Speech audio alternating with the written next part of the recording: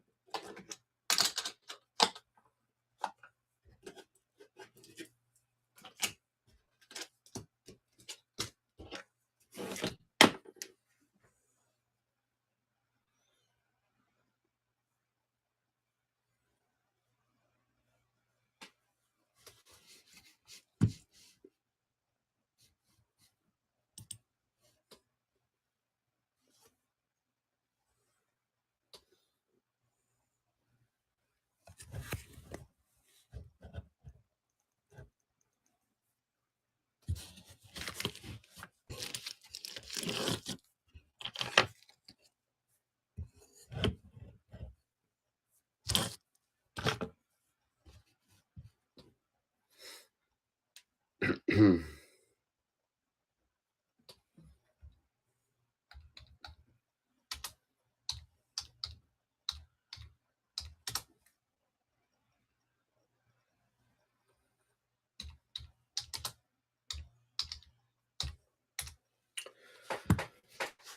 morning, everyone. Happy Saturday morning. Happy Father's Day.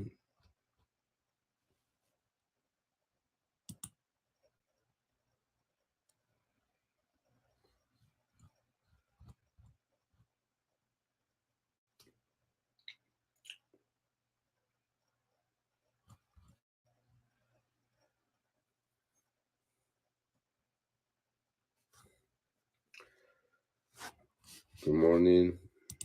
Welcome. Welcome to those that are recurring visitors. Welcome to those who are new to my stream. Welcome to those who are new to Whatnot and that's just checking it out. If you have any questions about how Whatnot works, or how to be a buyer, a responsible buyer, how to be a seller, just let me know and I will be happy to help you. In the note, there is information about the current Whatnot drop. Basically, entry is free. If you win, you commit to pay a small fee on a very valuable item. Just click on the show notes on the top right of your screen. You can enter from there. Hello, Nate.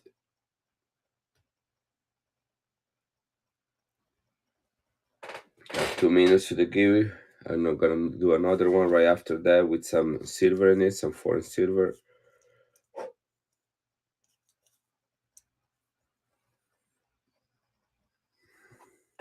We're gonna do some foreign silver today, guys. This is not a. I'm doing good. Doing good. I have a little bit of a cold, as you can tell. We'll see how far I can go.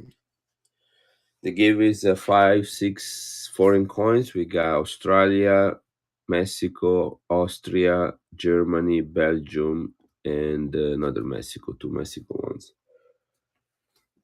Just to kind of get us started, and you get discounted shipping and no free shipping because I will pay today. You pay $4 for shipping and everything else.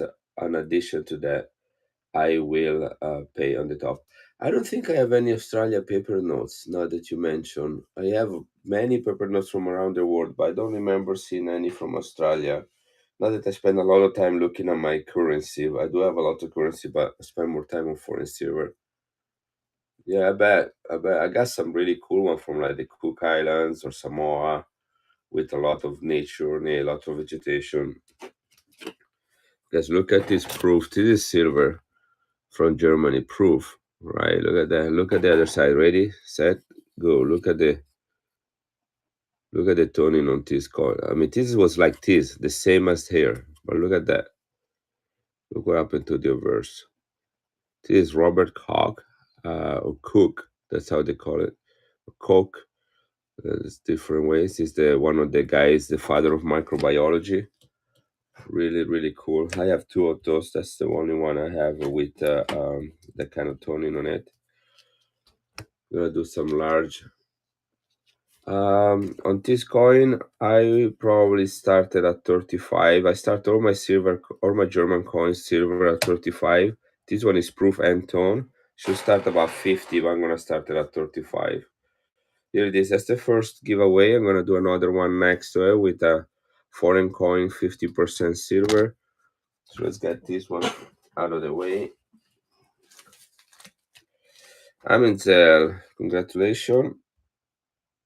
Let's get the next one going. Here it is.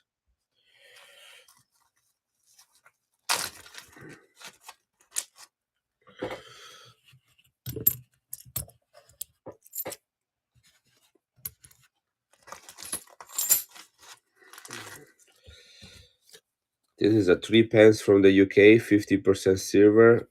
You cannot see the date on it, but it still has a silver. I think the melt value is about back 50. Plus you get in silver, plus you get that shipping if you're interested in that as well.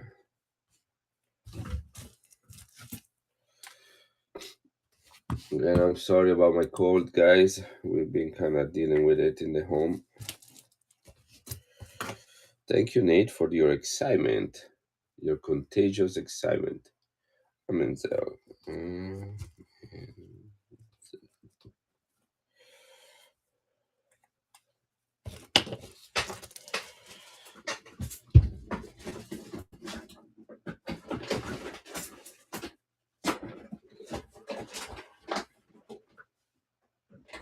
Again, welcome everybody. If this is your first time on my stream, welcome. Welcome if you're coming back. If you just got on one not recently, you're still trying to figure out the whole app, let me know.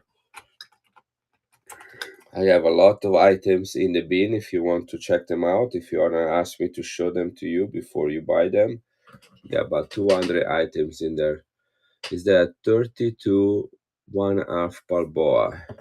No, this one is a 53 right there. MS65. How gorgeous this. This is 90% silver. Right there.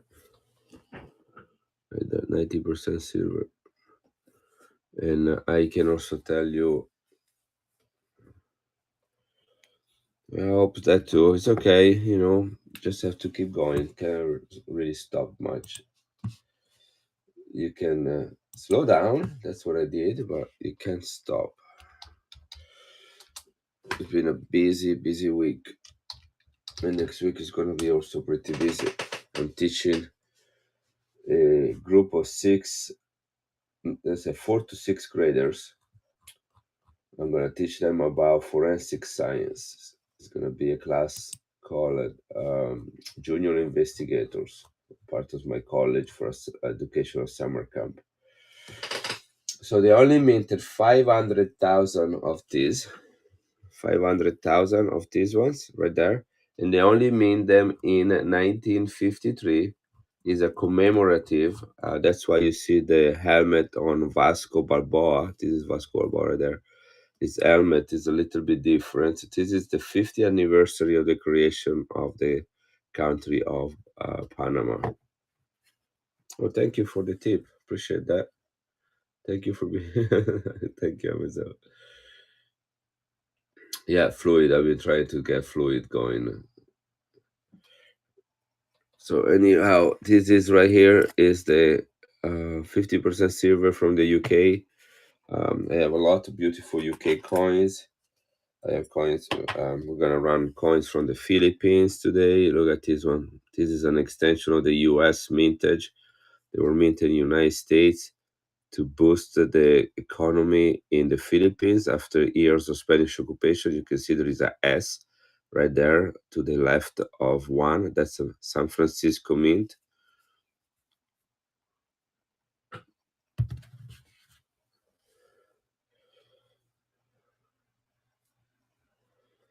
Yeah, if it's a 1953, it is definitely one of those from the commemoration. This is 2 shilling, 1940, World War II. This is the year prior to Theodore Roosevelt and Winston Churchill becoming ally against the Germans. 50% silver, nicely toned. George VI was the king during World War II. Got 28 seconds left, guys. Lots of cool silver coins. We're gonna do lots of foreign coins today. I have some US if you guys are interested, but mostly what I focus on is silver. I would have to look at it again. Yeah, yeah. Some are clad and some are silver. No, Kit, no, quite. Who says no? Amit, hey, welcome back. No silver ancient, but silver from the 1800s and the 1700 and the 1900. Like for example, this is an 1834, 5 francs, 90% silver from the kingdom of Louis Philippe I. This is as big as a silver Morgan, 90% silver, beautiful condition. Look at the rim on this coin. So coins like this one, they're not ancient, but okay, Yodamil, welcome. Congratulations. And everybody, we talk a lot about coins. We are not a fast pace. I'm not a fast pacer seller. We just take the time to learn about coins here. So if you like to stick around and talk about coins, you're welcome to stay. You can sit in the back of the room, do your things, kind of listen to me talking with my cold, or you can, decide to buy something. We have stuff. I have stuff in the bin, and I'm going to show you some coins. Some of these coins you probably haven't seen before, or they're not very common. But thank you for being here, at least for the kiwi, if that's what you came for. So Yoda Miller, you got your silver UK coin and shipping paid for. We love Yoda around here, so happy that you came here. All right, let's start with something simple. Here it is. Why don't we start with this one? This is an Alpha Crown from 1920, guys. Let's see. Yeah. 1920, it is the day split into parts. 1920, half crown. That's the second largest coin in the UK monetary system. They continue to have florin, shilling, crowns, farthing, and so on, all the way to 1967. That was the traditional monetary system in the UK. Then 1968, they switched to the decimal system, so they start having coins with a face value of 1, 5, 10, 50, and so on. But before it was all based on the crown. So you would have a alpha crown, 1/10 of a crown, and they would have a name like a florin. And then 1/20 is a crown, that will be 1 shilling, and so on and so forth. So this is 50% silver, if I remember correctly. But I might be wrong because 1920 is a little bit earlier. So I'm going to check that. That could be actually sterling silver. If it's sterling silver, that's a big chunky coin for that. So let me check really quick, and then I can run it. This is UK Alpha Crown. I might even have that one already uploaded. So if you do, we can run it fairly. Here it is. Yeah, this is 50% silver. Right there. It is in the bin at $20. I'm gonna run and start it at 15. Things in my bin are a retail value. If I am live, I can sell them a wholesale value. And the reason I can do that is that I buy coins by the truckload, and so I get quite a bit of discount. Although remember, guys, I do this as a hobby. I do not have a brick and mortar, so there is a substantial cost in running my hobby. So here it is, $15, 45 seconds, 50% silver. This is a large coin. In this plastic case is George V. It was followed by Edward VII and then by George VI, who was the king during World War II. This is a 1920, as you can see from the date right there. 50% silver, Alpha Crown from the UK, right there. Running at $15. This is a $20 coin all day long. Alpha Crown is the second largest face value and is an historical coin because, again, they switch to a different monetary system in the mid 60s. 1920 is the first year of mint as well for this coin. So this may also mark a new era um, for this one. All right, now taker 1920 here is one. Let's go to this one right there. This is about $50 coin because of the toning. As you can see, it is a German coin right there. This is usually they mint them at 62.5% silver in Germany. That's kind of like their consistent silver composition. It has is a proof is the 10 mark, which is the largest face value. So the marks the largest coin that they mint in Germany. The marks have been replaced in 2002 by the euro. So this is that you don't find marks anymore in Germany. It is a commemorative coin and is commemorating important German personages. In this case, you have Robert Koch. Robert Koch was a microbiologist. He's the guy that established the Koch's postulates. There are 5 steps that are still used today in modern medicine. Consider this guy died in 1910, and in today's medicine, they still use the postulates that he created.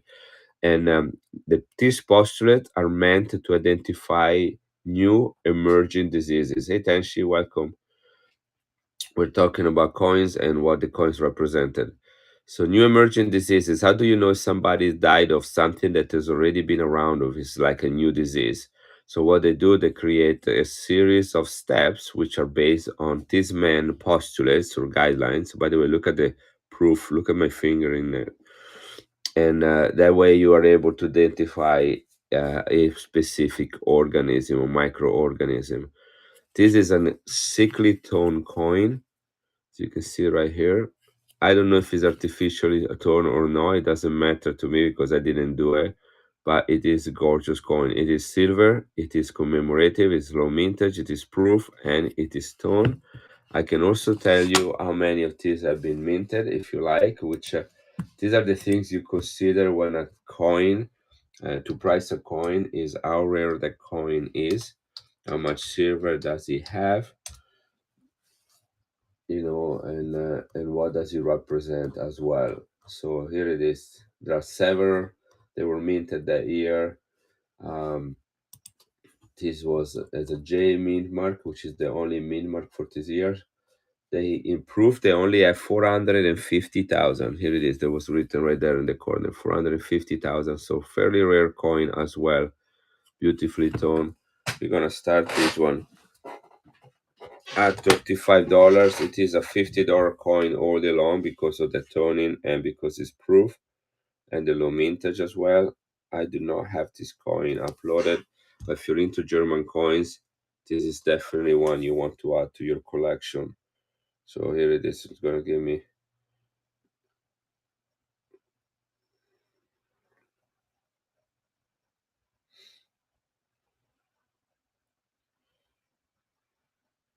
Okay, here it is. Coins. Right. This is 1993, Germany. Again, I apologize for my call, guys. Germany, and it is the 10 marks. We say marks, but in reality it's 10 mark. There is no S at the end that they use an S to make it plural. And it is 62%, 62.5% silver.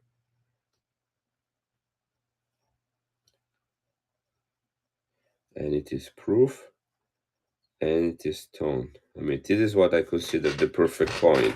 Proof, tone, silver, foreign, chunky. I like my coins chunky. Good morning, Coinstars. Good morning, everybody.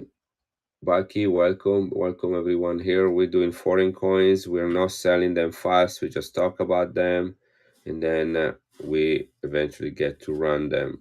So if you're not in a hurry to burn through all your money, this is a great place to be. Learn about coins from all over the world and coins in general and finances. I have a degree in accounting. I have a minor in business management, although my profession is a biology teacher at a local college. Um, Here it is, 35. It is in the bin of $50 if no one wants it because of the proof and toning and low mintage. But I will run it at 35 right now. Here it is. Anybody into German coins? This is a beautiful German coin too. I have many German coins, but no one is known as this one.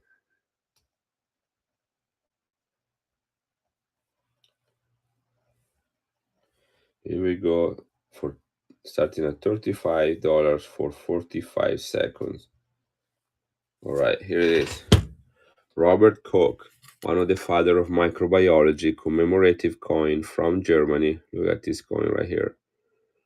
Sickly tone. Look at the blue and the golden. This is what the coin looked like when it was originally minted. Proof, as a proof, they minted only 450,000 that year. Can you teach us 1700? I have some 1700 coins. We can talk about those as well. Um, but I wasn't around in 1700, so I don't know if I know as much.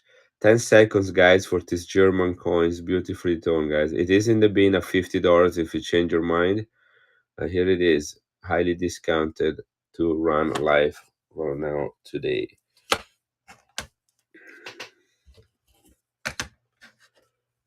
Look at this one. This is a 500 lira, guys, from 1965 in brilliant uncirculated condition. Look at the luster and how gorgeous this coin is. Look at it. This coin was originally started to be minted and go in circulation in 1958. It was minted until 1967, so this is 1965. That's a couple of years before they stopped producing this coin for circulation. 1960s, mid 1960s is when silver prices skyrocketed, and so many countries had to diminish or remove silver content from their coins because it would cost more to mint that coin than the face value on the coin alone. This is the Italian one, again, about 10 years of mintage. Notice there is no date on the coin on the reverse nor on the obverse. The date is written on the edge of the coin. This is in mint, brilliant condition, which is great. Considering that is 1965, this coin is almost 60 years old. In 2 years, will be 60 years old. These are the three ships that Columbus took to the America: the Nina, the Pinta, and the Santa Maria. The Santa Maria being the mother ship. This is an important coin to me because I have both. I have double citizenship. I have two passports. I have the Italian citizenship and the U.S. citizenship, and so this coin kind of represents the bridge between two countries. As Christopher Columbus was an Italian guy that sailed from Spain and discovered the American double continent. The year for the cock is the 1993, my friend. Here it is, 1993. It is the 50th anniversary of his birth. He was sorry, the 150th anniversary of his birth. He was born in 1843. There is the day right there.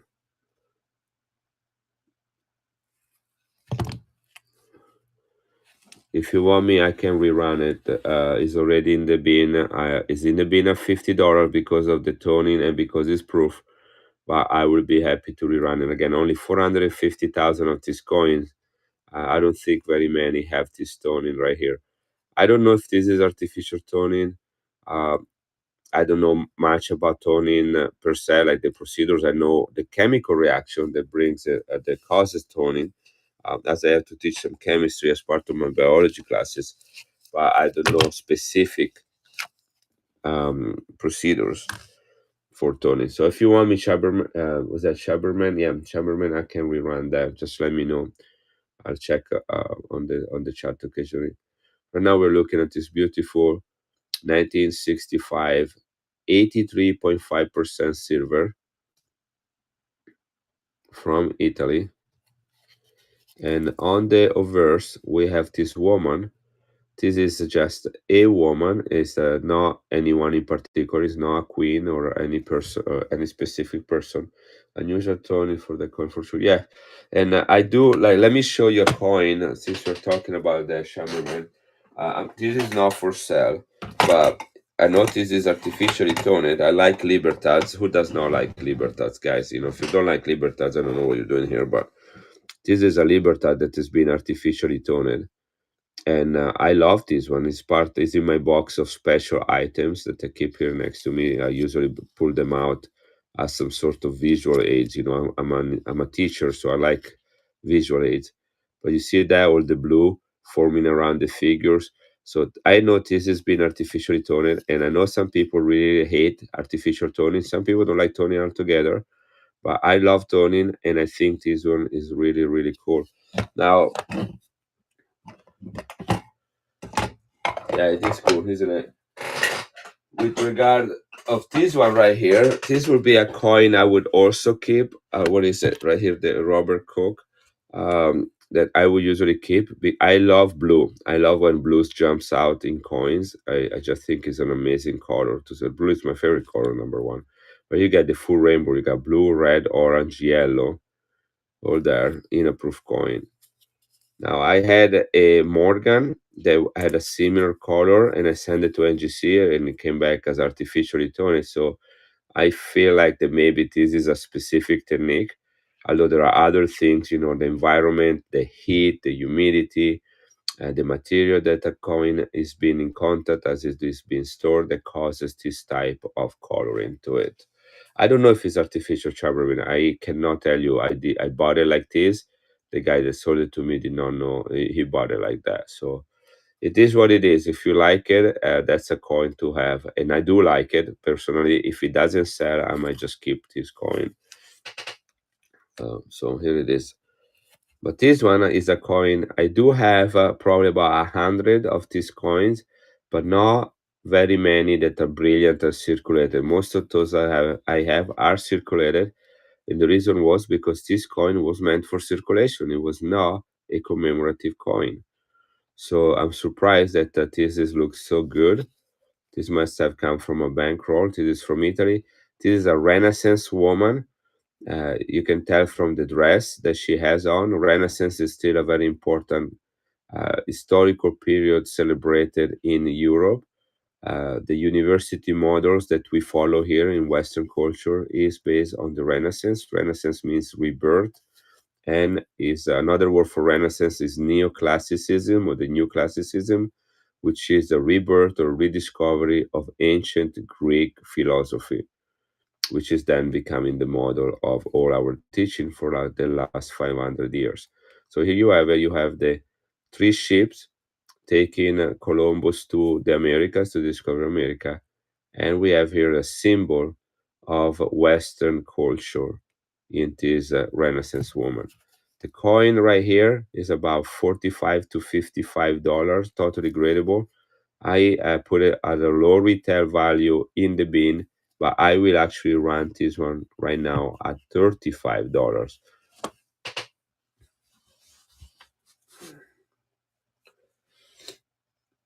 It's a new coin I recently acquired, so I'm going to enter it in the bin for the first time, and then I will run it straight from there. This is a 1965 silver. The date is written on the edge. This is from Italy, which makes sense to have some Italian coins on the Italian coins stream. And this is 500 lira face value, which was the highest face value at the time for a coin. There are a few commemorative ones afterward.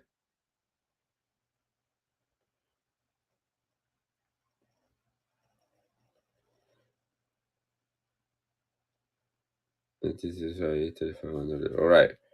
and it is 83.5% silver, considering more silver than the German coin I just showed you from Robert Koch, although that is a commemorative coin.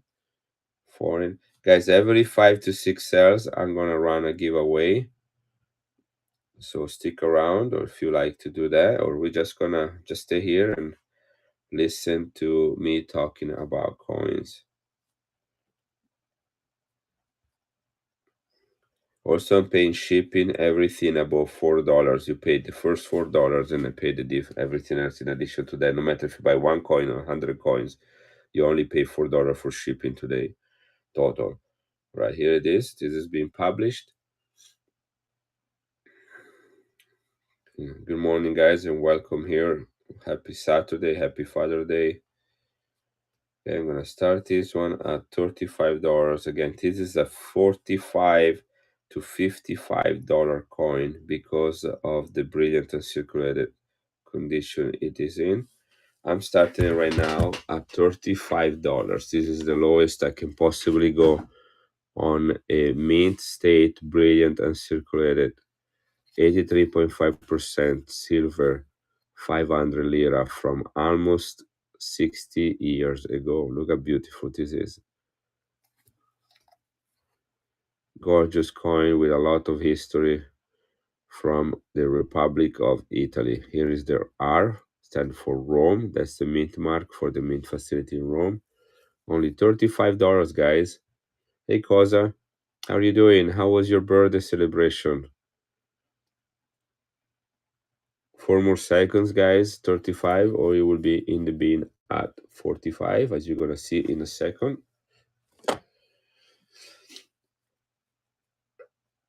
I'm glad. Here is, look at this coin that I ran. No one bid on it. This is, look at the toning on it. Because this is from Germany. That's Robert Koch, one of the father of microbiology.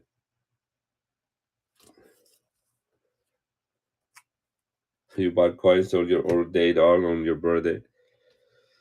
Yeah, isn't it crazy? And not only that, you got the full rainbow. You got blue, red, orange, and yellow in it.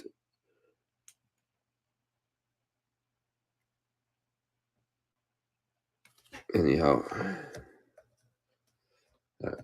that's I can run that for 35 if anybody's interested. This is another coin I ran earlier. No one bought it. It's an Alpha Crown from 1920. It is a 100-year-old coin, 50% silver from the UK in a case.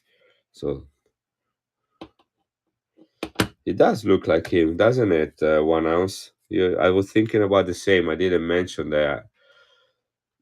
This is not gold plated. This is a cosa. This is a tone. This is what the coin looked like originally, and then it turned out to become like this.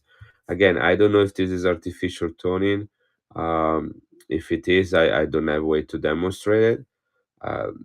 Toning happens because of the environment, which is either material that the silver coin is in contact with, or whatever things we make this coin go through, like for example, heat.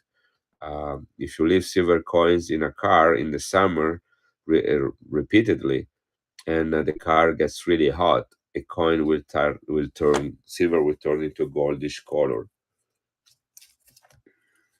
So that's how it is. Here, I'll run it one more time. Let's see if there is any more interest. It is in the bin at $50. It has a limited mintage of 450,000. It is proof. It is commemorative, and it is toned. Again, it's an interesting type of toning, and I can't vouch for how that toning took place, but here it is. Let me pin it. Let me run it one more time. And if there is no interest, that's totally fine. I'm not gonna repeatedly run the same coins over and over. I do understand that the population and the demographic in my stream change. Here is 45 seconds, $35 beginning. That's $15 less of what I have in my bin. Keep a stash of that. Well, if you like toning, yes, you do. If you don't like toning, then some people like coins like this. Personally, I like them both ways. I buy mint set that from the 60s or the 70s they have coins that are proof in it. I like proof coins, and I love them because they're shiny, like that. They look like little tiny mirrors. Look how deep the cameo. Look at my finger in it. You see that? Look at that. How clearer you can see that. This is what's called a deep cameo. Because you got a great deal on this coin.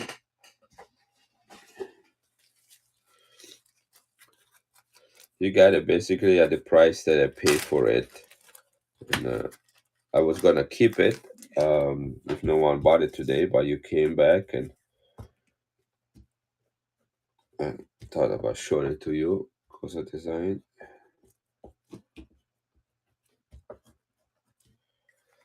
I was gonna be totally happy. I was gonna totally happy if it didn't sell. Totally fine with that. Just have a lot of coins, so I can't keep everything I like. This is a 1940 UK. This is 2 shilling. So the coin I showed you guys before, that is right here is a half a crown, and as the word says, this is half of a crown. So it takes two of these to make a crown, which is the largest coin in UK coinage. So to make a crown, you can either take two half crowns, or you can take, this is 2 shilling, which is the equivalent of a florin. A florin is 1/10 of if I remember correctly, 1/10 of a crown. So this is also 1/10 of a crown because it's 2 shilling. 1 shilling will be 1/20th of a crown. This is 50% silver. It's beautiful, it's stunning, and it's from World War II. This is King George VI, the king that lived through World War II. He died the year after World War II was over, 1946. And that's when Queen Elizabeth became the Queen, Elizabeth II.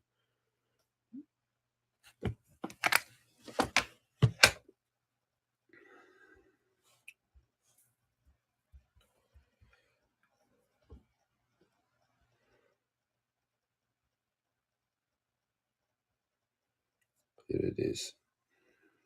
It is in the bin at $30. I'm gonna run it at 28. Now what did they say? What did they say? $30?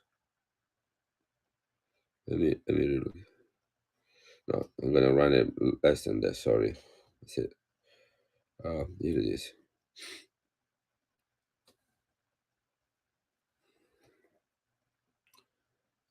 I'm gonna run this coin 30. Let's start it at 18. Here it is. That sounds like quite a bit, almost half of what I have in the bin. I have several of these UK coins, so I'll be very happy to see. The coin in the case right there is 2.5 of these. Because it takes 10 of these to make 2 of these. So 5 of these makes 1 of these. That's it. 5 of these make 1 of these. Here it is. 17 seconds is running, guys. $18. It is in the bin at 30. This is an extra 5. Look at the rim on this coin. Do you see that these are perfectly aligned? Look at that. There's no imperfection in this coin. Just a little bit of circulation on it. Great coin. 50% silver. World War II. UK were deeply involved in the war and the fight against the Nazi as they tried to conquer all Europe. Yeah, this is the one. That's the half crown right there. A full crown is easily about $100 to $200 depending on the year. It's a very expensive coin and no one that has been minted a lot. This is the 1920 half crown. It has a little bit more wear than the previous coin, so that's why it's in the bin at the same price.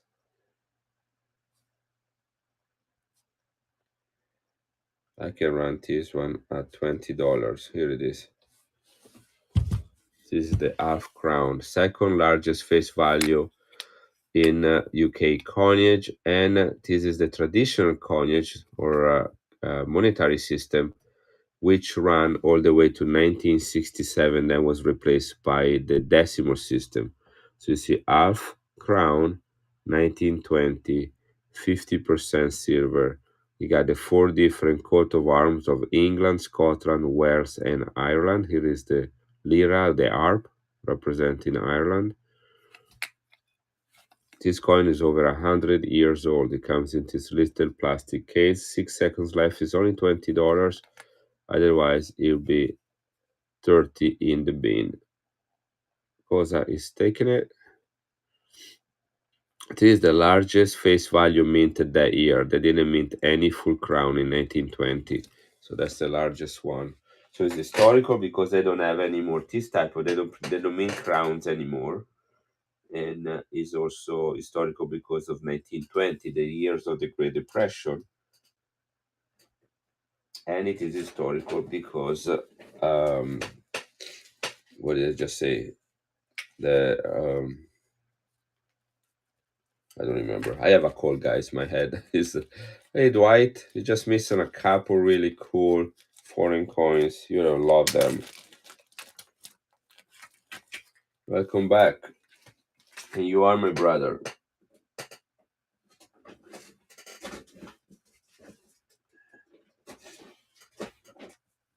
I've been fighting a bit of a cold, guys, so I apologize for that.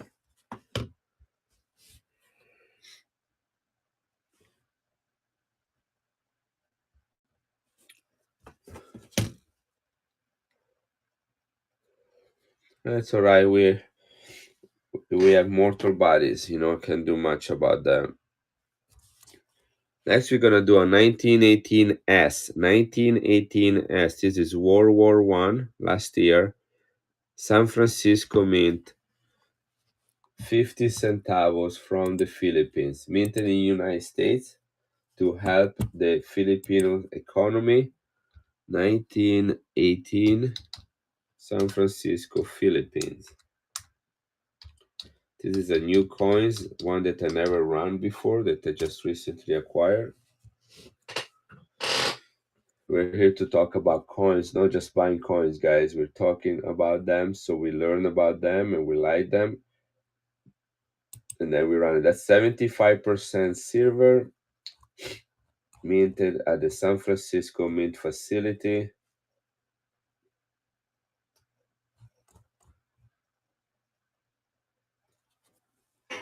It's about $40 coin in this condition, and because of its mintage, it is an extension of the US mintage. So let me make sure. I don't think I have this one in my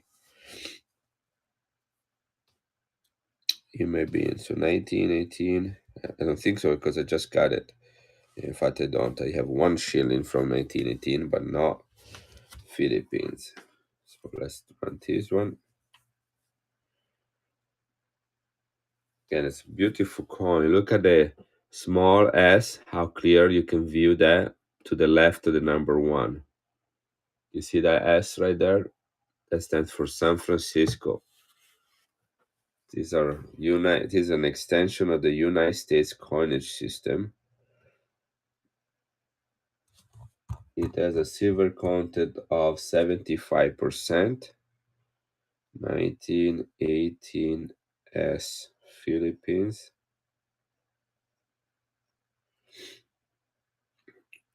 Philippines, and this is 50 centavos. 75%. There you are.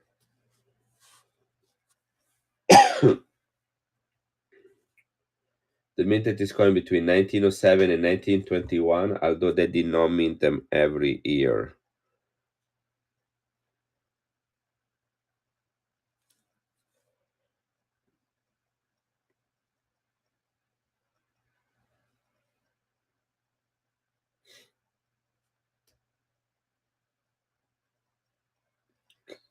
So the $40 coin, it is in the bin at 35, so already like a discounted price on the retail. And I am running this one starting it at $22, which is basically half of its price. I don't know what I just did. Pin it.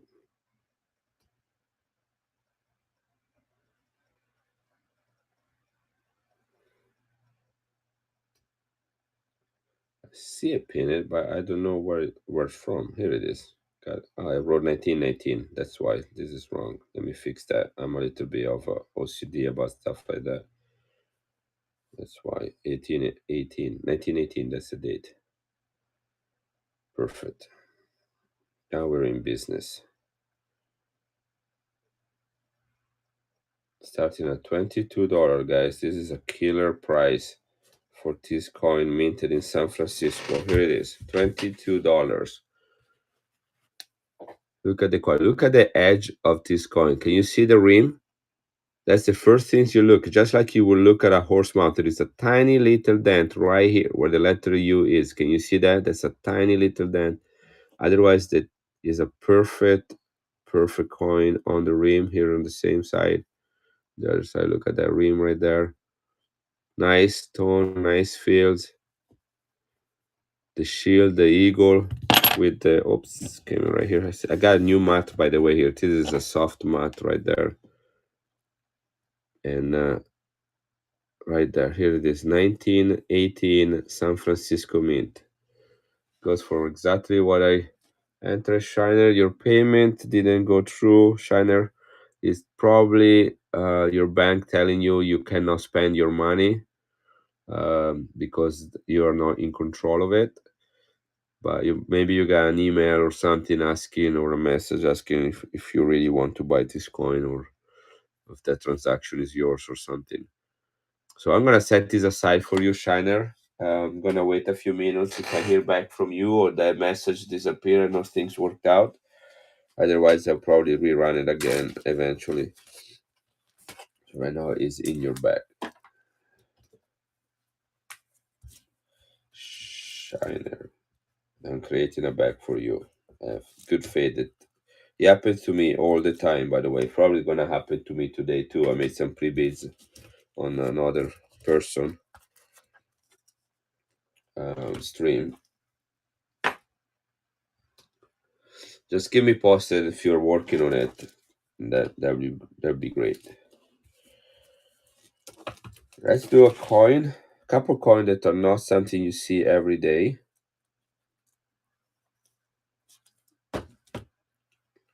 This is a beautifully toned tennis kudos from Portugal. Great condition. Can you guys see the horizontal lines around the coat of arm? Look how strong they are. Okay, this will be something that will disappear quite quickly in a heavily circulated coin. Here you have a ship. This coin is from 1954 from Portugal. For whatever reason, you don't see a lot of Portuguese coins being auctioned. I would guess that because Portugal is quite a small country compared to other European countries, that maybe there are lower mintages for those. But this is the last one I have.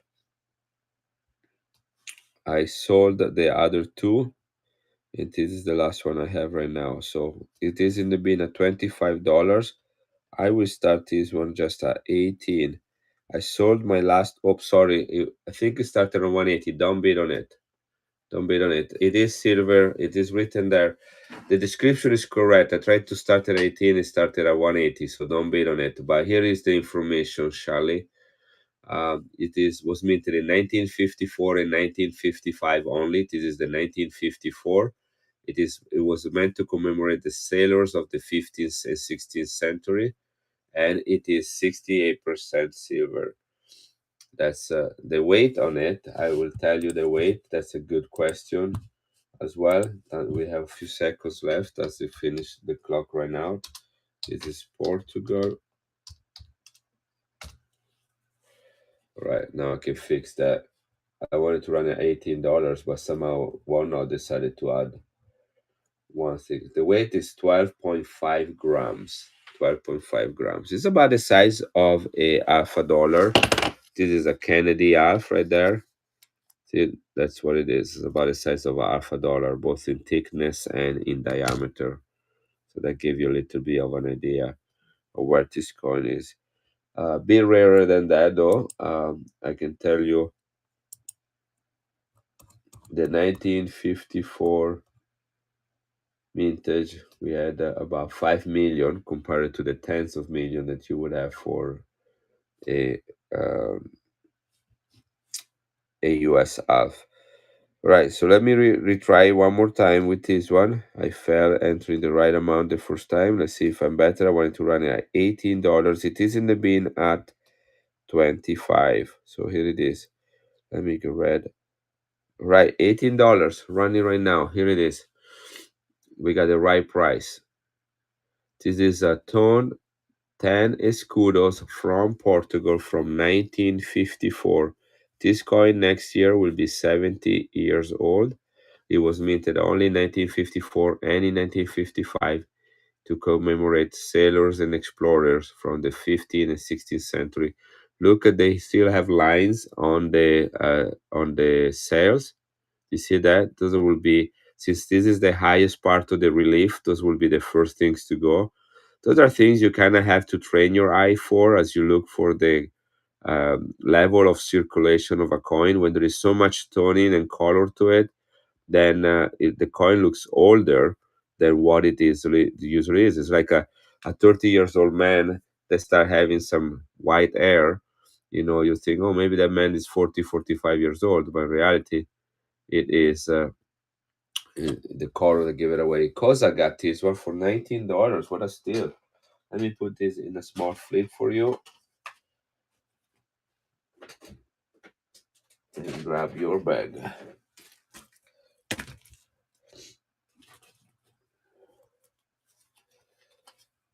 Thank you. Again, shipping is $4 on your first coin, and then I'm paying everything after you hit that $4 mark, guys. So that's what I'm gonna do today. Then we can customize shipping. I need to blow my nose, so I apologize. I'm gonna move away a little bit.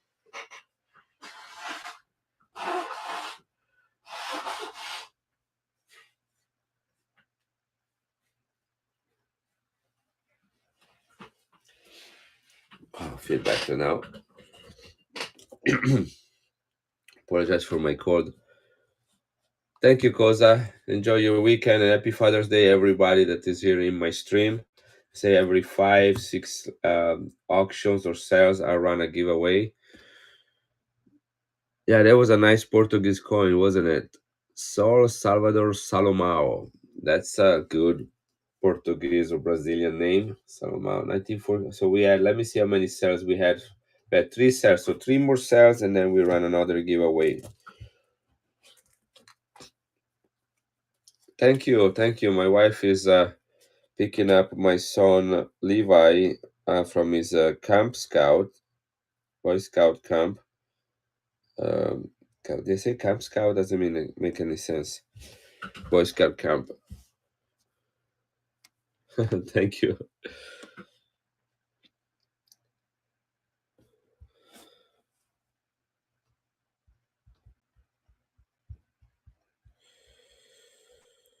All right, here it is. This is from the Dominican Republic, guys. God, country, and freedom. Dios, patria, and libertad.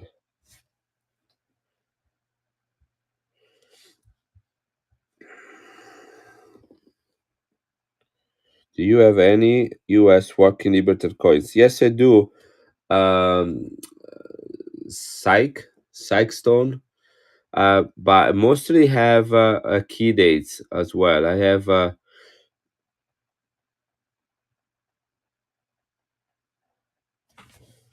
thought I might have an album too.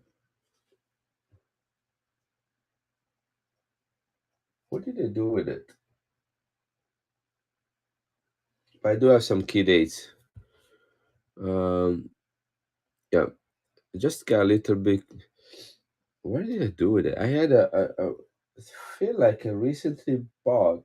a Walking Liberty album, but I have no recollection of where I put it.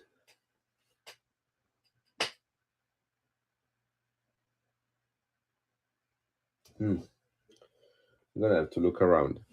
Anyway, look, I'm gonna show you a Walking Liberty I have right here. I have a 1916 Walking Liberty, and I have a 1921 Walking Liberty as well. This is a key date. This coin is $200.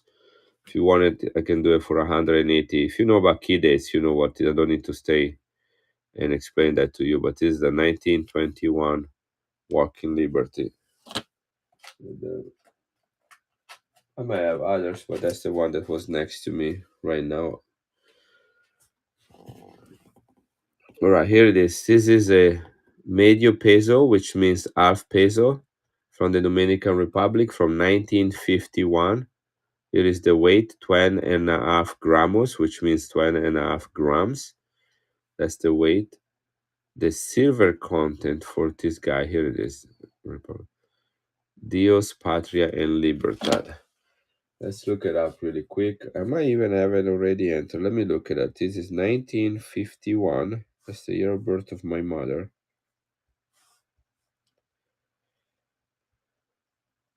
Here it is. This is 90% silver.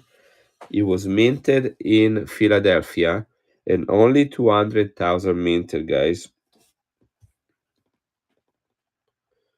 Philly mint and only 200,000 minted. This is the face of a female representing liberty or freedom. It's like in the US coins, they always have the band on their head.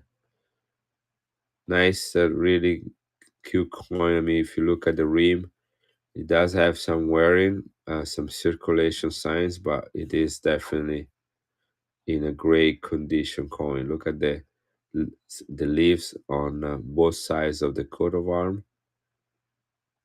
It is in the bin of $40. I can only take a few dollars off of this one again because there are only 200,000 minted, guys. Minted in the United States again for the Dominican Republic.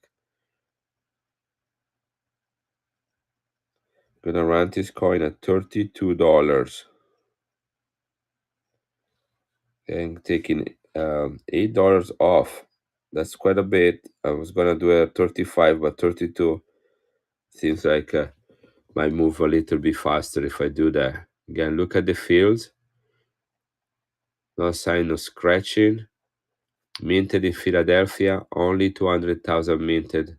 Half peso from the Dominican Republic in Central America from over 70 years ago. 90% silver, by the way, guys.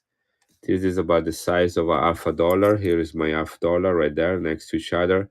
Same weight, same silver content, and same diameter of a half a dollar, and also minted in the United States like half a dollar, minted in Philadelphia. Surprised no one took this one at $32. This is another extension of US coinage. Lots of silver in it, but really rare. Only 200,000. Think if you had a half a dollar like this one, and there were only 200,000 minted, what would you pay for it? You know, like the 1916 Mercury dime, 1916D, there are 600,000 minted, something like that. It goes for $600 in a very poor condition. You know, this is 200,000 minted. This coin should go for $1,000, right?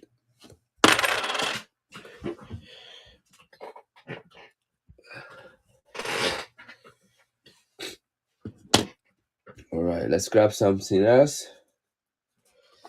Were we able to solve that problem with that coin? Are still pending. Shiner, are you still around here or you left? Are you still working on trying to fix that coin? If it's gone, then I might just rerun that Filipino coin.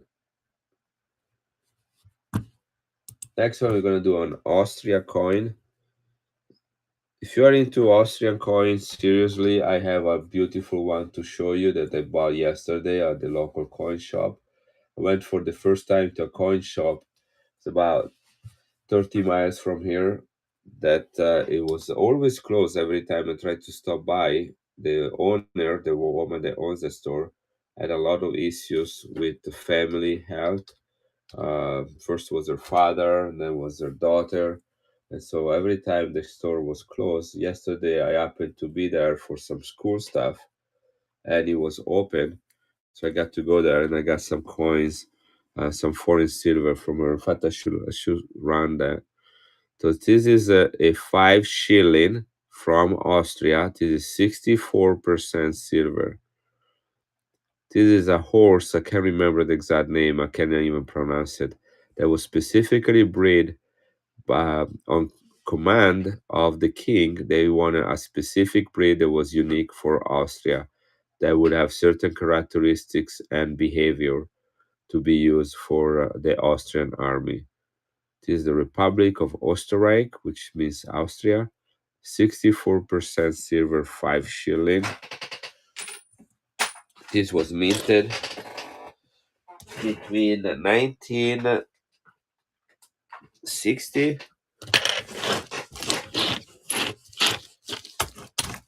1960 and 1968. 1960 and 1968.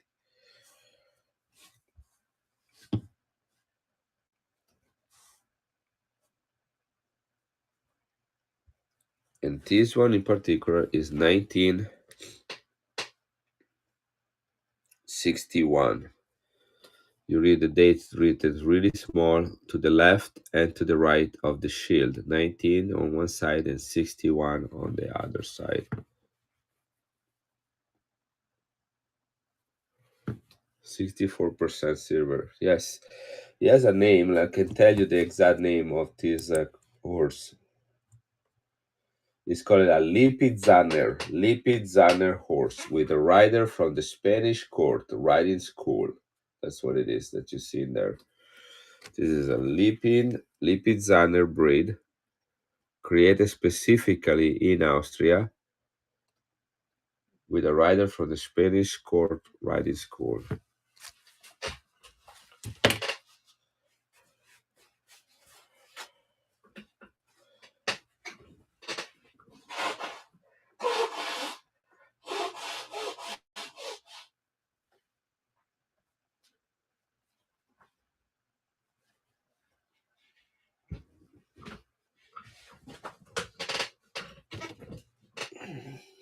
Right.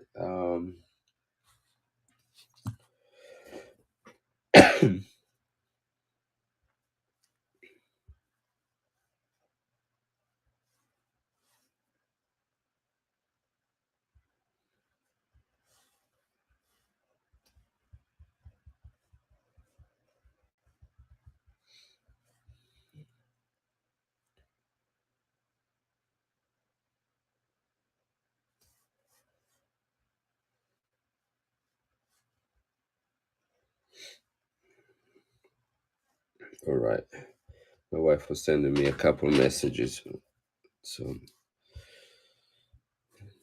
it's funny because like usually my wife likes to be left alone, but when I ignore her messages, she start writing me like a 500 of those.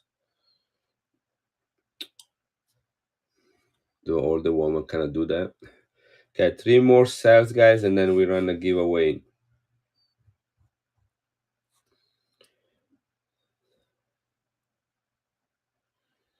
All right, this is 1961.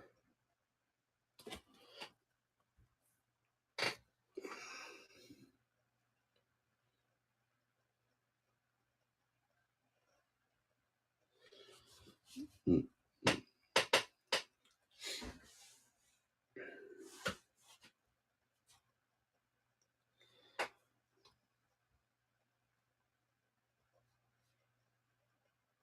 And this is 5 shilling.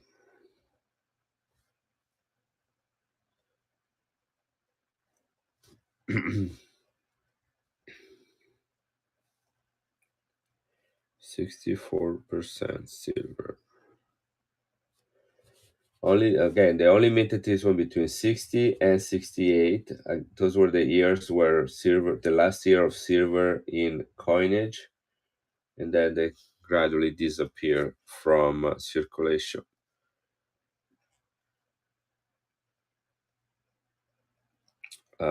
because of silver price. So they had to change it, and then people start collecting them, because the silver price just went up in value. Here it is.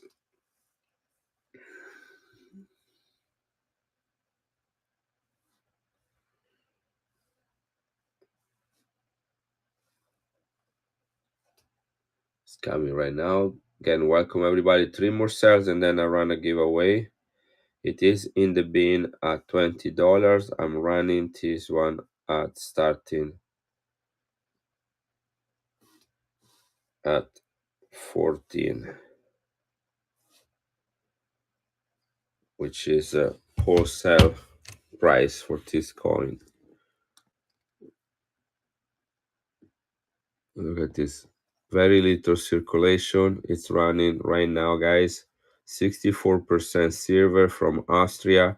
Is a 70 years old coin. Austria used to have shillings, now has euros. The euros have been introduced in 2002 when Austria became part of the European community. Now they kind of have the standardized euro coin, but this is the original shield. And, they have a lot of personal cultural emblems on their coins up to that point. Nowadays, they kind of look a little bit similar, all of the coins from Europe. Cosa, congratulations. I can't stay long, but I wanted to say thanks for your channel and how you promote education and learning. A blessing to the community. Thank you, Aaron. Very kind of you to say that. Thanks to you, ItalianCoins. I got into more foreign silver. Thanks for the stream about a bunch of silver. That's awesome. Thank you, guys. That makes me feel very special. And it's not about sales here. You guys know that. That's why it drives my wife crazy. Last night she says like, I don't see any money coming from these things. It's like, Jenna, what do you want to see? Money on the counter, or put money on the counter if that's what you want.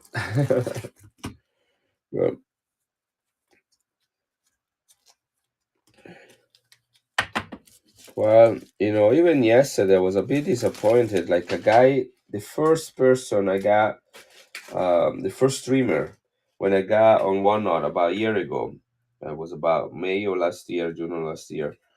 When I went to go on OneNote, the first streamer I was buying stuff from, just last week for the first time, he started doing mystery bags. And I was like, it's like, oh my gosh, no. Why you start doing that as well? But I guess, people need to make some money, and that's what you make as a this is your living. Then I can see that, but this is a hobby for me. Hopefully it pays for itself. I justify the time I put into it. Although I put a lot of time into it, hours every day. So at the end, I don't know how much I can really say it justifies that. But as long as I can do it, I will do it. All right, here it is. This is a Balboa, guys. Look at the color on this one. You see the toning? Can you see the gold shining through it? This is a 1930 Panama. I believe this one says 90% silver right there. 0900. We're gonna verify that. There is some dirt right here. I'm not gonna scrub it or anything. I do not clean coins. But here it is. This is 1/4 de Balboa, which means 1/4 of Balboa. Beautiful toning right here as well. Just some dirt here. This is not in the coin. You can decide what you want. You can do whatever you want. I'm not gonna tell you anything what you should do. I would just keep the coin the way it is.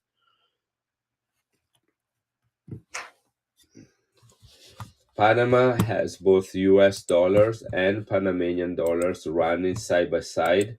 They all have the same silver content, the same exchange value.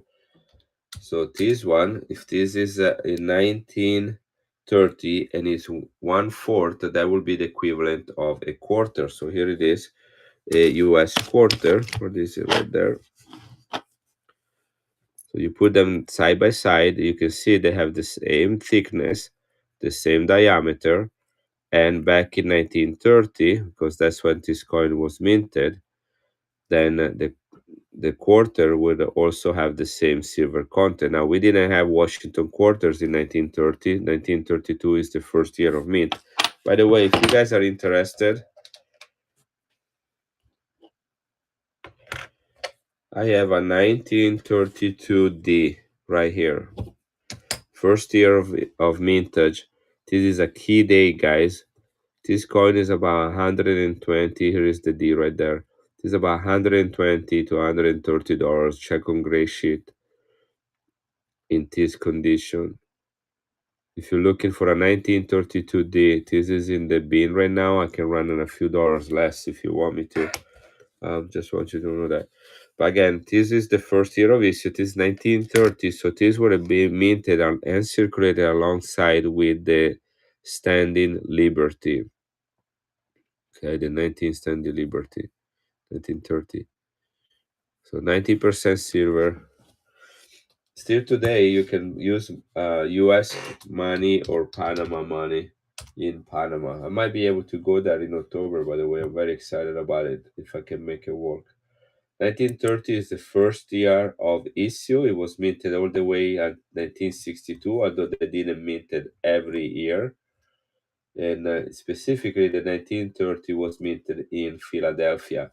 And this is when it becomes interesting. Are you paying attention?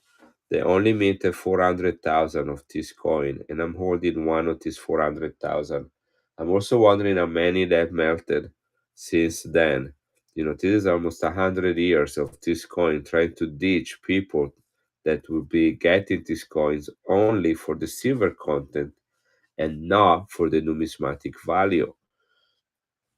So here it is. This is a nice rare coin. I would say probably in the XF condition, comfortably around $30, maybe something more. So we are going to run that coin at 25. I'll put it in the bin at 30. And I will run it at 25. Only 400,000, guys. That's no joke. Again, just think about any US coin. This is a US coin, by the way, minted in the United States using all the characteristics of a United States coin.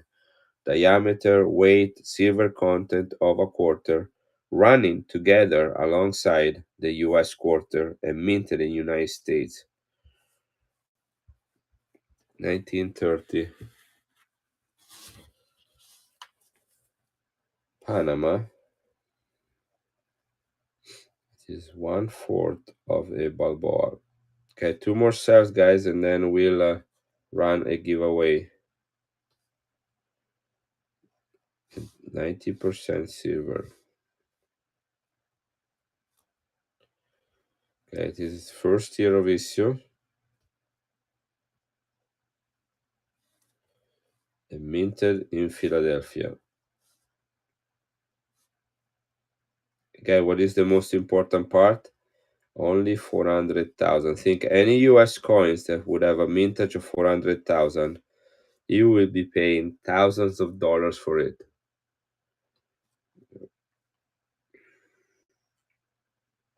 The United States had a lot of involvement with other countries' economies, and one way to be part of it and be involved with it would be to mint coins that would be easily exchangeable with the US coins. Right here it is. It is in the bin at $30.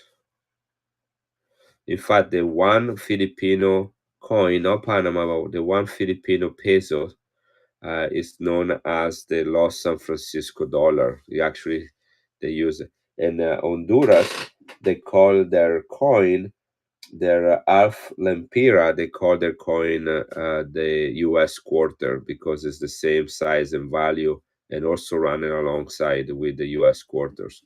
So there are a lot of Mexico coins. You want some Mexican coins? I have all the Mexican coins you want. In fact, I got one here right there. Is there a book you could recommend that explains real mintage of foreign coins? I nowadays I look most of this information online. There are some really good professional websites that you can look. I look at Numista, NGC, the last Dodo. There are so many different ones. You just kind of have to.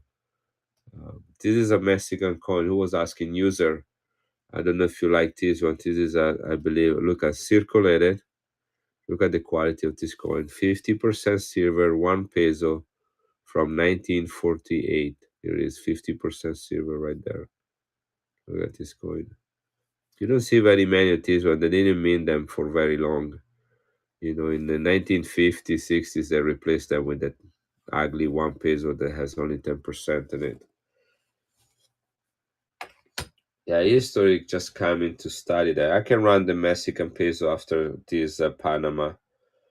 So let's see if this one sells, then we'll do the Mexican one, and then we can do a giveaway, guys. So hang on for a second, and we'll do that. Can you show the slabbed Balboa on the table as well? Absolutely. Hi, Winged. All right now let's do this Panama. 1/4, 90% silver. I'm going to start it, and I'm going to take $25. Sorry, I'm going to take $5 off of retail and run it right now. Here it is. Look at this. Look at the toning on this one. The reverse on this coin is sick. Look at that. 90% silver, guys, from Panama, from 1930. This is not a recent Panama coin. Okay, again, there is a little bit of dirt here. This is not a scratch or anything. The fields look pretty good to me. This is 1/4 of a Balboa minted in Philadelphia. Only 400,000 of these guys. Only 400,000. Winging it is taking it is 8 seconds at $25. You got toning, you got low mintage, you got high silver content. Can't go wrong with this coin at all. Good morning to you. Here is. I'll let me show you the slab one I have there, and then here's the back.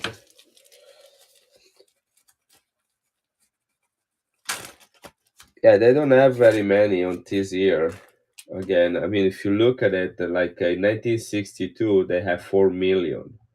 That's one of the lowest mintage year. But like other years, 31, 32, 33, 34, they're all around about 100,000 or less. So, and they didn't mint them every year. They only minted for about 5 or 6 years between 1930 and 1960. Winging it.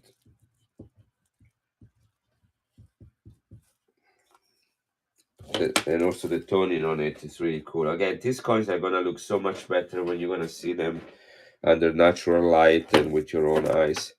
Okay, let me show you this Panama coin. Apologize for my call, guys. Tenshi, welcome. So this is 1953. This is half Balboa MS65.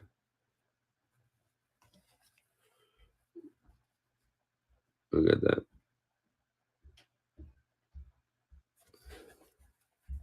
From NGC. This is the anniversary of the Republic. So the 1953 is the only year of issue of this coin. This is the 50-year anniversary. The reason you recognize this is unique is because usually the Balboa has a flat helmet. This has the special decoration. It is Vasco Nunes Balboa, the Spaniard, the first European, the first one to go coast to coast on the Panama Isthmus. He went from the Atlantic to the Pacific Ocean. Now it's only a 60 miles wide, but it is very thick forest, not something easy to do. Yeah, right here. And again, this is the only year of issue.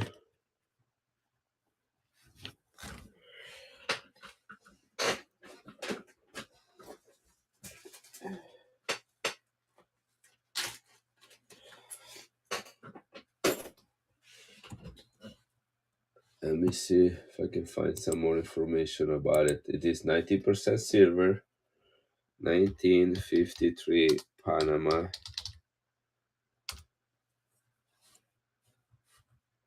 You can also look at population. Here it is.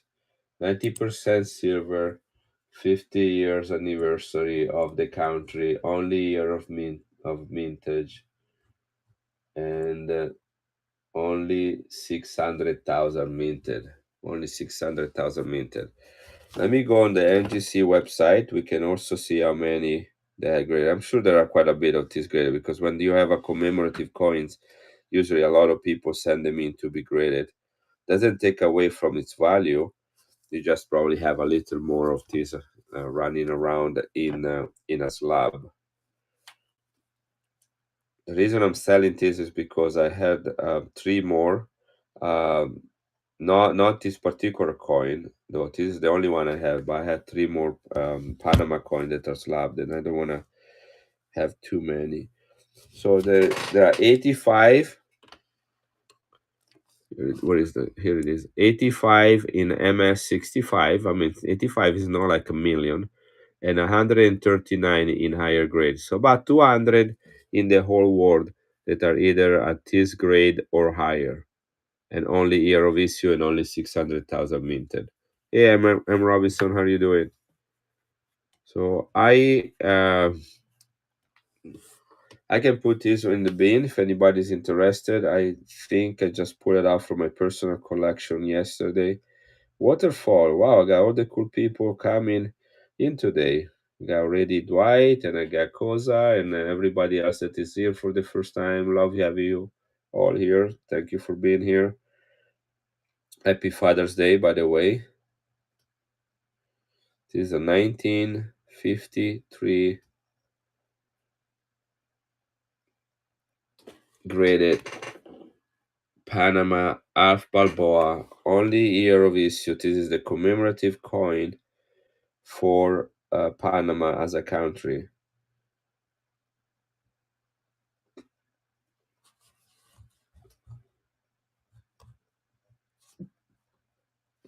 And again, I apologize for my cold, guys. I trying to do what I can.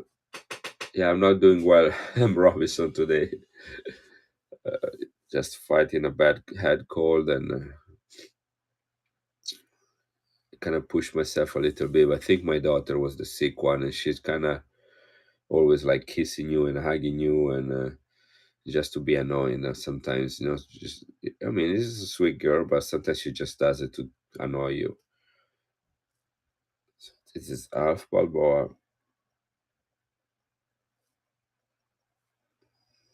and it's 90% silver.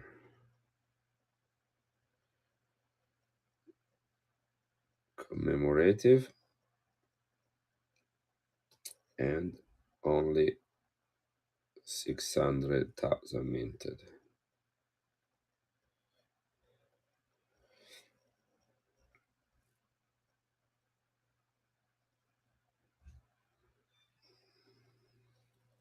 That's about 200 in this grade or higher.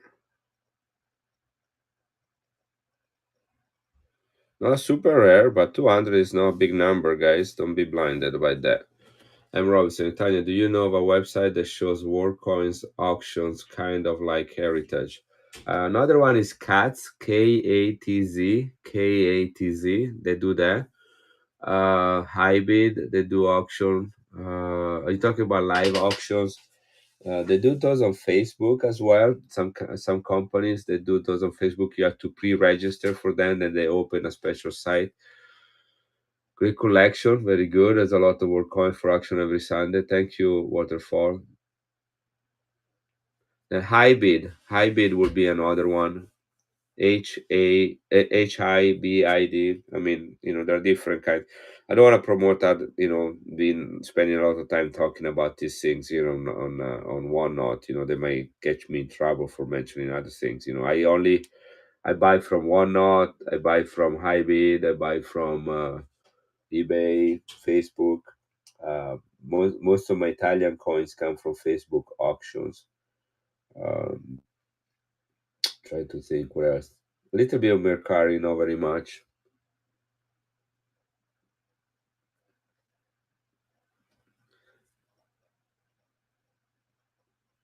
Yeah, yeah.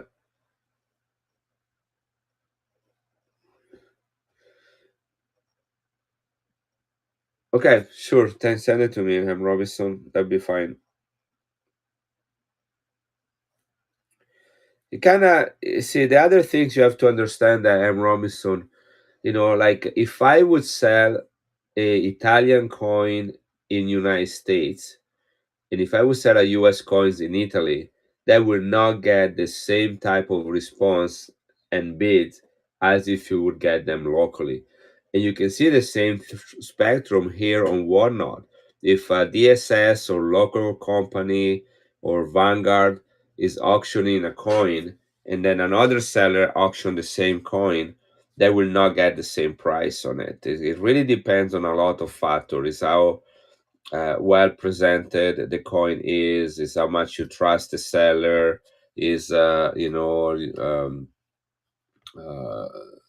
type of information you have, how bad you want the coin, demand and supplies. If I were to get this coin as a gift and I don't care about coins, and all I care is about cash. Like I remember at Christmas, I gave a silver coin to both of my nephews. They are my sister's sons, and they're kind of teenagers, so like smoking weed is like fun and everything. You know, the first things they ask is how much is worth this coin and how much money can I get for it. That's what it was in their mind. They don't care about collecting. So I'm sure the coin I gave them, they sold it for like maybe 1/10 of the value, which to them is free money. You know, um, and so like you can see some prices of a coin that is worth a lot more but it's been sold cheap because the person selling it did not have any idea what that coin was worth. Does that make sense? So you kind of have to evaluate a bunch of different things. But anyhow, yeah,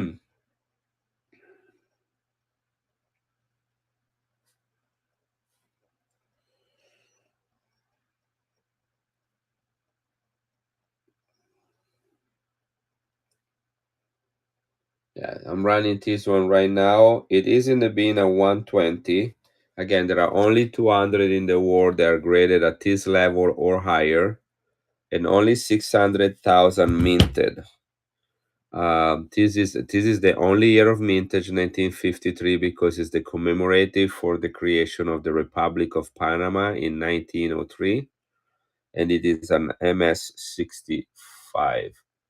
I was gonna run it a little bit cheaper, but I think Wenger did not want it to take a risk on that. If I had the price of 99, I was gonna run it at 99, but no chances there. This is the way to do it. That sometimes you don't want to wait until somebody else does that. Right, that gone fast. So time for a giveaway, I believe. I think this is cell number 6. 1, 2, 3, 4, 5, and 6. So let's run a giveaway. Thank you, Winging It. I think you were the one that asked about this coin, and you've been patient. We spend even more time talking about it than running it. Uh, It's kind of like my mother when she made lasagna, and it took 8 hours to make lasagna, and then we would eat it for 5 seconds.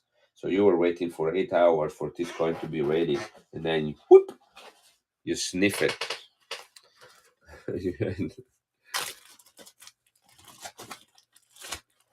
I appreciate that. I have some real. I like them too.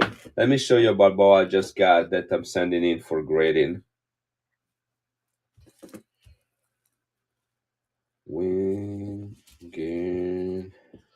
It. I had 2 coins yesterday to my bag of coins for the next grading.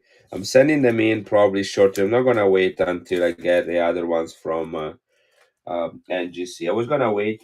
I have about 100 foreign coins coming back from NGC, and I was gonna wait and see what the grading was on those before I send more in. But the reality is, if I wait, then I'm gonna have to wait even longer for this one to be ready. So I'm thinking in the next week or two, I'm gonna send another batch in, and I'll show you what they are. Let me think about something for this giveaway really quick. This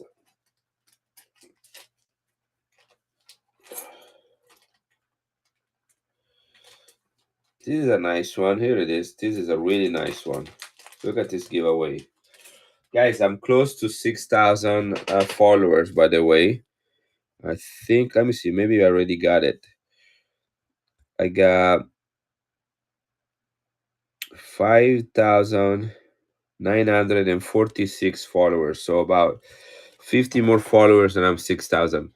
This is the giveaway, guys. This is silver. 19. Is this 1917?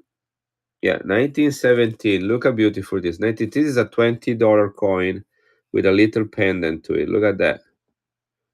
In almost uncirculated conditions. This is $20 to $25 coin. Here it is. I saw that. I will answer to that later. Gorgeous coin right here. I should have waited to run this one for my 6,000. But anyway, it's right here now. 1917, 3 pence from the UK. 92.5% silver. The silver content alone is about $3 to $4. Tone and uncirculated with a pendant to it. This is a great one. Right there. Look at that. It can be added to a bracelet or something. Guys, I also have this 1968D MS67. Look it up on Gray Sheet. 1968D MS67. This is about $715 on Gray Sheet. It is in the bin at less than half of that price.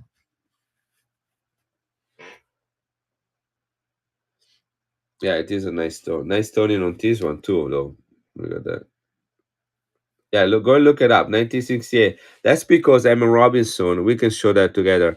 Evan Robinson, the die used in Denver was increasingly being worn out. You know, it wasn't producing a very high quality coin. So MS67, there are about 50 of them at that level and only one MS68, and that's it.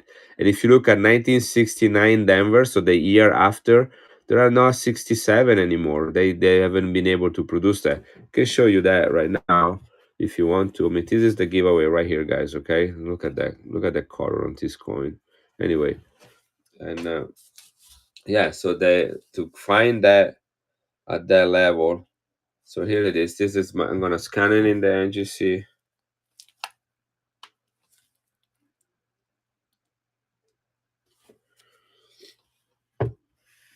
That's what we're talking about. Look it up yourself. 1968D. Okay, so there are 67 in MS67, which is that one. There are 59, and there is one graded higher right there. All right. Now, if you go to Gray Sheet,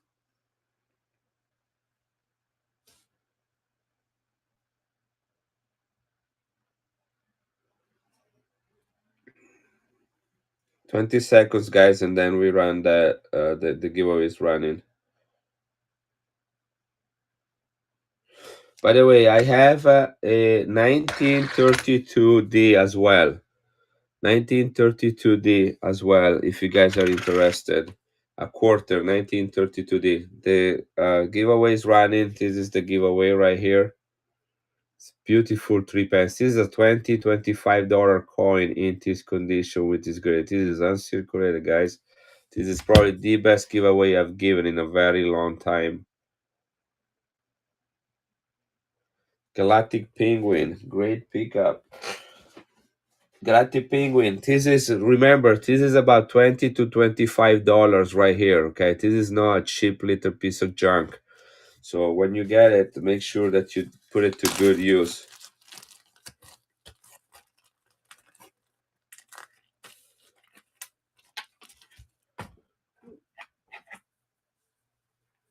Super cool. Good tone into it. Galactic Penguin. We do a giveaway every 6 sales, guys. So they move around quite quick.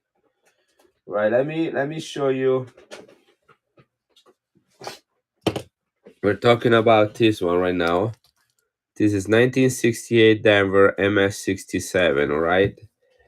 I am on gray sheet. This is the nickel.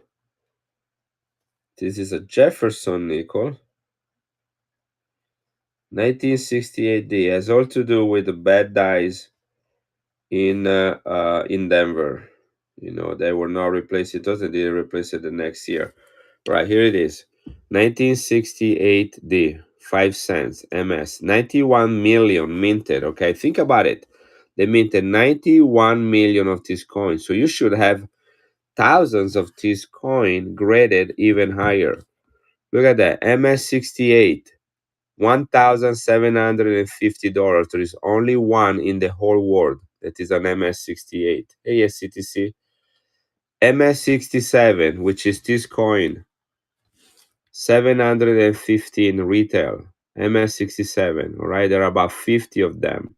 Now, if you go to the following year, okay, this is this is 1968. Look, if we go to 1969 Denver, right? 1969 Denver, 200 million minted. The highest grade is 66, right?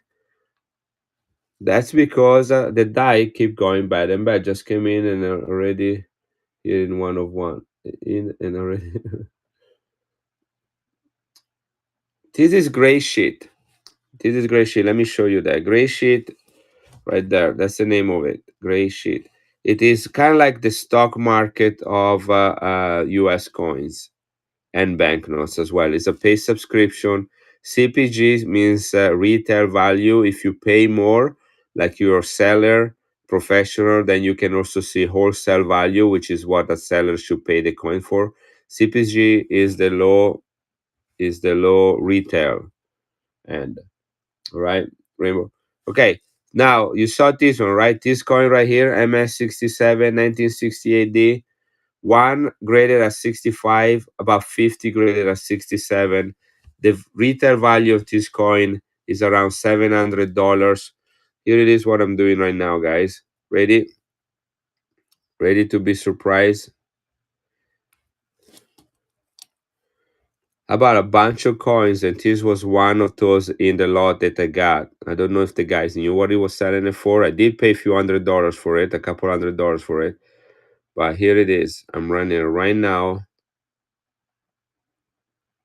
This is 1968. Remember the retail value $700. Look in the bin. It's 329. That's less than half. Right, guy? This is less than half.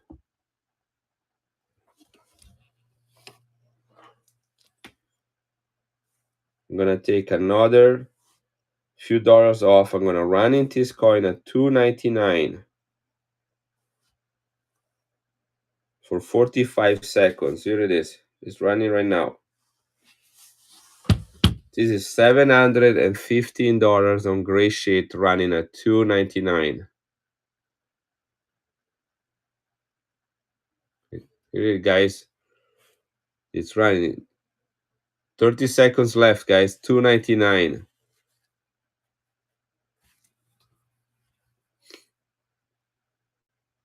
Don't sleep on it.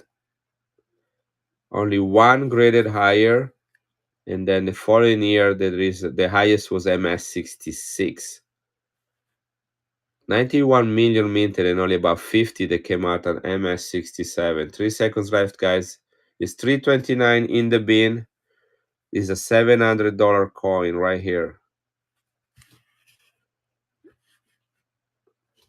Still a great price at 329. I shouldn't have even taken anything off of that, but anyway.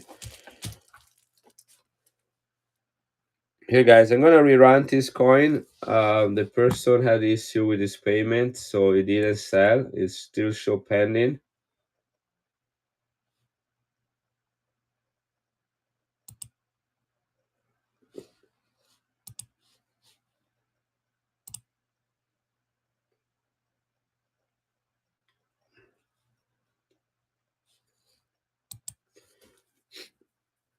This is a San Francisco mint, Philippines. Look at this beauty. Great looking. He got a little tiny dent right here where the U is. Here is the S for San Francisco. This is a 1918, last year World War One.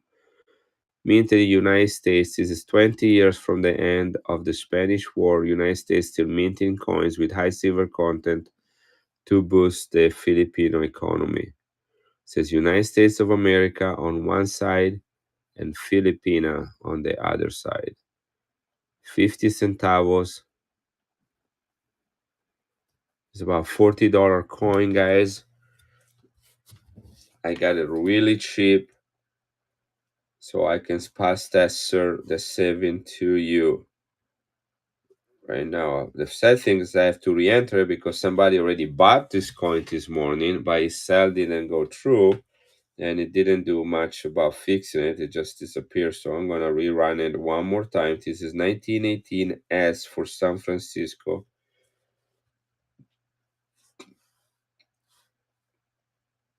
Philippines. You guys want some music so you don't hear my cold voice? Cold as in I have a bad cold. I promise I will not put ACTC type of music on.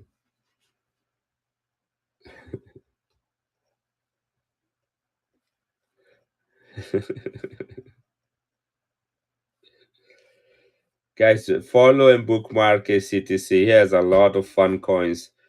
He's a fun guy, great seller and whatnot. Really like the kid.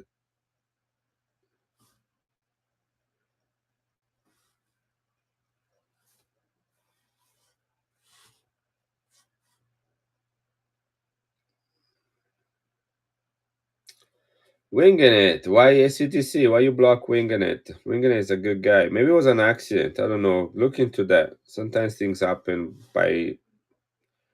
Like I had a couple people, like JD Collectibles, blocked me by he's winging it. He says he's blocked by you. You might have some reason to do it. I'm not gonna wanna go into your guys' business, but sometimes it's just an accident. Yeah, just click on winging it. You see his name right there is above, winging underscore it, winging underscore it. Just click on his name and see if it's by mistakes is blocked. Sometimes we just click on somebody's and we accidentally block them. It happened a couple times to me as well. It wasn't meant to be.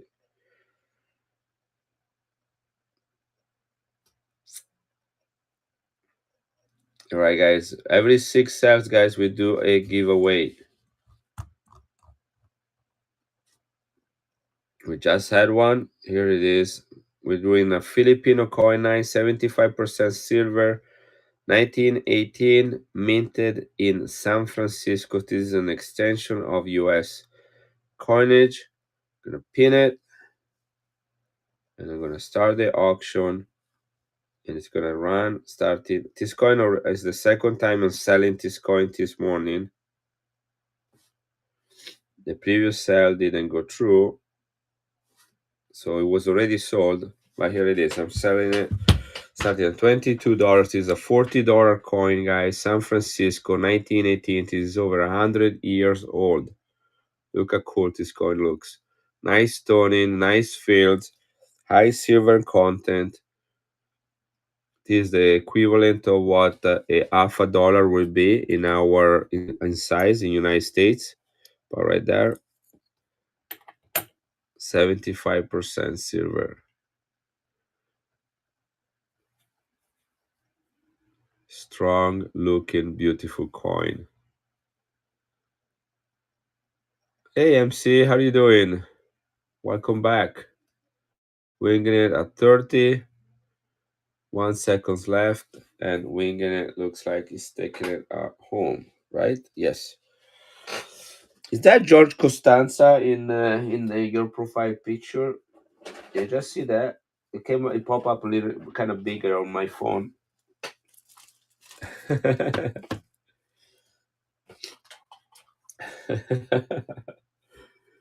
Yeah, I'm gonna put this in a flip for you.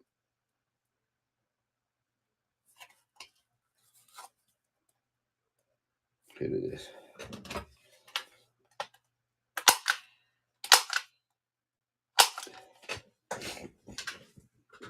Thank you for your bid, guys. You pay $4. How much was shipping on this one, Winged? Did you get a chance to see it? Should be close to zero. Yeah, second coin, free. Do you see that, guys? Guess who's paying for that?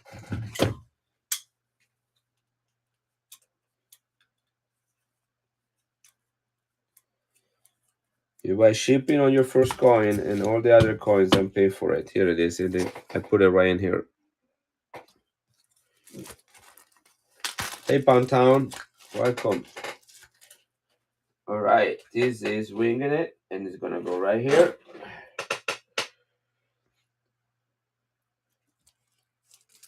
All right. Winging It, you're no longer blocked. Okay. Give me a second. Sam, I need a huge favor. Let me say that you want to play ball. You say you're going to play ball. Anyway, can you run to the post office for me right now? Because it closes at 10:30. It closes at 9:30, Sam. Can you turn it off, please? And go. I just have to check the mail and drop this bag. There's a package. What? There's a package upstairs on the island. Package? Mike, come on, Sam. I need some help.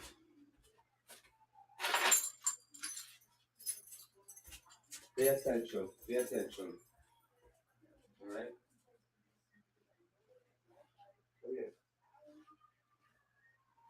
Put it on. I need you to pay attention. I'm paying attention.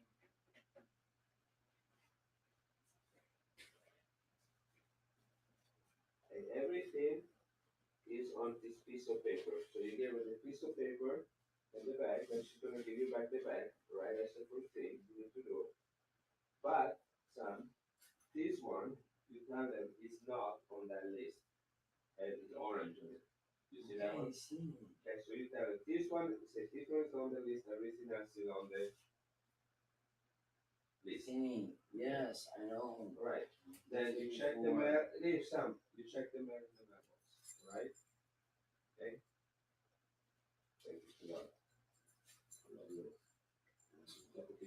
Il tuo servizio di essere sicuramente là. Il papino ti? Grazie, amore. Ciao. Sorry, guys. The post office is only open for an hour and a half on Saturday, so I send my son to drop some of the sales from yesterday. Okay, I really appreciate the fun that they're trying to watch your show. Okay, here it is. Okay, all right, you guys. I'm glad you figured that out.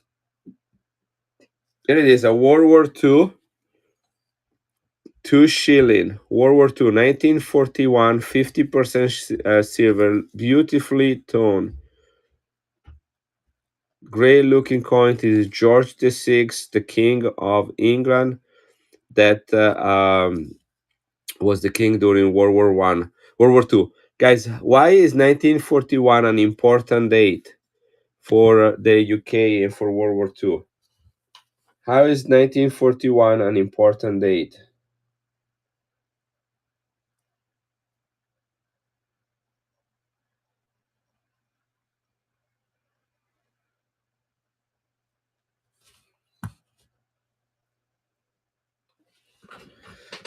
Okay, so 1941 is the year that Theodore Roosevelt, President of the United States, and Winston Churchill, who was the commander in chief of the defense of the UK, they became ally. They signed an ally treaty that allowed them to fight together against the Nazis. There are some commemorative coins from the Franklin Mint that show the historical moment in 1941.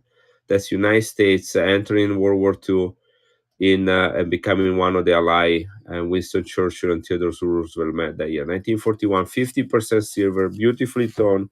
I have it in the bin and I'm gonna run it right now. Great coin, great condition. Gonna run it. It's very historical date. I mean, think about the coin minted during World War II. What was the people thinking at that time? They didn't know it was gonna last another 4 years of war.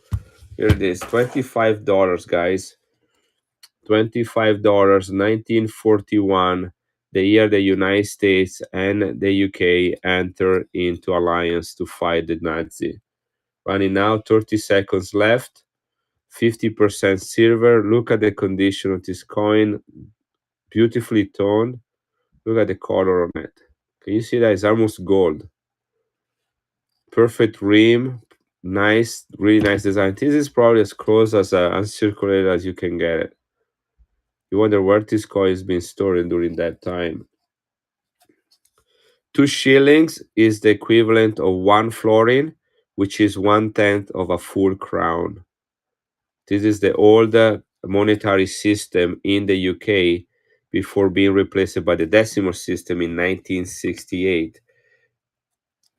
Very good pickup right there. Very historical coin. Nastasha. Did I read that night? Nastashab?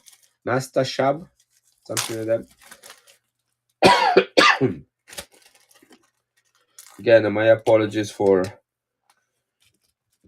my cough and my cold. Unfortunately, this is not going to be an easy day. I got a class to prepare for next week. I'm teaching 4 to 6 graders Monday through Thursday of next week. I'm teaching them about to be junior investigators. So we go over some forensic science technique. It's one of those educational summer camps. Nastasha B. Okay, are you? Oh, I see it from the profile. You are a princess. So welcome here, Nastasia. And we love princesses in my stream. At least I don't know other people care. We're trying to keep it clean and respectful to invite pretty much everyone. It's a family-friendly stream. Guys, look at this coin right here. And is there a Nastasia? Is that your name? Kind of like Natasha, but kind of change a little bit from there. Is Natasha? Oh, cool. Isn't Natasha kind of like the version of Alexander or something? Maybe I remember wrong. Nastasha Buglowski. Wow, what's your heritage, Nastasha? I'm Italian, as you can tell. Is that Russian or mixed with a lot? But what about the name? Is that Buglowski sounds Polish? Yeah, that's what I was gonna say. Polish. Cool. Cool. I have a Polish coin somewhere in here. I have a lot of coins from the Polish Pope. Right there. Here is one. Pope John Paul II, also known as Pope Wojtyla. This is a graded Vatican coin from 1990. Here is Jesus with 2 individuals. MS66 is another famous Polish guy. Right now we're doing this coin. This is Napoleon III, the emperor, the last emperor of France. Napoleon III, he was the president of France. I do have Mexican silver right here. I forgot. I was gonna run that. Let's put this Napoleon III away. Actually, somebody was asking me about this one. This is brilliant and circulated. Look at this is the 1948 1 peso 50% silver. It's a nice chunky little coin. I'm gonna run this one right now. Somebody asked me before, so hey, empty wallet, welcome here. I don't think I have it in my listing, so I have to create one. I do have a 1948 5 pesos, but I don't think it's this one, is it? No. What happened to my 1948 5 pesos? Did I sell that one?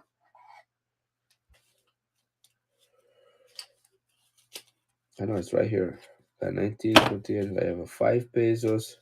I got 1968, and I got a 100 peso right there. I got a few here I can run. What is this? Right. Why they were due rags in Morales on the 1 pesos? Why they were due rags? What's a due rag? Is that the things he's wearing on his head? Yeah, kind of like a headscarf. I don't know. I mean, it was bald, and my wife wear bandanas all day long. That's her. I jokingly say that's her way of her lingerie. She wear bandanas every day. Yeah, maybe it was hot, but anyhow, this is 1 peso. Is it Hidalgo? I don't know if that's Hidalgo. By the way, let me look it up. 1948. Hey, MC Guido. Bye. Good to have you here.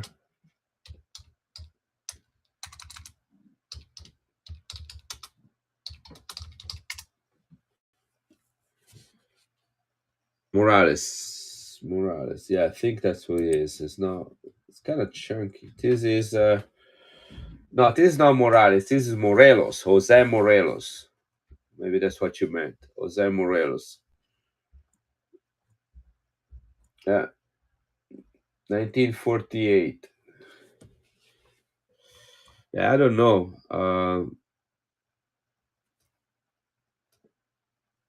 The 10 pesos. This is the coins I have. I have him again, but that's 100 pesos, not 10 pesos. Right there. This is 100 pesos for 1977. This is 72% silver. This is in brilliant uncirculated condition, totally gradable. Like guys, look at the fields on this one. This is uncirculated, brilliant. Right there. Look at that. I'm gonna run them all. Okay. They also have this one right here. Let me show you. This is a thicker coin. This is the 5 pesos, 5 pesos. This is 90% silver, also 1948, and also uncirculated. This has the Aztec image on it with the eagle eating the snake. Europeans, when they arrived to America and saw this symbol, which is an Aztec symbol, thought that this was the dichotomy between good and evil. Evil being the serpent because of the Christian serpent in the Garden of Eden. The reality was that the Aztec believed that the eagle represented the god sun, sun. They called themselves the people of the sun, and the snake is the god of wisdom, also known as the feather snake or Quetzalcoatl. And in Aztec culture, eating something means internalizing the attributes or the quality of what you're eating. So the god sun is eating the snake to internalize wisdom. So that's not the fight between good and evil. Yeah, gente de la luce. Yeah, people of the sun, people of the light. All right. Oh yeah, I got one. I need to get all the Mexican coins. All right, we're gonna run them now right now. Okay, we're gonna do a little Mexican things right now. So and then I have one more, which is my favorite. It is the 1968 only year of mintage, 72% brilliant uncirculated Summer Olympics commemorative coin. Look at this coin too. These are all big. This is the flip for a silver dollar. So think how big these coins are, right? They're all about the same size, although this one is 90% silver and is thicker in that. So bigger coin, heavier coin. And then this one is 72, but it's a little bit tiny, small, a little bit bigger than that. Right, let's run with the simpler one. Let's go with this one. This is 50% silver, 1948. We're gonna start with that one, and then we move up about the size of a no bigger than that, bigger than that. This one, yes, this one right here probably. Let me see. I got one here. I got this is a silver dollar right there. It's a little bit bigger than a silver dollar. The silver dollar quite doesn't touch the edges, and this one does. And also is a little bit thicker. Let me see if I have just a regular. Here is. You see that? So that's the silver dollar right there. Little bit smaller than the Mexican. Okay, 50% silver right there with our friend Morelos on it. Yeah, bigger than the alpha dollar, bigger than the alpha dollar, slightly bigger, but bigger. All right. Okay, let's do this one, guys, one at a time. And I'm going to run all four of them.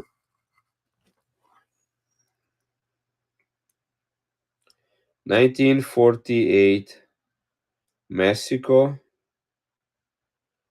1 peso,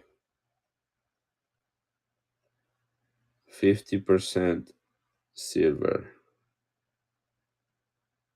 All right. This is almost ready to run. And if you don't want it, that's no problem. It's going to be in the bin.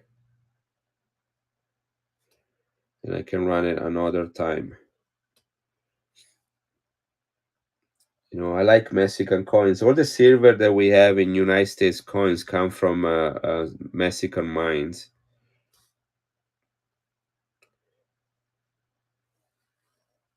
Okay, this is in the bin at 30, but I'm actually going to run it at 20, starting at 22. Right, here it is. $22. This is running. This is the 1 peso with Jose Morelos wearing a bandana. Yeah, lots of silver. Then the American Silver Eagle, guys, this is running, by the way. Look at this. It's brilliant and circulated. The American Silver Eagles are made with silver from the United States, from Mexico, guys. The American Silver Eagle. It is $22, guys. 50% silver, brilliant and circulated. And Yoxnav is getting it for $22. 5 seconds left. I don't know if you see it running, but here it is. The first Mexican coin is gone. Yoxo get it. Let me create a new bag. Guys, you pay for the first shipping, the first coin, and then I pick up all the rest after that.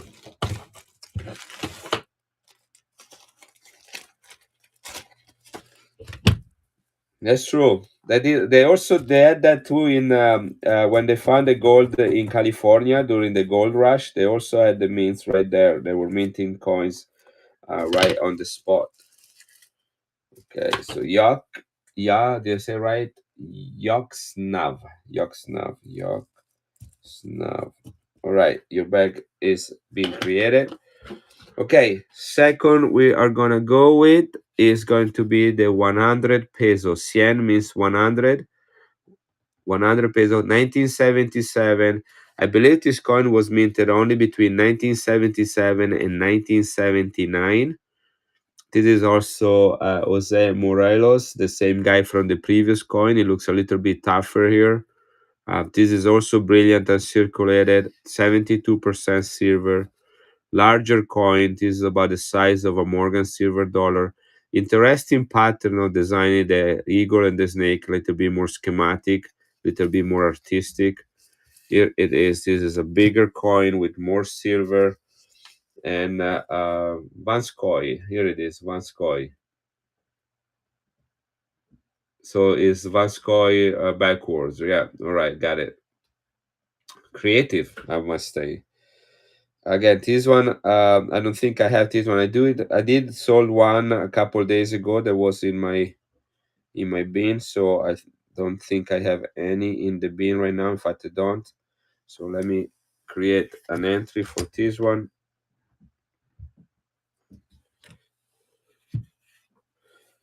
This is gonna start a little bit higher because higher silver content and bigger coin. 1977 Mexico. 100 pesos and 72% silver. This is also BU. BU stands for brilliant uncirculated. You can have an uncirculated coin, but it's not brilliant. Brilliant means that it kept all the luster. Levi! My son Levi. My son Levi just got back from a week-long scout camp. And he just walked into the door. He's a good Saturday. Usually Saturday, my son Levi starts going with me on Walnut, but it was at the camp. I was a sweetheart. It was fun. I missed you guys. I miss you too. You were gone for so long. Where did you leave? Was that Monday or Tuesday you left? I left actually Sunday. I left Sunday. You left Sunday, last Sunday. Today's Saturday. You were gone for a full week. That's nice. Yolks now. Hi, Arcas. Nice haircut. You like my haircut? It's hot. Okay, guys. So this is brilliant and circulated. Large coin and just a few years of mintage, 1977 to 1979. That is cold. It's the cold. I'm sorry, sweetie. Hope it will make you sick. Did you have lots of fun? It was not really. It was like about Quincy, but I don't know if that's East Coast or not. Did you guys go to Sam's Club or you just came straight home? I'm entering the coin, guys. I just came straight home. Why would Sam's Club right here? Man, I'm tired. I bet you are. You want to rest a little bit? No. I need to go catch up with my friends and on my No, the camp is a central time. We are on central time, so it was in Illinois by Quincy, Illinois.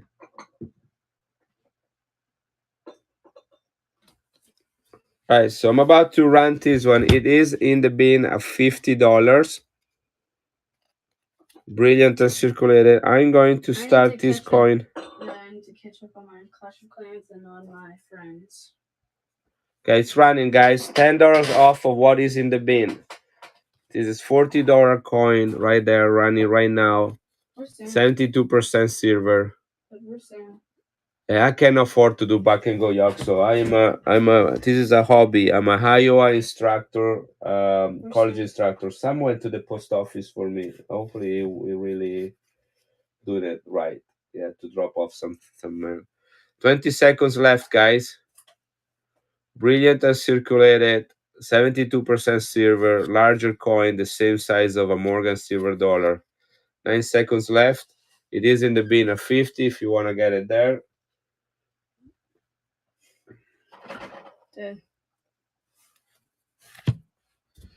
Yeah, you got a lot of those.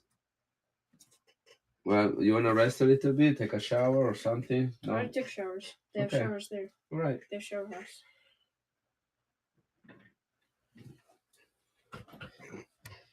Okay. So if there are not takers, I'll get moved this way, and I'm gonna do this one next, and then we're gonna do the 90% silver Aztec afterward. This is also brilliant and circulated. This is the Summer Olympic of 1968. 72% silver. I believe I do not have this one in the bin because I just sold one. Yeah, same thing. I sold one as well a couple days ago, so this is a new listing.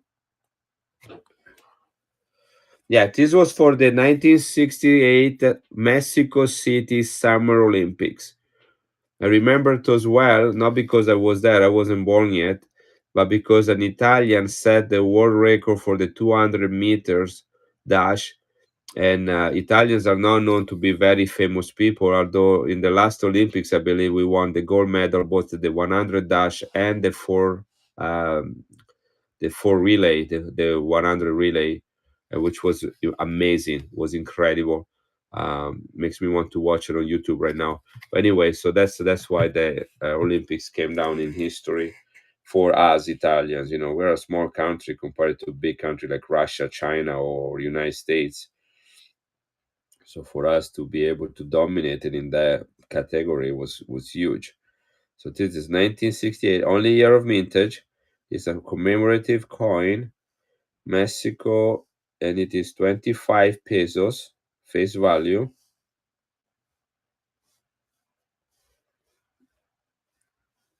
All right, 25 pesos face value, and it is 72% silver, so high silver content. And it is another one that is lustros. This is brilliant and circulated.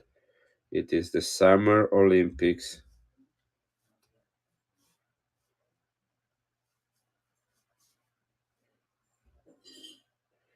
Hey Sam, how did it go? Here it is next. Nice chunky coin too. It is in the bin at $45, and I'm gonna run it at 35. Italy has great history. Would love to go metal detecting there. I have coins that have been metal detected in Italy. If you guys want to, my brother-in-law. Here it is. Look at this one. This is 5 cents from 1862, copper, green. They spent over 100 years, 150 years underground. Is a metal detected finding from 1862 Italy, in Italy. Look at that. We can run those one if you guys want. So here it is. I'm pinning it. This is the Mexico Summer Olympic, guys. I'm gonna start the auction right now, and I'm gonna start it at 35. So a run auction, a retail value, sorry, a wholesale value. They are in the bin a retail value. Okay, that's what it is. Because people can buy coins from the bin when I'm not streaming. So I can, and I buy a lot of them. I bought about $1,000 worth of these coins. So I got a good discount, so I can pass that to you. It depends. My brother-in-law is a goldsmith. Guys, this is running 20 seconds left, $35 for a brilliant uncirculated 72% silver. Right, 10 seconds left, guys. Look at that. No takers. Only year of mint. You are distracting them, Natasha. Nastasha. Nastasha. Yes, Yaksa. Texe, thank you for your purchase. And I think it is illegal on certain sites, Yaksno. On certain places is it might be, but like private properties, you should be able to do that. Here it is. Got your bag.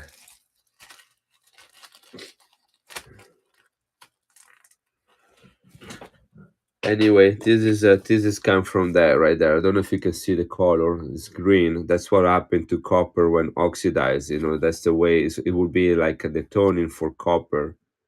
1962. This is the year after Italy became a country. It became a country in 1861, and it was a kingdom until 1945, when then they had the republic. Right, here is the last Mexican coin I'm gonna run. This one is in the bin for 50. I can rerun this one more time. Maybe I can take a couple dollars off. I run is in the bin at 50. I run it at 40. I can rerun it at 38 if anybody wants it. Okay, this is what it is. Just let me know. 30s. I won't sell this for 30. This is about what I pay for it. These are expensive coins. This is a bigger coin. And you need to consider I pay 10% fees to Whatnot.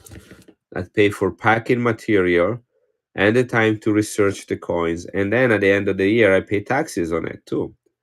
So anyway, here it is. This is 90% silver, guys. Thicker coin. Let me put it next to a alpha dollar. You got an idea, all right? This is the alpha dollar right there compared to this coin. Do you see that? Look at that. This is our US half dollar. This is a chunky coin, 90% silver.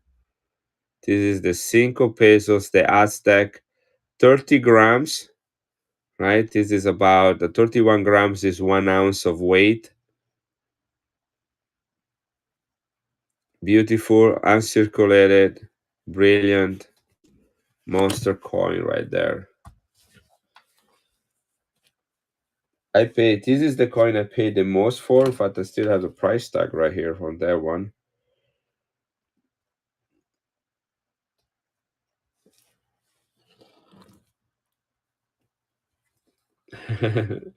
A slim thick. I have slim coins. Yeah, this is the coin that you should get. You should get this one. Slim. This is slim and little. This is 1/4 of a real from Guatemala. Look at compare it to it, right? This is a baby there. That's your coin right there. The year on this,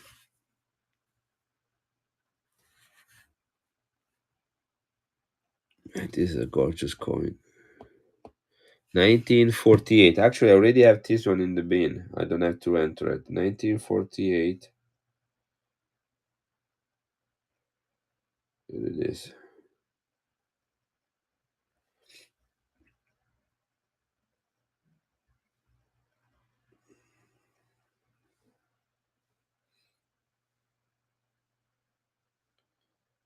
I'm gonna run it at the same price I pay for it, guys, plus the fees. Hopefully we can get a couple dollar more. If not, I'll just move in inventory. And that will be just fine. And if you don't want to buy it, I'm fine with that as well. Because right now I'm not making any money on this one. So $42 if it sells, or if it doesn't sell, it doesn't change my life at all. My net worth will not change. So here it is. $42 is running right now, 28 seconds left. Brilliant uncirculated, 90% silver. Perfect coin. This is the 5 pesos, 5 pesos from Mexico. Look at this coin. It's running, 10 seconds left, $42 asking price. Should be about $50.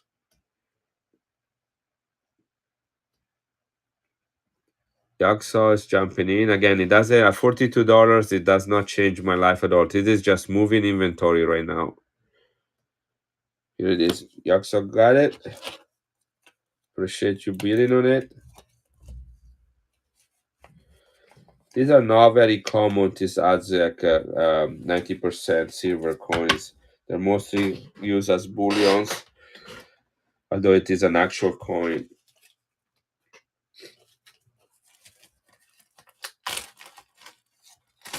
I think maybe less than that. Let me check. Thank you for the reminder. So we did, let me see. Mexico, Chile, Philippines. So we have one more, and then we do a giveaway. 1, 2, 3, 4, 5. Yeah, one more and we do giveaway. We did 5 of them. Hot, my little Mexican collection. Okay. Gonna rerun this one more time, guys. I don't know if anybody's here. I'm gonna do it at $38. All right. I can do that because I have 2 of them. You want the Guatemalan coin? Who's asked for the Guatemalan coin?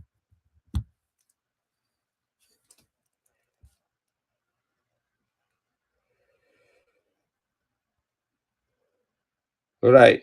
So let me run. All right. Okay, let's do this one. Let me run this one starting at 35. All right. I'm okay with that Yoxnov because you bought 3 other coins. And so I'll do that. And then I run the Guatemala and then we'll do the giveaway. All right. Since we have this request right here. Let's do that. So this is gonna be quick because I already have this one.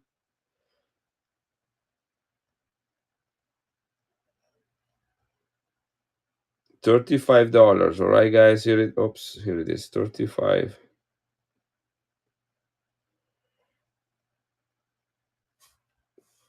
Running right now at $35. 72% silver, brilliant uncirculated.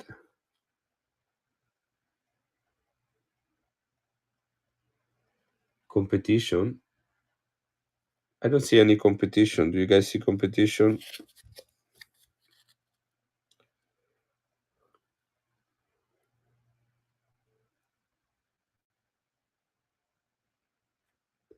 And then we'll do the Guatemala right after it. Here's the Guatemala next. Okay. So 10 seconds left. $35. Yax Nav is in. I had this coin of $50 in the bin, but it's good. Yax Nav take it. I saw like a little glitch happening, but I don't know what happened really there. Josh got it? I don't see Josh's name. I saw a glitch. It tells me, let me refresh.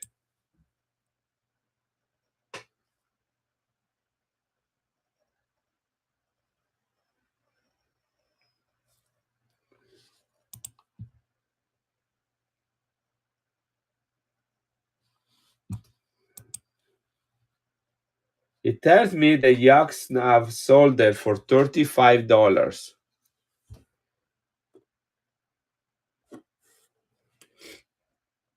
Look in the sold. Go in the sold on my bin. I saw a glitch. Like jumping, like if somebody else bid, but he didn't show the name and he said 35.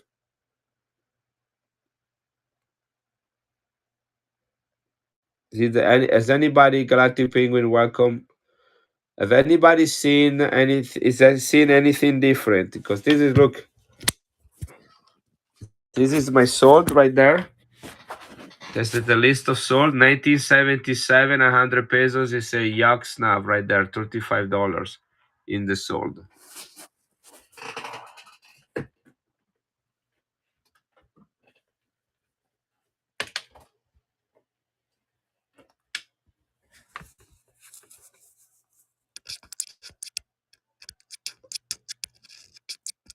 All right, let's do the Guatemala and then we'll do the giveaway.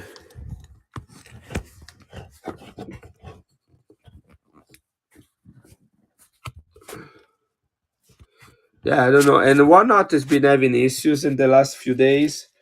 And so I keep downloading the latest upgrades to make sure everything works, but it looks like they're having some internal problems as well. All right, thank you for the bid on that coin. Guatemala, here it is. This is 1/4 of a real from 1901. Right, 1/4 of a real from 1901. This is a $700 coin, guys. This is $715. Let me. It is in the bin at 329. Look at that. We're running Guatemala first, and then we do the giveaway. Look at it. This is 1968 Denver, MS68, 1,750. There is only one in the whole world that is greater than MS68. Then there are about 50 at MS67, which is this one, $715. Oops, $715 right there. And it is in the bin at 329, less than half of this.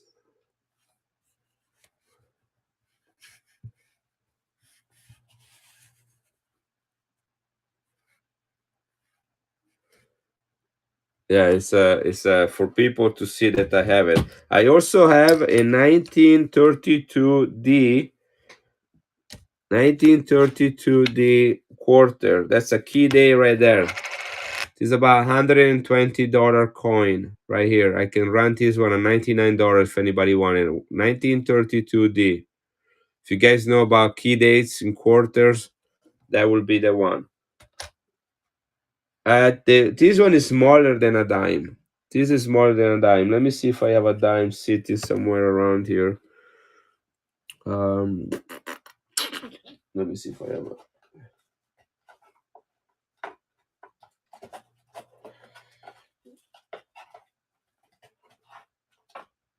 Yeah, this is a barber dime. Okay, this is a barber dime, so it's the same size. And here it is in comparison. Look at that, how small this Guatemala coin is. This is more like a 3 cents, the Trime, the 3 cent silver. Maybe a little bit thicker than that. Yeah, maybe like that, like a Trime.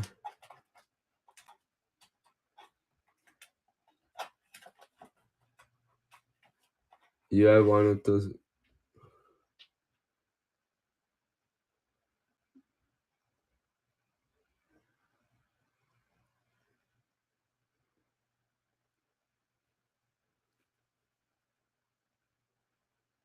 All right, here it is. Slim. This is slim. This is very slim. All right, let's look it up for a second. I have no idea what this coin is. This is Guatemala 1901. Guatemala. Right, here it is. I don't back and go, guys. There is no to back and go. Something is like to give something away for cheap. something has no value. These coins, you need to get them because you understand what they are. The importance of this coin. This was minted, by the way, in the United Kingdom. They only minted this coin in 1900 and 1901, so only 2 year of issue, right? And it's fairly rare. I can't find any comps. They usually have the 1 real or the half real, but not the 1/4 real. I don't think there are any on eBay right now as well. 1901. It's so small. If you think about it, in 120 years, how many of these coins have been lost? You know? Let's dance right now. All right, let's do it. Where is my phone? Here it is. Yeah, I don't Yaksnav, I love my chat, but I don't trust my chat like my kids. I love them, but I don't trust them.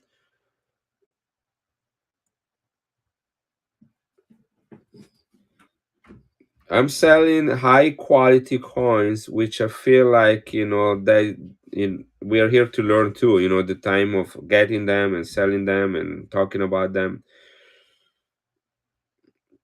But this is an amazing coin that is still around. So here it is. Let's run this one.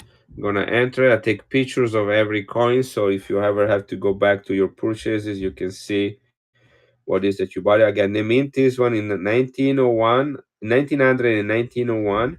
So this is only the second year of mintage. Guatemala, 1/4 of a real. This is made of nickel, guys. It's not silver. Made of nickel. Prototype coins. Next.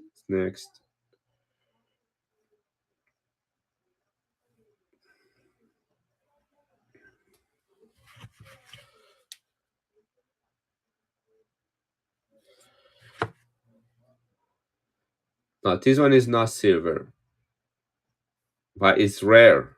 It's the 122 years old coin from the country of Guatemala, only minted in 1900 and 1901, so only 2 years of mintage.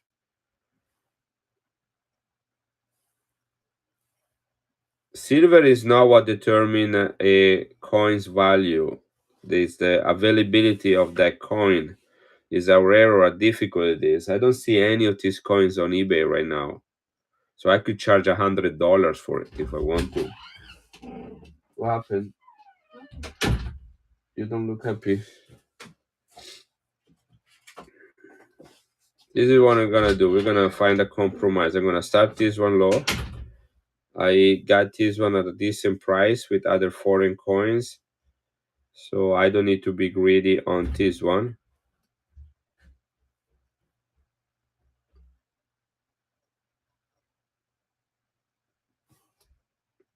It is in the bin for only $15, but I'm gonna run it at 8.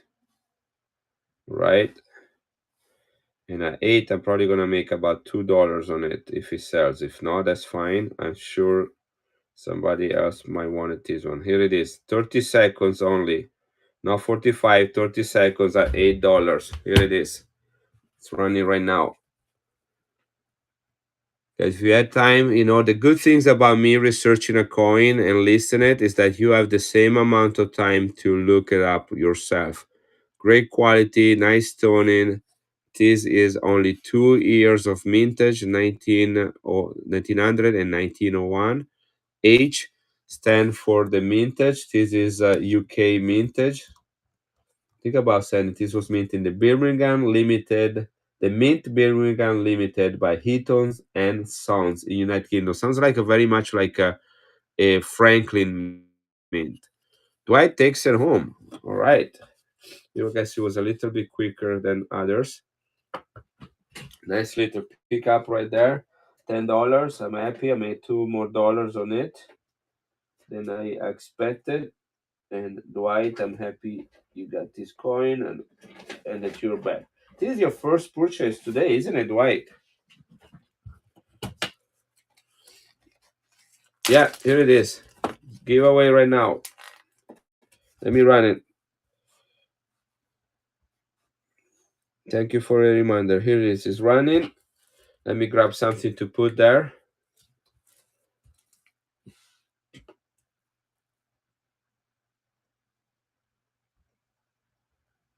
Oh, thank you, Gyoksnav.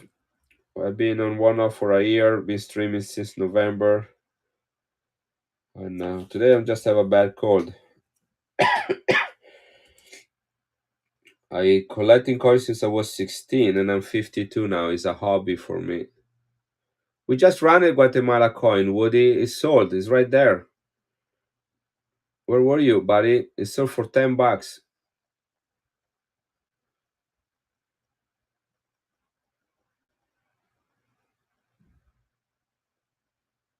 Yeah.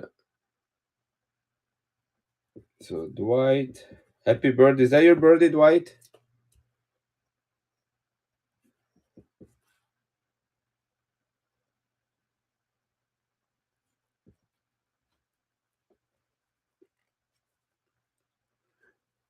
Okay, let me grab something for. And you guys are being awesome. So I'm gonna put a nice coin here for the giveaway. All right. Let me find my. Here it is.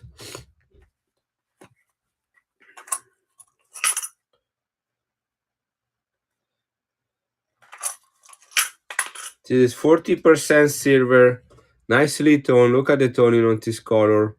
1967 half dollar. This is our giveaway right now. 40% silver. Look at that.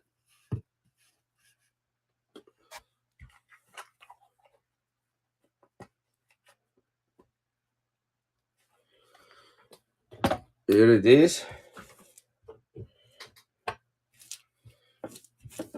Guys, here are some coins that I ran earlier that I could rerun.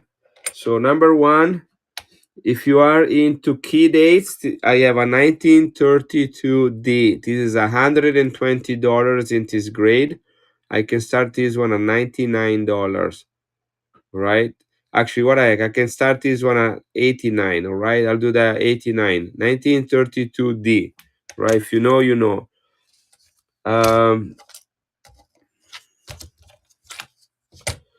Also, there are two coins here. This is the Dominican Republic, minted in United States, Philadelphia minted, God, Country, and Freedom from 1951. This is 90% silver.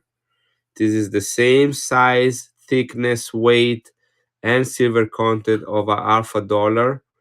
What is coin with an extension of US coinage. You could find both US dollars and Costa Rican dollars. What was the first year for Washington? It was 32. It was 32.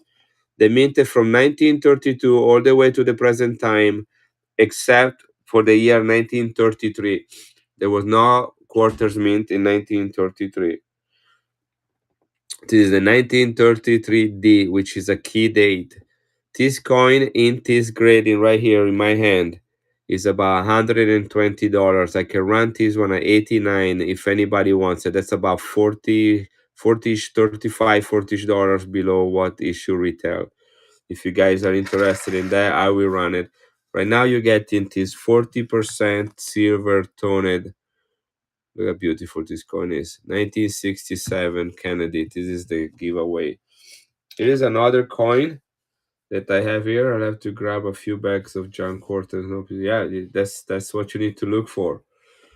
Here it is. This is 2 shilling from 1940, 50% silver, guys. This is from World War II, from the UK. King George VI is the king of the UK during the war. 2 shilling is about 1/10 of a crown. This is before they used the switch to the decimal system. These are some of the coins here. I have this beautiful uncirculated Italian 500 lira. Look how shiny it is. Lots of luster in it. This is was circulated between 1958 and 1967. The year is written on the edge. These are Columbus 3 ship, the Nina de Pinta de Santa Maria, that he used to sail from Spain to discover new worlds. I mean, he wanted to go to India and then he accidentally ran into the Americas. This is silver, 83.5% silver right there, guys. This is a gorgeous coin. Look at that luster, totally uncirculated. Yeah, I can run that one too. We got 3 seconds, guys, and then I can run the 500 lira after that. If you guys want the 1932D, let me know. It is in the bin, but I will take a few dollars off of what it is in the bin. Just let me know. Oh, I just saw Yaksa names, like it was very close. We got Top Gambling 26. Get this coin. Thank you for stopping by. And if you guys need to go, I understand. Happy to give a giveaway. We do a giveaway every 6 sales, guys. One giveaway every 6 sales. Depending how the sales go, I can put some silver in there as well. So Top Gambling 26 takes this home. Here it is. Let's do the 500 lira. Look at this coin right here. This is the 1965. It is in the bin for $45. I can take a few dollars off from this one. I will run it at 35, which is the price for a circulated one.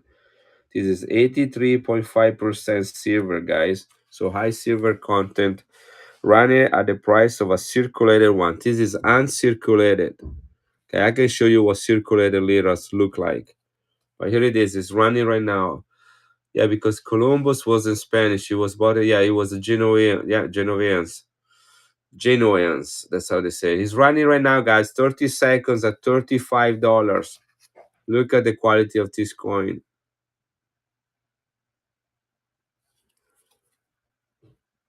20 seconds left. 83.5% silver, brilliant, uncirculated. BU. 500 lira. Silver, 500 lira. 6 seconds left, guys. Don't sleep on it. This is a great deal. It's $10 less than what it is in the bin.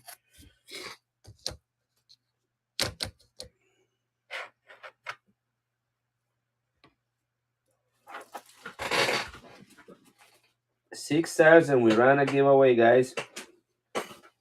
These are high quality silver foreign coins, all right? This is World War II, 1940, 2 shillings from the UK, 50% silver, tone.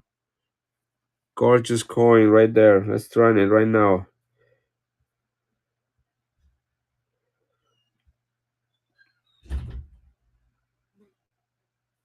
Here it is, 2 shilling. I got it. It is in the bin at $30.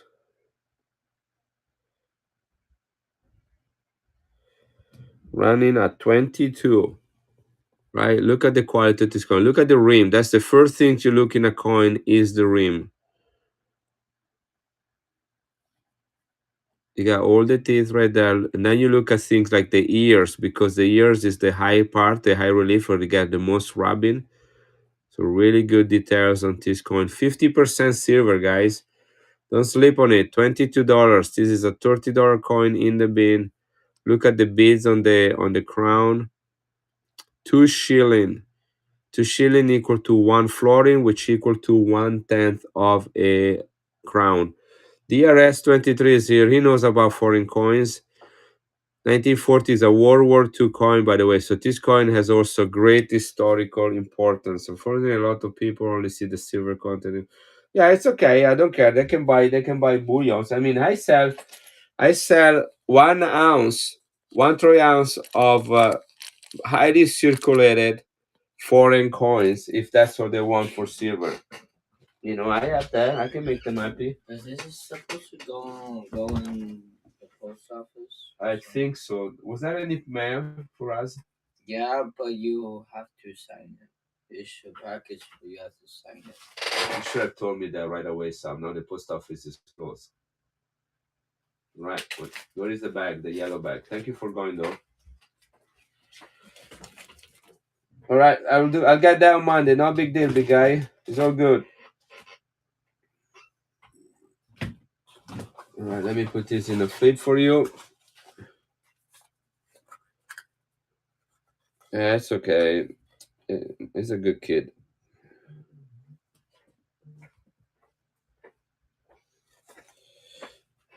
Thank you, sweetheart. Appreciate it. Thank you for taking it. Did they tell them that the one was not on the list with the other coins? Huh? Yeah. Okay. So there's something I need to sign, huh? I wonder what that would be. Was that for me? This is Okay. Well, this one is to go too, but I guess it's too late now. I have to take it on Monday. All right, here it is, the RS-23. I put that in the flip for you, and now it's gonna go in the bag. Yeah, just like that, Yux. Now, yeah, just like that. Foreign junk. They usually come from. So one source of what I guess some coins are places where they call scrap buckets. The reason why it's called constitutional is different. Okay, constitutional has a reference to the Constitution of United States. In United States, in the Constitution, it is stated that silver and gold should be accepted as a form of payment. So pay attention to what I'm about to tell you, all right? So here it is, underline the term junk. All right, but okay, let's see this one. This coin is not junk, right? Why? Because it's uncirculated. This is a 1964 90% silver. It is uncirculated, so this is not junk, right? Now, I don't know if I have anything here that will be considered junk. Usually, I have my junk where my junk is. But junk will be a heavily circulated coin. I'm going to show you a foreign coin. Here it is. I'll show you a foreign coin. I have it right there, right? This is a foreign coin. You see, all the design is gone. You cannot tell the year. You cannot tell the face value. Now, I can figure out what this is because I know this is Queen Victoria. I can see that. I can see the country, Newfoundland, which is actually a low mintage country, and they didn't mint a lot of thing. And I can look at the size and the weight, and I can determine what is this coin. But it doesn't matter because the coin face value is gone. So this is junk, but I can determine how much silver is in it. All right. So exactly. So Miss M. Robinson is kind of talking to you. So let's pay attention to what I'm saying. All right. So there are coins that have numismatic value. Here it is. Here is one. Right. This is a coin that is silver, 90% silver plus numismatic value. You pay more than the silver content because it's a rare coin. Right. So this is numismatic value. This one is a coin that is considered junk silver. I can determine the silver content and then I can just sell it for its silver weight. Although there are other people will buy. There is like another things we're not even gonna get into, which is called low balls. Like this one right here. This is called a low ball coin. Okay. Do you guys know what low balls are? We can talk about that, what low balls coins are. But then there is constitutional silver. This is constitutional silver, not a high numismatic value because it's not a rare coin. It's 90% silver and it's definitely not junk. All right. But it's constitutional. Why? Because the Constitution of the United States says that you need to accept silver as a form of payment, silver and gold. What does that mean? Is that even though I might have a coin like a Benjamin Franklin that is no longer in circulation, the United States Constitution and the US Treasury will back up the silver content of that coin. And there are people that accept that as a form of payment. Banks will take it, farmers will take it. You might be able to buy food the day that the value of money goes under the wheels of a truck. If you have $1 in your pocket and the United States government devaluate the value of the dollar because of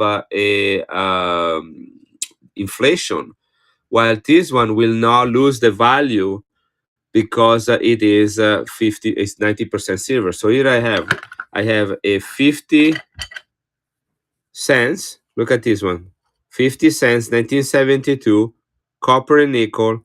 This is only have the value the United States determines this is worth. This one is 90% silver. So if this is losing buying power, this one will not. All right. And by the Constitution, I can go and buy stuff with this one for the price of silver. Does that make sense? So junk versus numismatic versus constitutional. Those are the three differences. So you need to have a little bit of a stack. Anybody need to have a little bit of a stack of silver that they get for low premium. You don't want to pay huge premium. You don't want to buy a 1 ounce silver coin with Batman on it and pay $80 for it. Because at the end, if you need to use that silver, it's only going to go down to about $25 per ounce. Right. So this is the best way to stack up on silver in my mind. Right, that's the lecture right there. So everyone on one knot is a low baller. Thank you, decorative, you're right. I got $5 red note, two red, 6 1 silver certificate from the banks, and one grandparents died and they just dumped their clothes. That's cool because you can sell those, and with the money, which is paper, sell those and buy silver, real silver. All right, so now a low ball coin is a coin that grades as a P1. So like this coin right here is graded 67. That's on a scale from 1 to 70. I believe the scale was M. Robinson. Was that Brunner that is called the Brunner scale? So anyway, this is a 67 out of 70. All right, guys. A low baller is to try to get a coin to grade as a 1. The sorry, what's the name of the scale for coins? Vanguard always mentioned that. Was it Brunner? The scale from 1 to 70 to grade coins. Is it what's the name of the guy? Sheldon. Thank you. Sorry, Sheldon. Appreciate that. See you paying attention, class. So that's the Sheldon grading scale. It goes from 1, which is the lowest grade, to 70. This is a 67 and misses 3 points from the highest grade. It's easier to get a 17 than it is to get a 1. All right. So some people buy coins that are in this condition and trying to get a 1 out of it. And if you get, it doesn't have to say clean or anything. All you have to say is like MS1. Well, it doesn't say MS, it says P1, which is poor 1, poor 01. And then if you have a 01, people love to collect those labs and they sell for a lot of money. So some people want these coins as well. Those are called the low balls. The coin junk foreign with a man and 2 women Italian. This one right here that I just showed.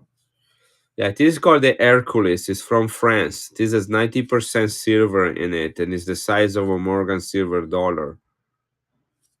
But it's a low ball again. It says you need to be a low ball. You need to be able. What coin is it? But you need also to tell the date, which you can't in this one. The date would have been right here in the middle, so you cannot tell the date. So I don't know if this will qualify as junk or as a low ball. Two different things.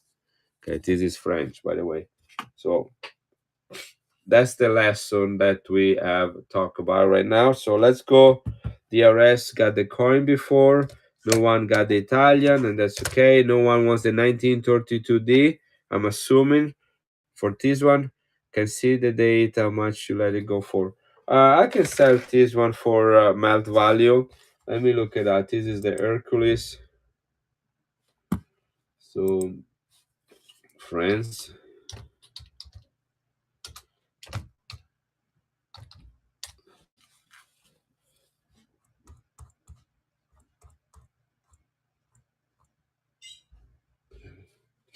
The melt value for this coin is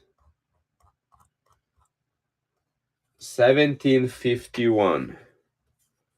Here it is. I can sell this one for $17 because I cannot do 51. Hey, Dolce Matita, if you want it, this has $17 of silver in it. Do you want me to run it? Yaksnav. This is a huge coin, heavy and it's thick. It's about the size of a silver. All right.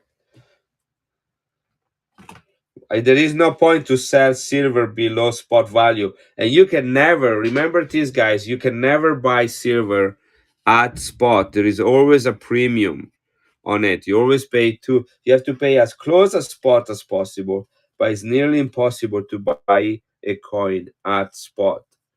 Raid? Who's raiding me?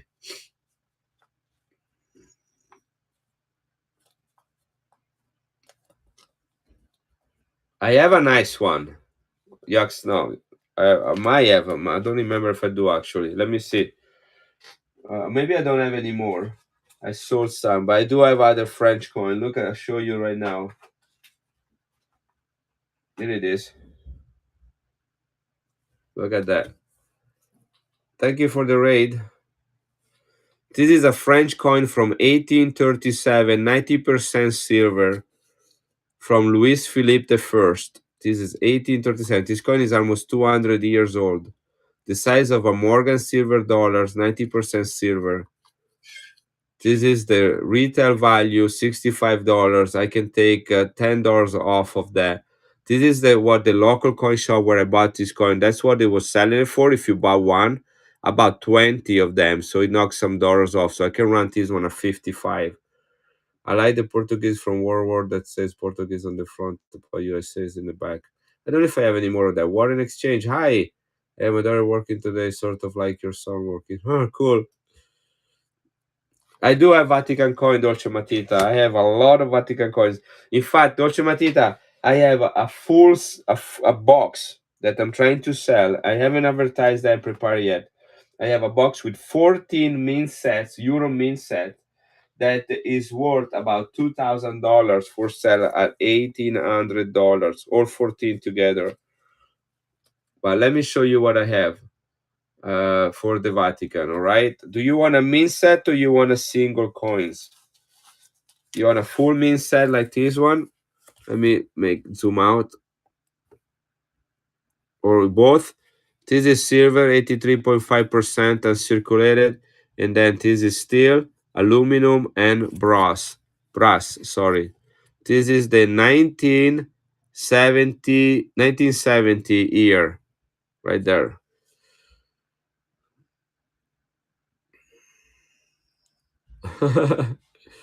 So where are you, Dolce Matita? Would you like this one? I can run this one. I usually like the a silver coin, a Vatican silver coin, the 500 lira in brilliant and circulated gradable condition. I run this coin alone at $55. Each one of these coins, if sold individually, run to about $10 to $15 each. If you send them in to be graded, they will go back and be like $30 to $40 a piece. This one easily can be 150 when it's graded. But I can sell the whole thing right here for $55. Basically, the price of this coin, and you get the rest of it for free. 1970, guys. This is 53 years old. All right. So I can run it. I might even have one in there. I'll be happy to run that one if anybody wants it. That's a 1970. Let me make sure that I don't have a duplicate in there. I buy Vatican silver sets or coins everywhere I can find them. And I send them a lot in to be graded as well. But I can show you. Hey, Michael, I can show you one that I recently bought, and I pay a lot of money for that one. I pay $65 for it. And I'm actually breaking and sending the 500 lira in to be graded. This 1970 Vatican. This is unopened, guys. Mint set with 500 lira. That is 83.5% silver.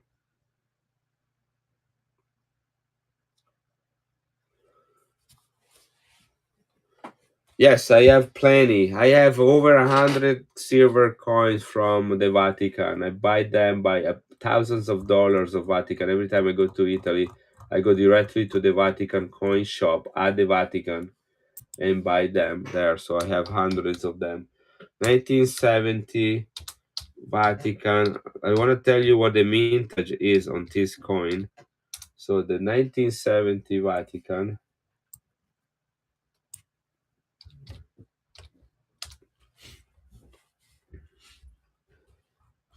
I lived in Rome from 2012 to 2021. So I was at the Vatican quite often. This is Paul VI. He became Pope in 1963. So this is the 8th year. This number 8 in Roman means his 8th year as a Pope. This is the 1970 mint set with a silver coin right here.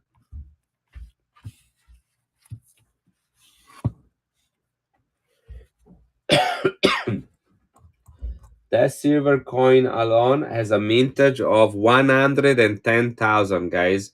Only 110,000, and they only come from mint sets.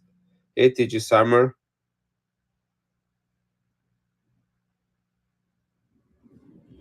Only 110,000 minted, guys.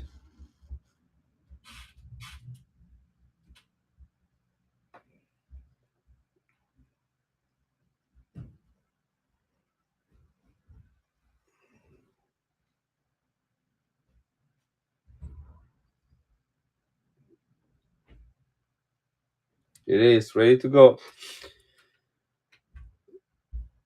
I love octopus, but I never go fishing for it. I never go fishing for it. Here it is. This is pin. I'm gonna run it starting at $55, which is the price only of the silver coin in brilliant uncirculated gradable condition. None of these coins has ever left this mint set. You can see there is a plastic that covers it, and there is a tape right here that seals that. So none of this has been touched by anyone.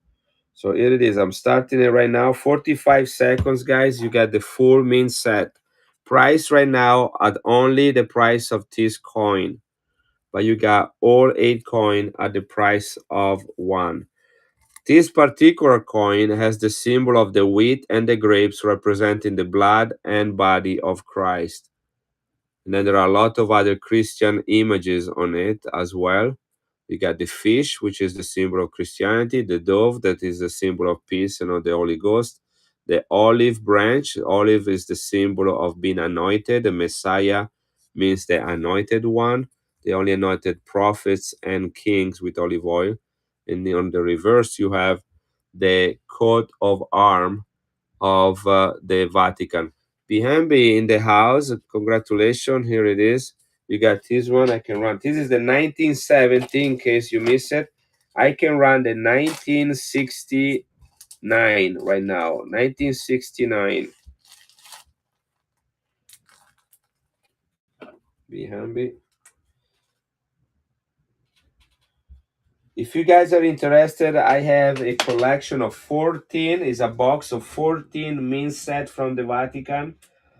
I price each one of them and take 20% off. It is over $2,000, and I'm selling it for $1,800 if anybody wants it. Be happy.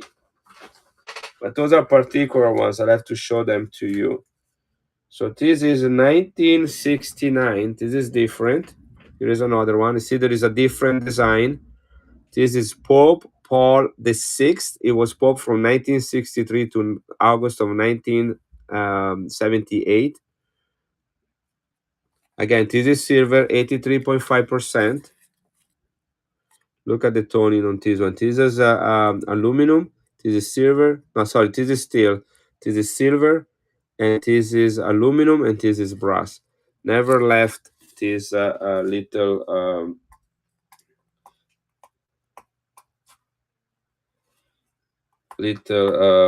mint set of plastic.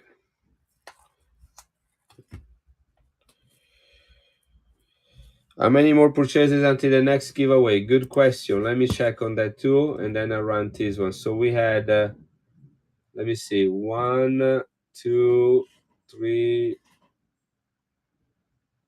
So sorry, 2. We had 2 cells, so we need 4 more to the next giveaway. Right. So this is it. 1969, guys. You can tell from 1,000, 100, and 1,000. So that's 1,900. And then L is 50. And then you have X for 10. And then X minus 1. So this is 20 minus 1 is 19. So the sum here is 1969. And is the 7th year that Pope Paul is the Pope. Being Pope since 1963. So you do 1969 minus 1963, including that. and we'll do that. So here it is. It is the 1969. We've just run the 1970. I don't believe I have the 1969 in already loaded. Let me check if it's already in the bin. It is not. So here it is. This is the first time I'm ever running this one. 1969.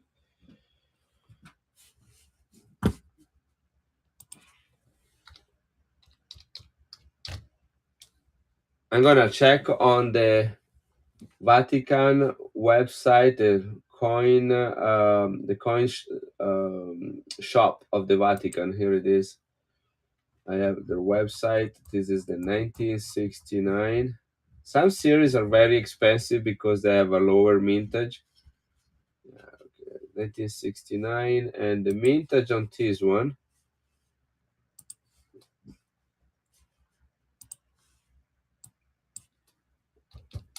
So the one before was only 100,000, and the mintage on this one, here it is, 83.5% silver, is 110,000.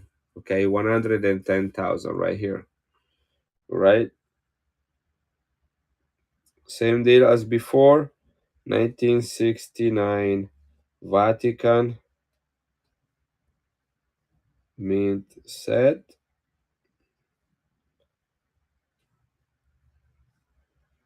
With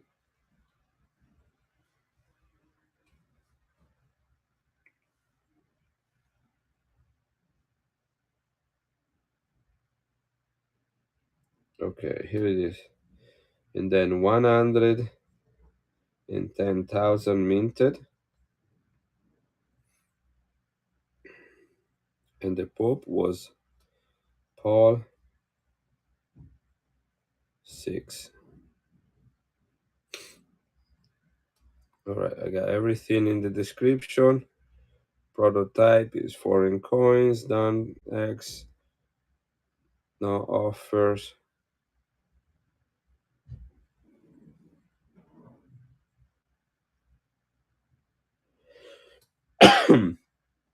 Here it is, ready to run, published. Thank you everybody for being here. I'm running at the price of only the silver coin, okay? Here it is, running right now, 45 seconds. Second chance, Dolce Matita. I don't know if you're still here. Here is another one. I only have one for per each year. So the 1970 was the only one I have. Is running at the price of only the silver coin. This is brilliant, uncirculated, totally gradable. I usually sell this coin alone for 55. Each one of these coins can be break-in and submitted for grading individually. Raw, they will be about $10 to $15 a piece. Graded are about $30 to $40, and this one can easily go up in the hundreds. I have several of them that I submitted myself. Biambi is running at 55. Looks like he's gonna get this one as well with the other one.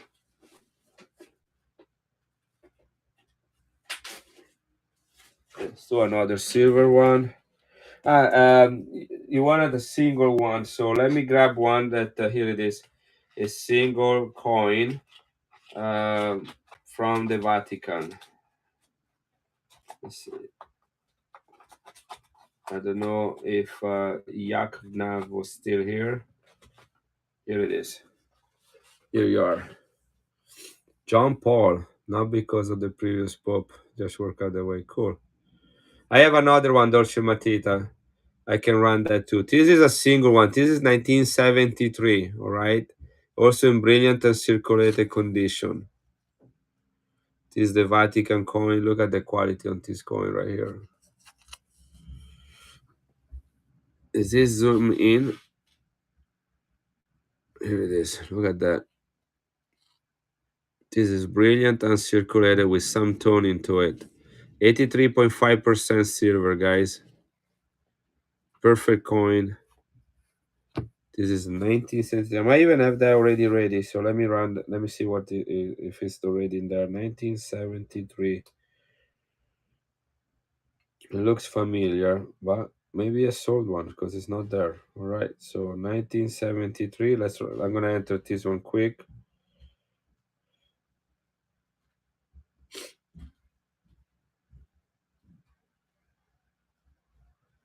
This is Vatican, 500 lira, 83.5 silver, and it is BU. Right, done. Next, 1973. The mintage in 1973 was, they're usually about around the same, but I want to make sure we got that information correct. My chat disappeared, had to leave and come back. Okay, we're still here. I haven't run it. I'm running this single one because you requested to have one. So I'm doing this one. This is the 1973, 145,000 minted of this coin. 145,000. I think if you have a US coin, they had a mintage of 145,000. What would be the price of that coin?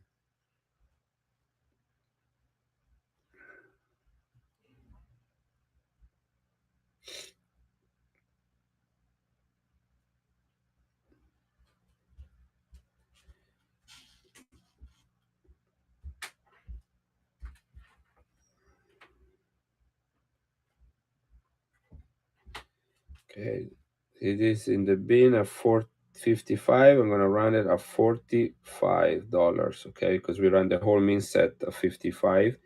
So it seems okay that I have to discount this one. It is $45, guys. 145,000 minted. We ran some Mexican coin earlier, and they were minted in the millions. This is just a little bit of dirt inside of the flip. That's not the coin. It is the smallest country. It is the smallest country in the world. They got to mint their own coins and print their own stamps. Here it is. Brilliant and circulated, guys, with some toning to it. Look at that. Can you see the toning in it? 9 seconds left from the smallest country in the world. This coin is 50 years old. Here, since we did pretty good today, they're called the Swiss guards. The Swiss guards. You're gonna knock another $5 off, guys. Here it is. It's running again at $40 instead of 55. It is in the bin at 55. Yeah, they call it the Swiss guards. And I've been to the Vatican many, many times when I lived 10 years in Rome. Love the history, the exhibits, but love the coins. Great coins. Here it is, guys. This is gradable, guys. Mint state. Going for $40. That's $15 less of what it is in the bin. 15 seconds left. A ton 1973, 140,000 mintage, 83.5% silver coin, going for only $40.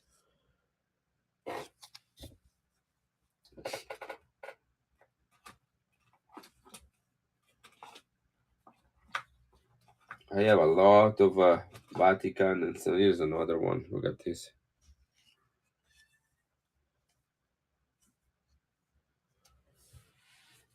Here's another crazy one. Dolce Matita, are you here? I'm gonna run another set.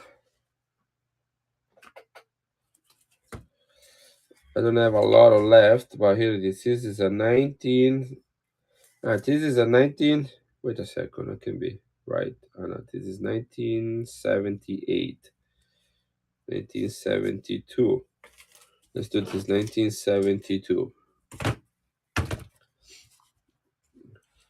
I don't know if you're here, Dolce Matita. Are you here? I always like to have one of these sets in my bin anyway. So since I don't have any, I'm gonna run this 1972.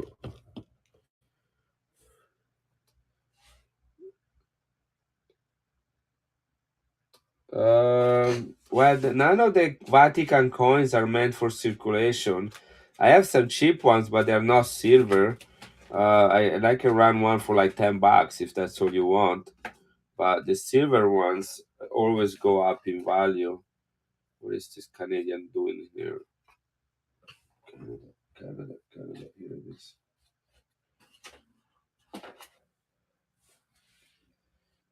Hey, Texas Lager. The silver one are only the 500 lira, and they usually are in mint condition.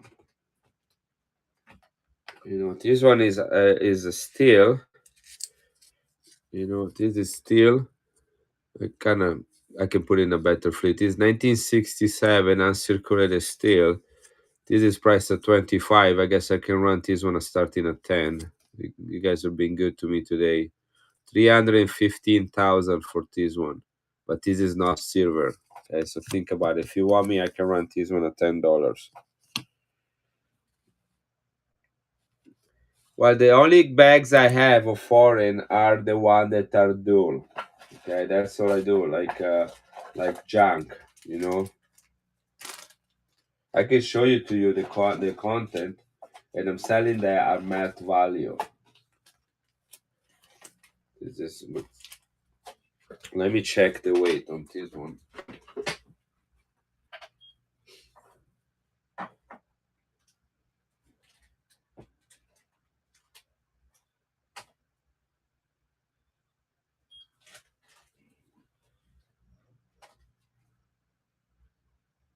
This is 1.3 ounces, not troy ounces. This is regular ounces. Let me look in grams actually, because the 1 troy ounce is 31 grams. So this is 36 grams. 36 grams.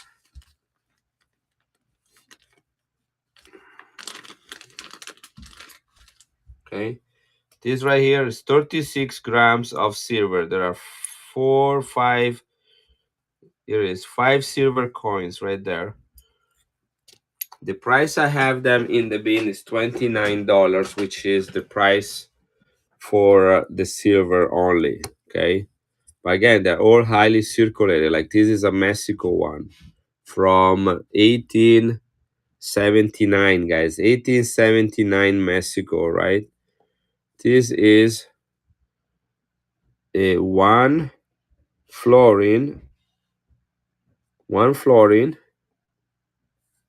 from the UK. Here it is, one florin from the UK. This is also silver. You just want to have some foreign coins? Oh, I can do that. Here it is. Let me do something for you. I'm sorry. Dolce Matita still in here. Otherwise, I'm not gonna enter that.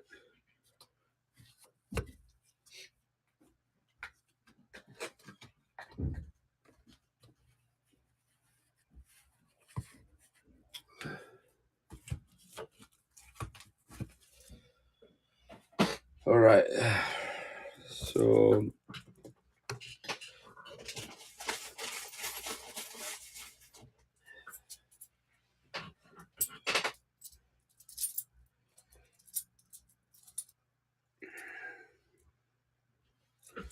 okay, you just want me to put a bag together and for you to buy, or you want to see what is in that bag? You want to see the coins? That's enough.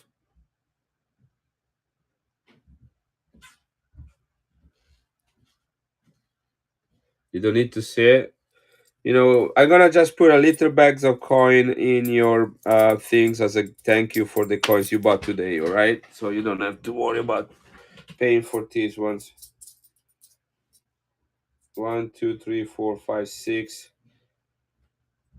7, 8, 9, 10, 11, 12, 13,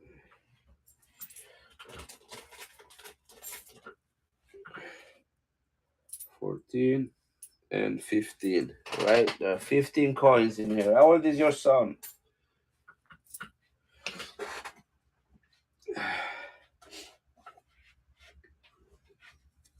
7 and 12. Do you know about the app called Coinoscope? It's a free app. Do you know about the app? Okay. So So here it is. This is gonna be in your bag, right?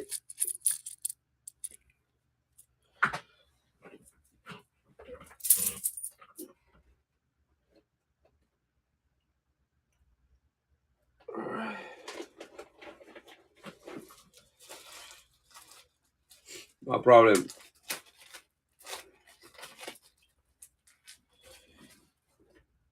All right. Let's see, what can we do next? Got some stuff here. Guys, look at the toning on these pesos. Let me bring it closer to you. This is a Filipino peso mint in San Francisco. This is known as the Lost San Francisco dollar. 80% silver, minted in San Francisco 10 years after the end of the Spanish War.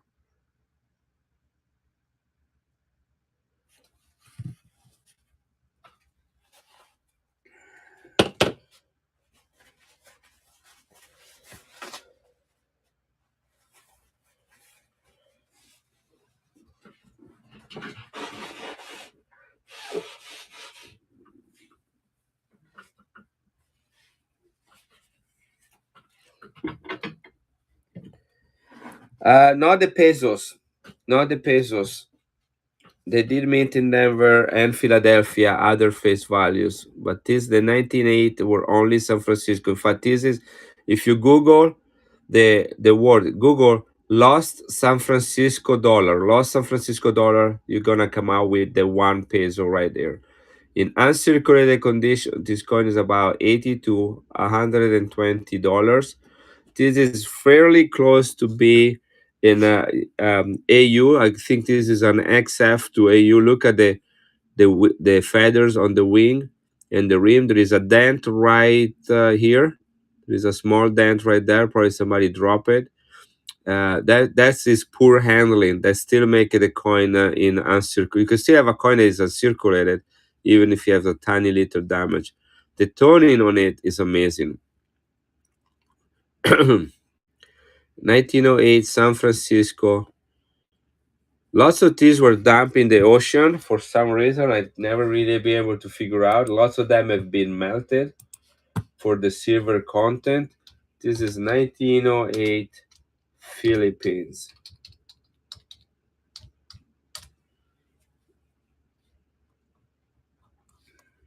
Here is the peso. 1 peso was minted between 1907 and 1912.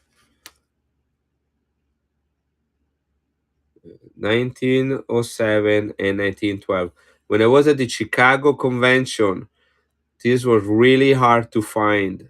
Really hard to find. Incredible toning on it.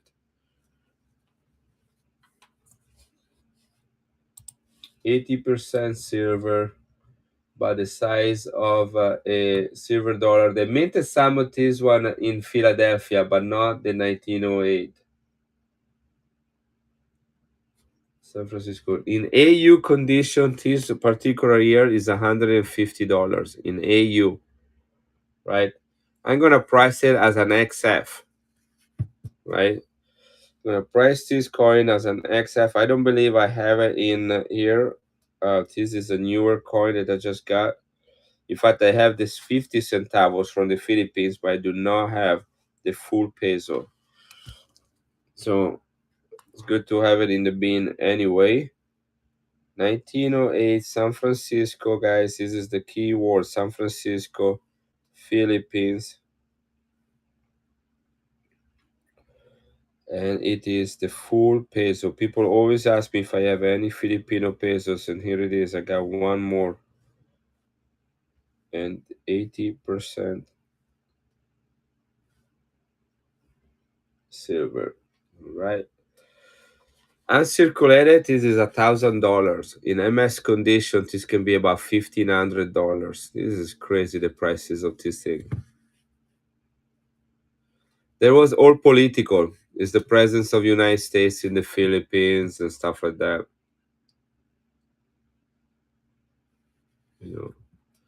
Anyhow, here it is. Prototype coins.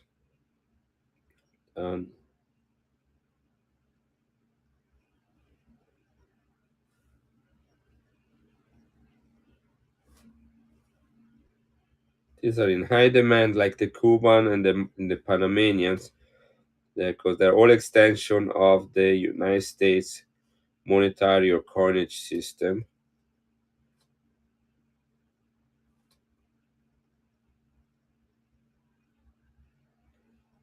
That's whole Pearl Harbor. The bombing of Pearl Harbor was all because of United States presence in the Pacific Ocean, controlling and influencing the economies of countries in the Pacific. Japan wanted to have absolute control over that, and they were not pleased with the presence of United States. 45 seconds, guys, running right now. $55. This coin is priced right now as XF, all right? XF. Yeah, something like that. Just like that. Look at this, guys. $55 for this coin in XF. AU will be $150. Lots of toning, and sometimes toning takes a little bit away, but if you look at it, look at the stars, look at the wings and the feathers on it, look at the rim. Just a lot of color to it, but I think this coin is high XF and low AU all day long. Here is the S min mark right there. $55, guys. It's a great price for this coin. Look at the toning. I'm not even pricing the toning into it. I'm just selling it as a regular coin.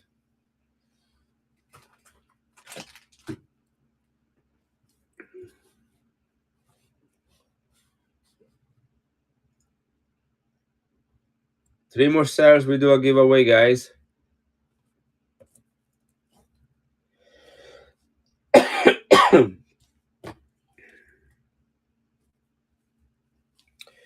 I don't do US coins. I'm sorry. I have a lot of Benji and yeah, I have a lot of US coins, a lot of great stuff. I just don't keep them in my safe and don't even play with those. 1893, one Corona. Look at the sideburns of these guys.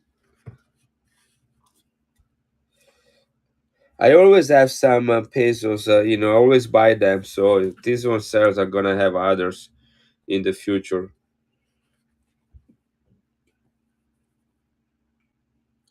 1893, spectacular coin. Oops. This is, guys, from the Austro-Hungarian Empire. This is in XF condition. Look at that. Look at the crown and the rim on this coin. 83.5% silver. You should. But this is this is almost back where, you're talking about right after Napoleon. There's a lot of conflicts in Europe, a lot of countries and trying to strengthen themselves. And they think that the reason to do that is by conquering other country. And definitely the Hungarian, this is called the Austro-Hungarian Empire, was one of them. One Corona, 83.5%. This is a $40 coin in XF condition. I'm gonna take a few dollars off from that. Running starting at $30. 1893, guys. If you know, you know. This is a old coin from a very important part of Europe at that time. The Austro-Hungarian Empire controlled most of the key parts between the East and West Europe, even all the way to northern Italy. A lot of map changes, absolutely. 20 seconds left, guys. Only $30 for this coin. 1893 means this is 130 years old. In XF condition, 83.5% silver, crazy tone into it. Look at that. Adam, thank you. Didn't know you were live. And Yaksnav, thank you again for another purchase. Let me grab your bag. Just put it away with those free coins in there. How you doing, Adam? And most important, what? How did things go for you this morning?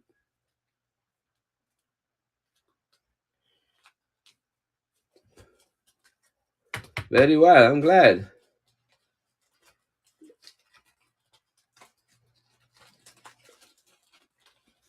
Thank you, Yogsnav. I wouldn't use that word.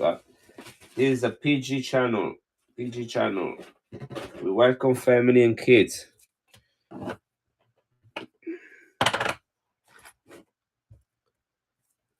I have a cold, unfortunately. I have a bad cold. Guys, if you find anybody, you know anybody, I'm trying to sell this 1932D. Okay, this is not mine, it's my friend. They asked me to sell it for him. 1932D.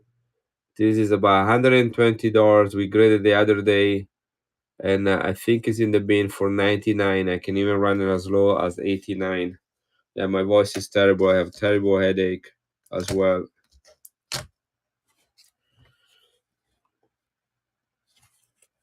500 lira, brilliant and circulated.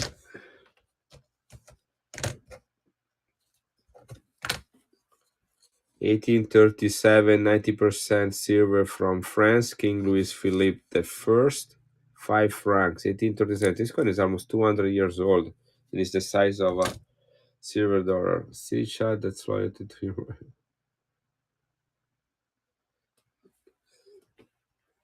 Let me see what we can. Oh, I got some new coins yesterday. Let's run some of these up.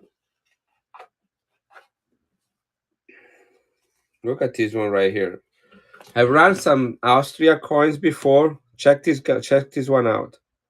This is 1937 Austria in uncirculated condition. Look at that. With the royal double-headed eagle. 2 shillings from 1934. Look at this coin.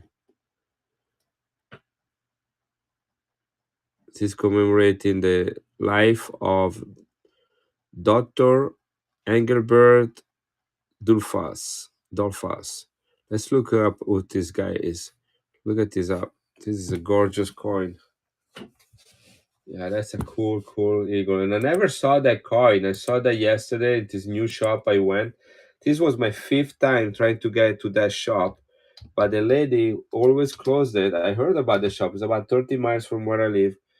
But every time I went there was a sign on the door for some problem. First was her father that wasn't feeling well and lived in Tennessee, so she had to commute there. Then his daughter has surgery, and I guess she's a single mom. And so anyway, yesterday I was there for some training for school for my college, and I stopped by and it was open, and I just went in there, and she let me look through an album of foreign coins. They also gave me a nice discount because I bought a bunch of them. So I was really happy to find a new source, a new resource. Only 1500 minted of this coin, guys. This is the Dr. Engelbert Dollfuss. I like to know who Dr. Engelbert Dollfuss is. I don't know if you guys care, but I'm gonna take a second just to see who he was and why was it so important to end up on a coin. He was the former Chancellor of Austria, and he died in 1934, so they minted a coin for him. Oh, that was quick. 1892 to 1934, that's when he lived, and in 1934 they already made a coin for him. This coin is 64% silver.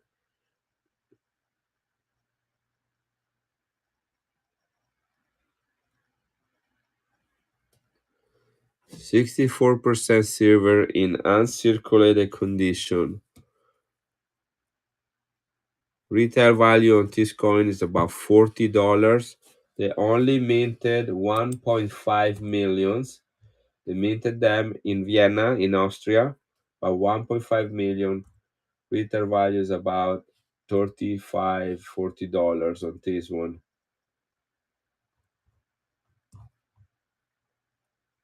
Let's run it at 30. Yeah, that the reason it came out. So he was assassinated in November of '63, and then in '64 they were ready. The reason was because they already had a medal prepared for him for President Kennedy, so the design was already ready. They only had to prepare the die. They didn't have to like do some sort of bid for an image. So they had that portrait ready for him to go.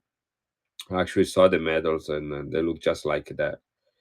So I'm running this for the first time. 1934. This is 90 years old coin. Let me take a nice screenshot of it so you guys have it in there. I don't want to see the picture of the eagles actually. That's the cool part of this coin right there. The double-headed eagle.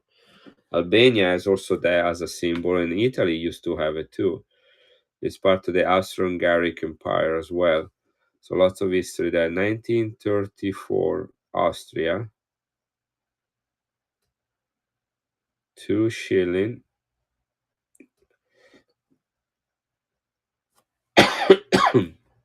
60%, 64% silver in uncirculated. It is Dr. Engelbert. Never heard of him before. Now you know who he is. Engelbert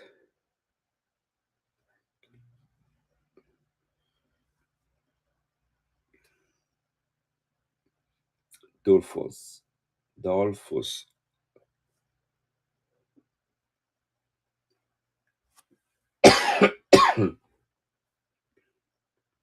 Some of them do, yes, I saw that as well. Yeah, the recent ones, the 50 Groschen from Austria have that. And that's aluminum. Hope I'm gonna make it through this stream.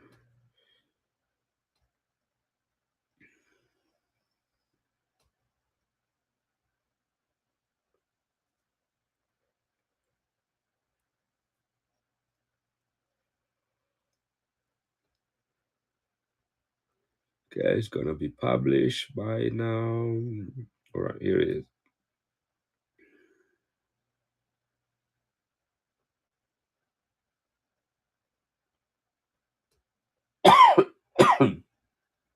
It's coming. It's been pinned.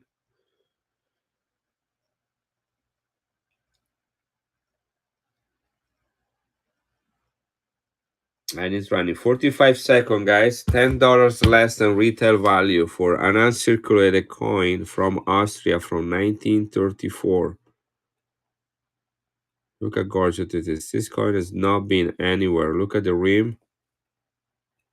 64% silver. This is a coin that Dwight or Wilson would like it. I should tag Wilson.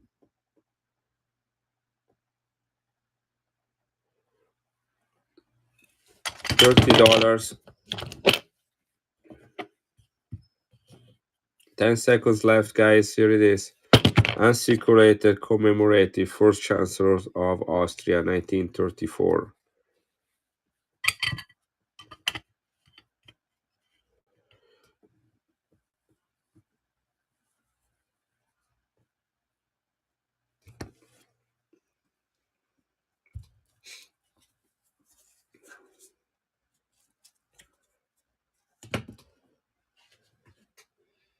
Let's see, what else do we have here?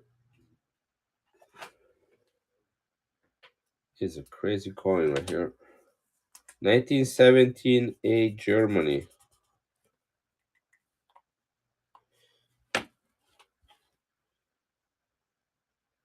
Look at the toning on this coin. This is the one-head eagle.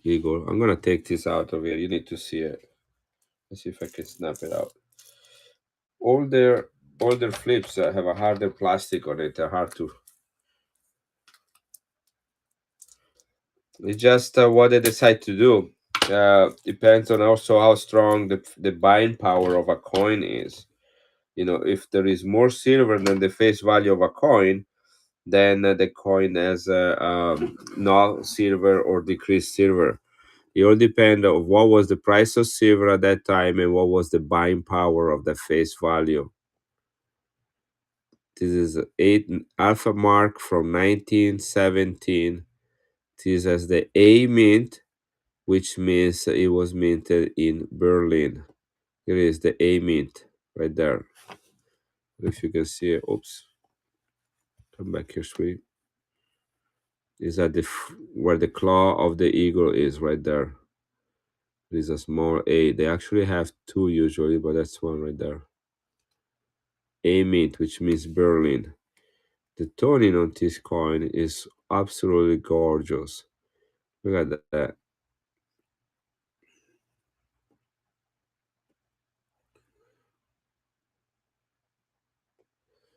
Yeah, we are not allowed to sell coins with swastika anymore, although I have some here next to me.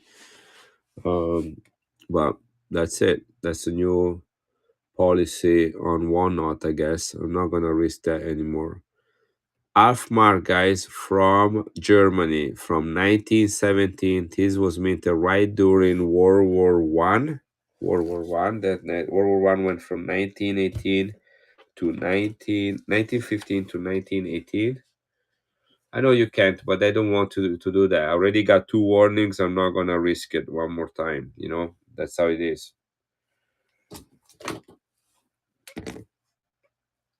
It's their home, and they decide the rules, and I'm not going to question those rules.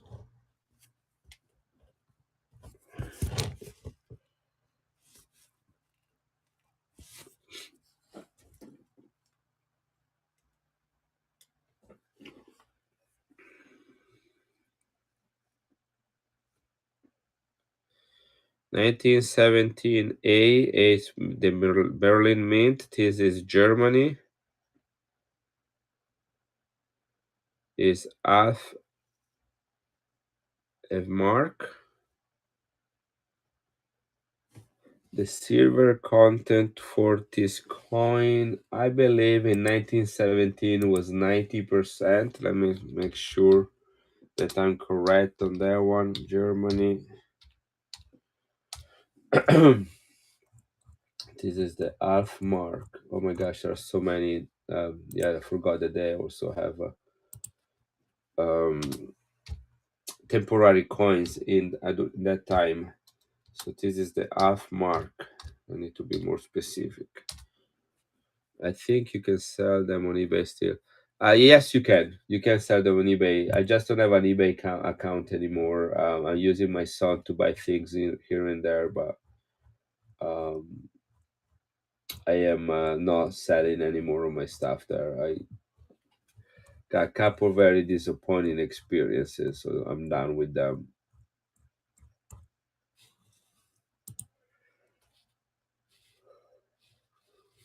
Every 6 sales, guys, we do a giveaway.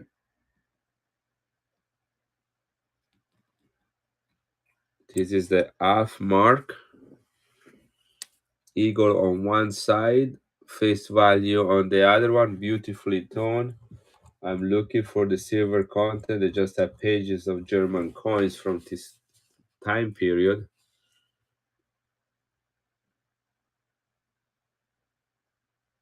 Yeah, they don't.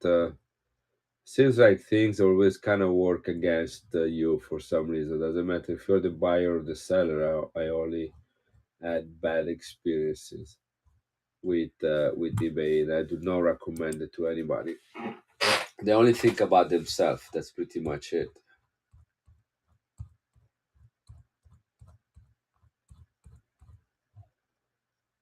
Here it is. Finally found it. Was the last coin. I was right. 90% silver, was minted between 1905 and 1919. 90% silver, and it's stone. And I think this one is in XF to AU, judging on the quality on the coin.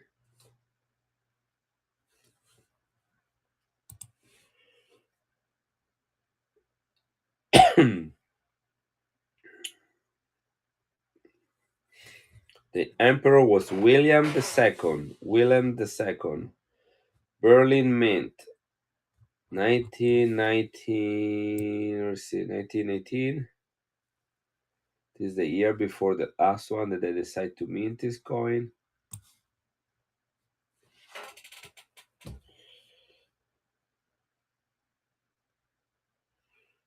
Again, beautifully toned.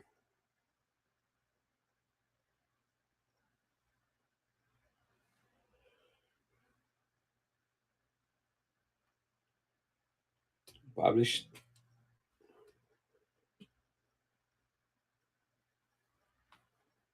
How you join your own stream to devices? What do you mean with the Yaxel? I have three devices connected at the same time. I have a laptop that I'm reading the chat from. I'm having a phone that I use to list items, and then I have another phone that has the camera on it. This one right there. Yeah, sometimes it disconnect and then reconnected. Hey Wilson, how are you doing? I think I mentioned you earlier. I ran a coin and I said to myself, if Wilson was here, he might have liked that coin.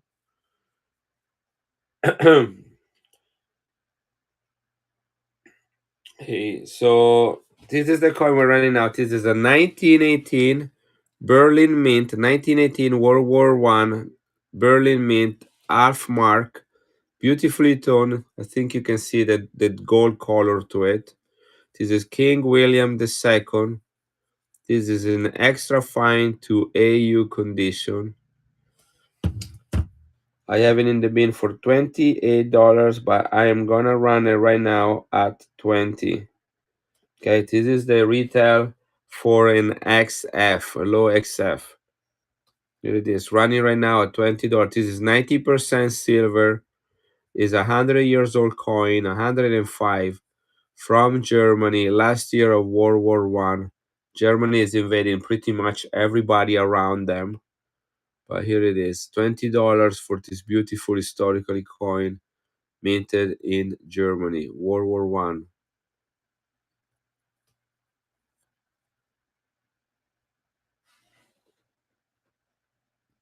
They still had him who? Hi Warren. This is the last year. This is the last year of the war, 1915 to 1918. Day is in the lead with $22. Yeah, King William was the king at the time. It is not on the coin. The eagle is on the coin, but he was the king when this coin was minted. Nice pickup. I'm gonna put this one in a flip for you, so it doesn't get scratched. Since this is a high XF low AU coin, and the toning is really really cool on it as well. Thank you for the bid. I believe this is your first bid of the day. If you bid on another coin, anybody, your second coin and any coin after that as well are going to be free shipping.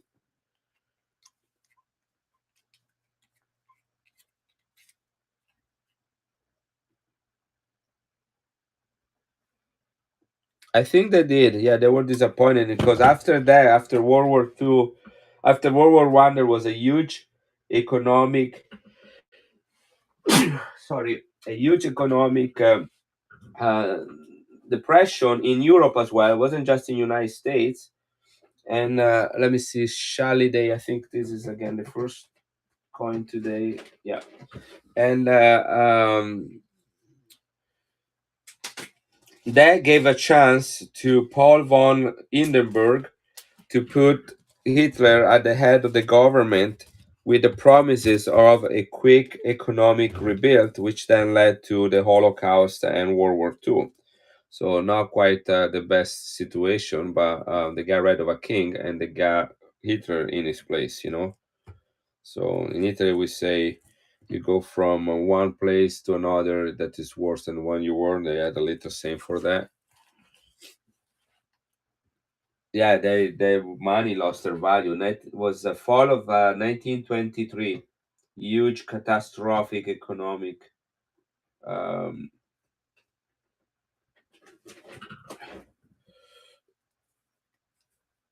Yeah, and then you got Italy, and then you got Franco, and then you got Mussolini. They all came in. I got some Mussolini coin, by the way. Let's see if I find the one right here. I had two of them that they run together the other day. I think somebody might have bought them though, because I don't see them here. Let me see. Is it this one? Oh, here they are. Here it is. These are two coins. This is World War One and this is World War Two. 20 cents from Italy, both of them. This is from, I'm gonna pull them out from here so you can see them better. This is a Mussolini coin. So Mussolini became head of the state in 1922. This is 1920, Italy. Got the R for Rome. This is the shield of the Savoy family, which was the king, that was the king of Italy. This is the face of Italy with some weight in their hand. This is the Liberty, which is flying free in the sky, bearing a torch, right? That's 1920. And then this one is 1940. That's 20 years later, right? Right there, 1940. Is it 40 or is it 41? Let me look at it. 1941. This is right into World War II. This right here, this symbol right here, the axe and the sticks and the Savoy shield, the same shield that you saw before. You see right there, the shield is the same right there. And oh, where did you go? Right there. There it is. That's the shield right there, and that's the shield right there by the ear right there. Okay. This is the Mussolini sign, the fascism sign. This is outlaw. You cannot show this one in Italy on social media. You have to edit it out or cover it.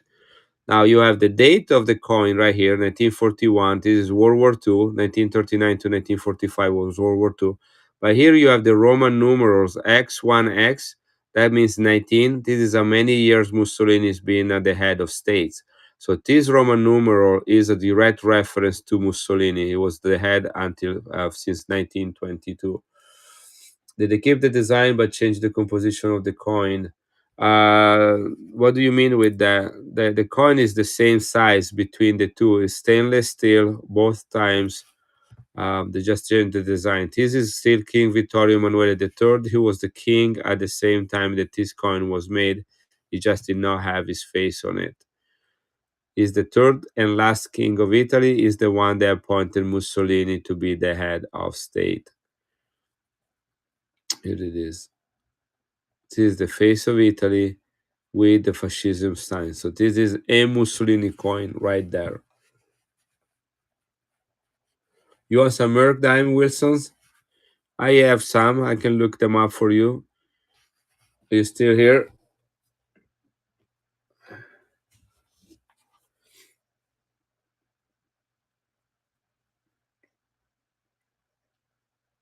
Is that what you want, Wilson? You want some Mercs? I might have some ready in my box next to me. Let me put this one up. This is 1941. These two coins. They are in the bin at $20. I can start them at 12 for both of them. Okay, you got two coins from World War One and World War Two from Italy, including a Mussolini coin. Ah, yes, the Merc dime has the design, this design right there. Yeah, when we say full lines, here it is, guys. They're running both of them right now. 1920 Italy with the Savoy king. That's the symbol of this king. This king was king for over 40 years. His father was shot in 1901 and he became a king very young. In 1901, he was king until 1945. Then when World War II was over, and Italy was basically one of the countries that lost the war, even though we joined the Allies toward the end, the king was exiled and Mussolini was executed.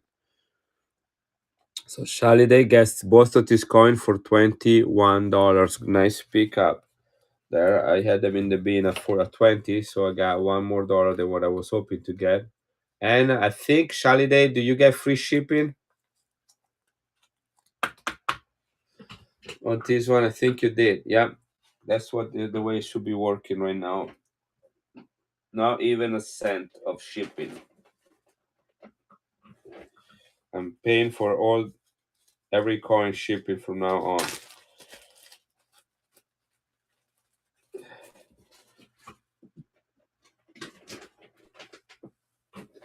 Let me see. I think I had a whole page of Mussolini coins right here. Or older coins. We'll see. What is this? What year? This is right before. But it does have the symbol in it, doesn't it? I don't know. I have to look at them more attentively.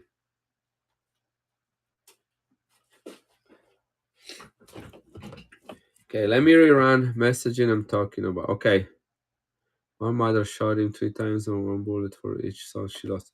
Yeah, I heard a lot of that stuff. Then he was hanged and his body was mutilated. Okay, I ran this coin earlier. I'm gonna rerun it. There are some new people here. This is a brilliant and circulated Austrian coin from 1934. Look how gorgeous it is. This is 64% silver. Absolutely gorgeous. No circulation at all. Totally gradable. In fact, I'm almost thinking this should be graded. It came straight from its original plastic sleeves. I like to take them out and wearing gloves so you guys can see the quality of it. This is Dr. Engelbert Dollfuss. He was the chancellor, the first chancellor of Austria. He died in 1934 and they mint the coin the same year he died. Beautiful girl. Look at the fields on this coin. This is 1934 Austria, 64% silver.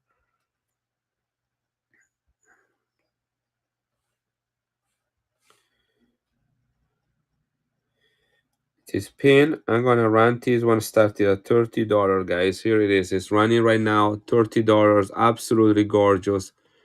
If graded, this coin is definitely an MS, and I would think this might be even a top population coins. I think they only have 1.5 million. I need to minted. I need to see how many of these were actually graded. Gorgeous coin right here from Austria. 2 shillings, 64% silver.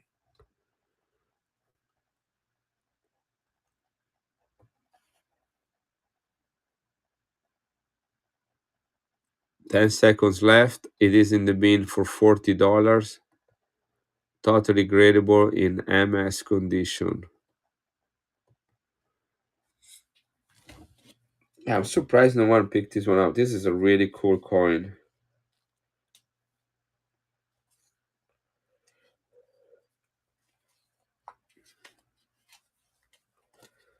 Let me see. How many coins did we sell before from the last one?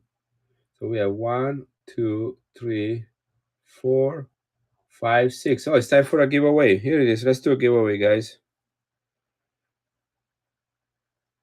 Here it is. Doing a giveaway. Every 6 sales, we do a giveaway, guys. No one say anything. Look at this brilliant and circulated 500 liras. This is 83.5% silver.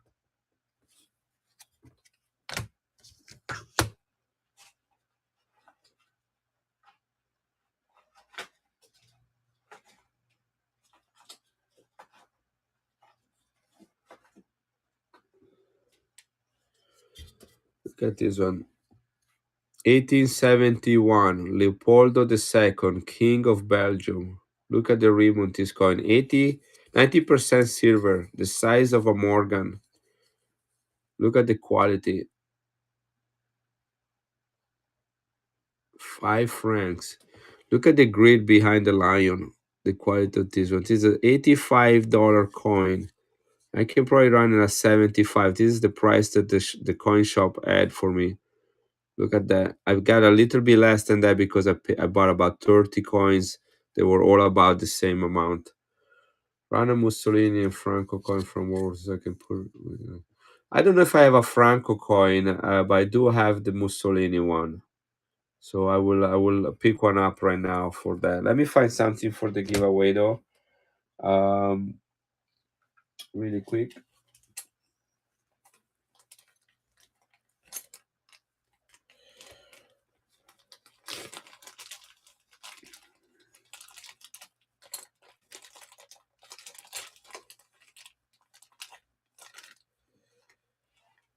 This is a Napoleon III coin. This is 83.5% silver.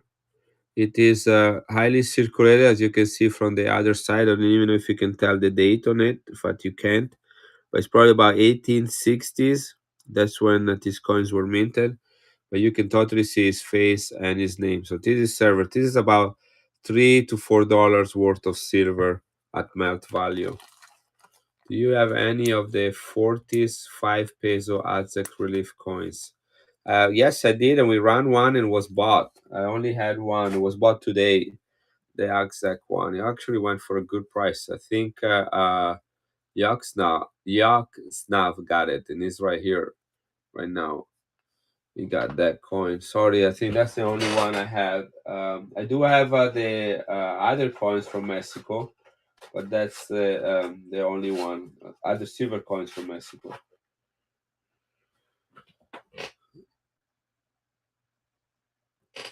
Yeah, let me see what I have here from Mexico left. I have another one from the Summer Olympics, the 1968 Summer Olympics. I have the 100 pesos right there with more what's his name?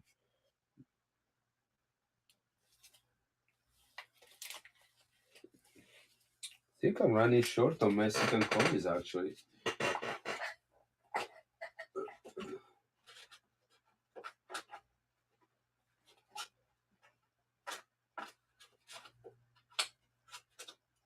Got Austria, China. Here's another Mexico, also from the Olympics.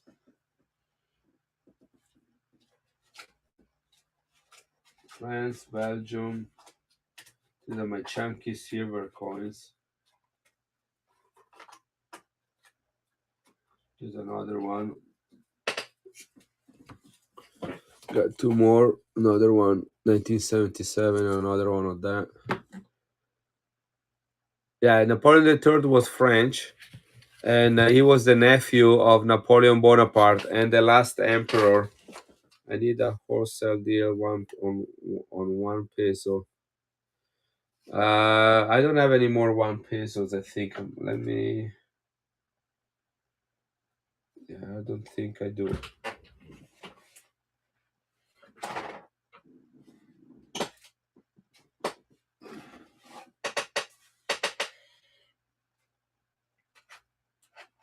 What is this?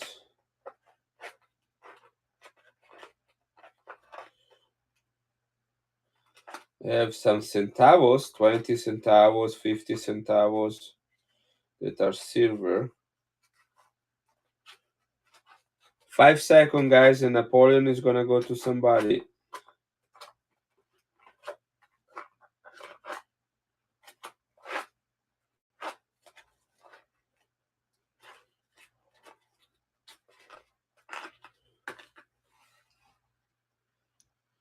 He was a very charming Miss Florida. Congratulations and welcome back.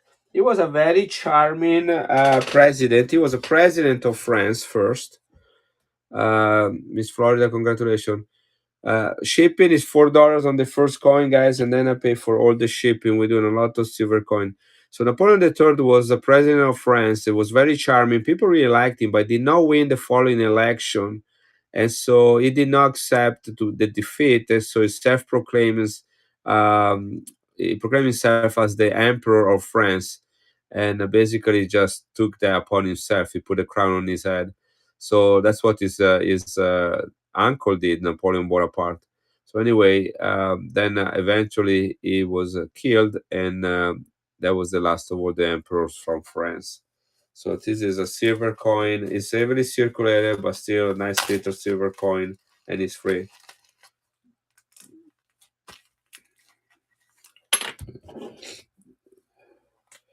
So Miss Florida, right? Every 6 sales we run a giveaway, guys. Miss Florida. All right.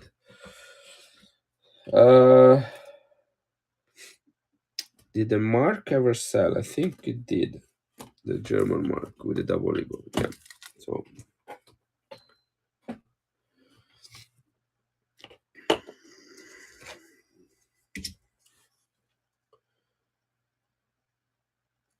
Do I have any Leopold? Any 20 cents pieces user? I don't, Black. I don't do a lot of US. I do have a few US things. If you guys want me, I can pull them out, but mostly I do things that are foreign, mostly like old foreign silver. That's what I go.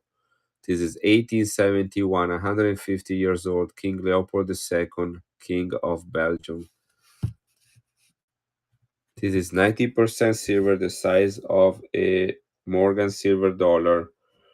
1871. I don't believe I have this one in my list, so I'm gonna create a listing just for this one. Here it is. 1871. This was minted 100 years before I was born, which you probably don't care very much about it. But 6 years before the Morgans were even minted. So that's quite an historical and old coin.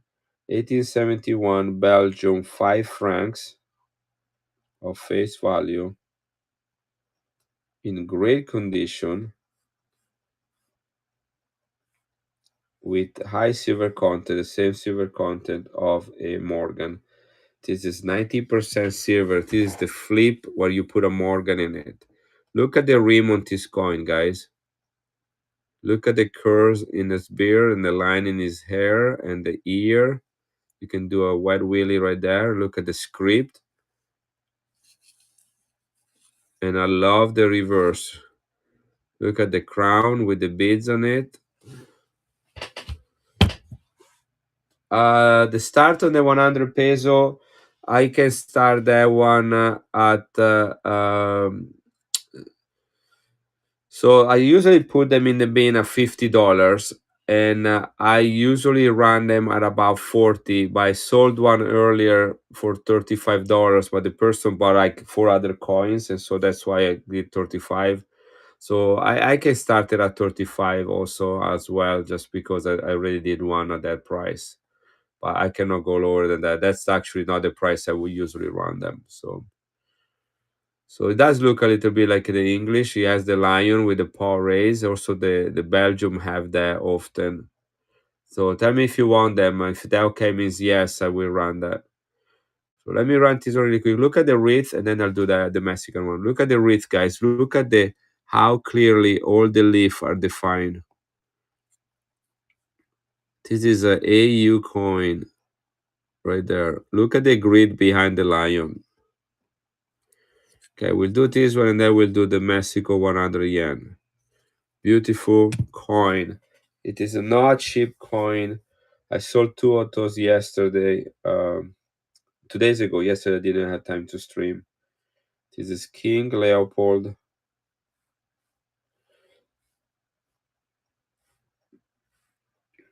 And I believe it's Leopold the first or the second. The second. King of Belgium.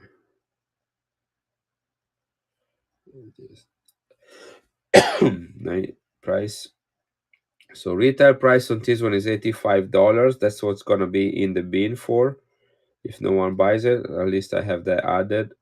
It will be faster to retrieve it next time. But I will run this one at 75. The guy I bought it from was a coin shop about an hour and a half drive from where I live. Had them listed at that price. What did I do? Here it is. But I bought about 30 coins, all about the same price. So it ran me something cheaper than that. And so I can pass that discount on to you. $75, 45 seconds. Here it is. I don't remember that part, Yaksnava. I don't know much about King Leopold's life, but here it is, 1871, guys, running a $75. This is 85 retail, 90% silver. Look at the quality of this coin. This is not just a simple dual coin. This is a large, chunky, high silver content. Okay. Wow, that is quite a username. 00000000. 10 seconds left, guys. Look how gorgeous it is. King Leopold II.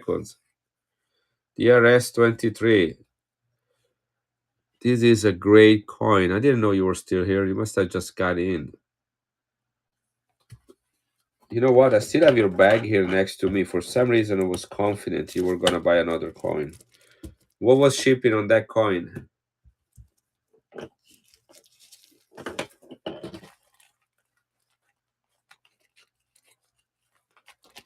It's a beautiful coin, by the way. You don't see very many of this one on here. Look at that. 25 cents. Okay, it gets to 40 and to $4, you don't pay anything anymore. Some people already had zero on their second coin. Good job, DRS. Okay, let's do the 100. Where did it go?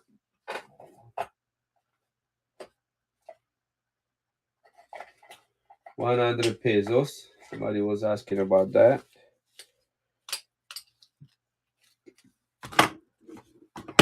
Here it is.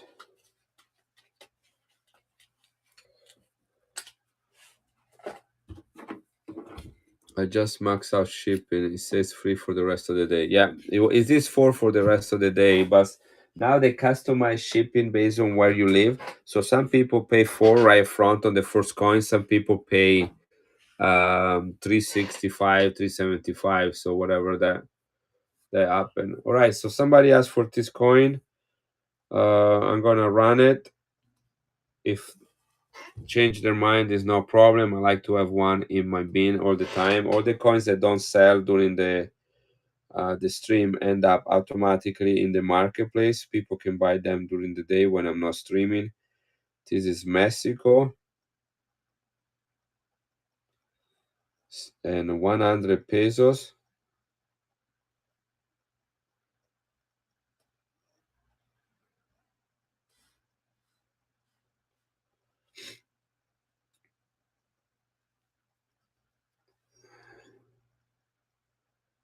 $100, and it is 72% silver.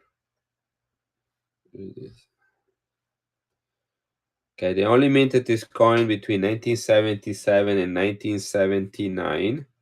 It's a large coin. That's the flip for a silver dollar that I'm using. And here it goes.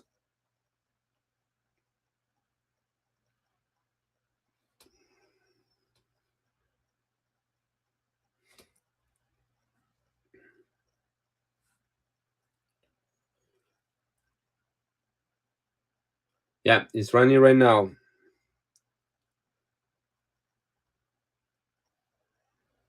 gonna start it at $35. It's in the bin at 45, which is retail. It's actually 50, so that's about $5 below retail because it's brilliant uncirculated, which I forgot to write in the description. And I'm running it at wholesale price right now. Here it is, $35. Dwight, no problem. Thank you for being here. I'm trying to do that as often as I could. This is 100 peso, 1977, brilliant uncirculated. What did I say to go red? What is go red?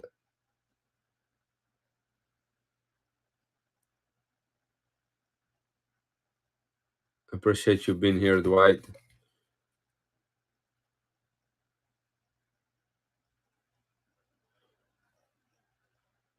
Gray looking coin.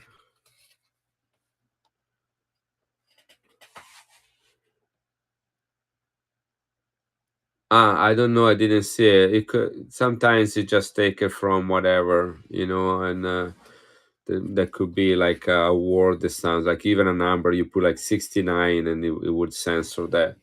Also, guess what? $56. Thank you for that bids.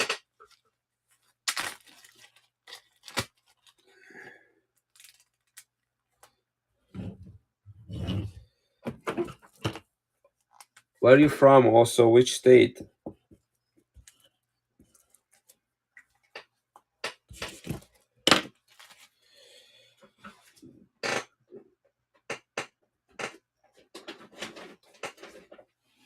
First purchase on the day.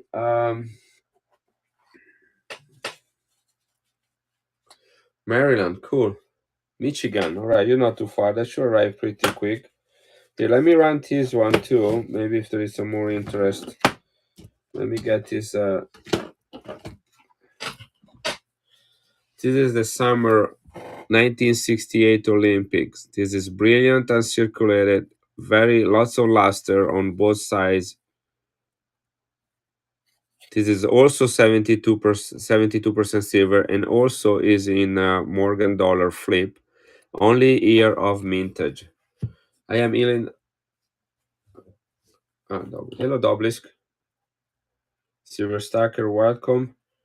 I think I sold all the one I had in my bin. Yeah, 1968. So let me at least add one more. These usually are pretty hot. People buy them fairly quick. So even if no one wanted, I like to have one in the bin for people to search for them. This is the 25 pesos.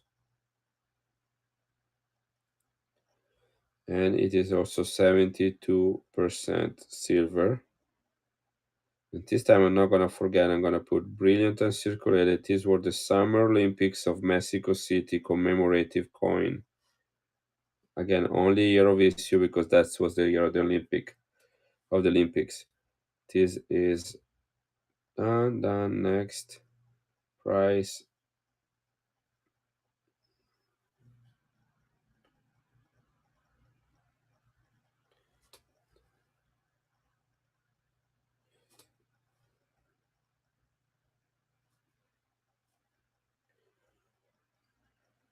All right.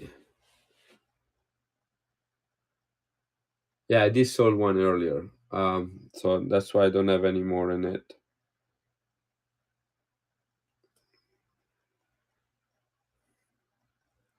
It is running right now for 45 seconds. Here it is. 72% silver like the coin before. Same size as the coin before, but this is a different. Same thing as brilliant as circulated. This is a 1968 instead of being a 1977, and the commemoration is the Summer Olympics.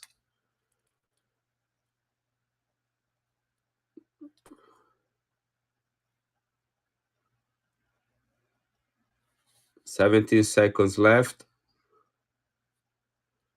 $35. Otherwise, we'll be in the bin at 45. 4, 3, 2, 1. All right. No interest. Okay. Let's just move it in the other place.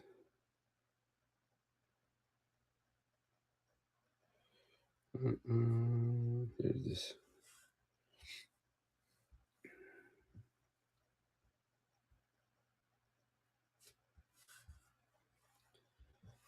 Okay.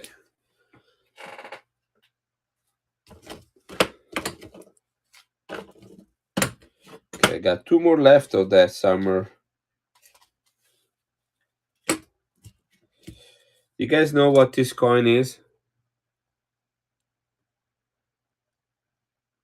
Do you know what the name of it is?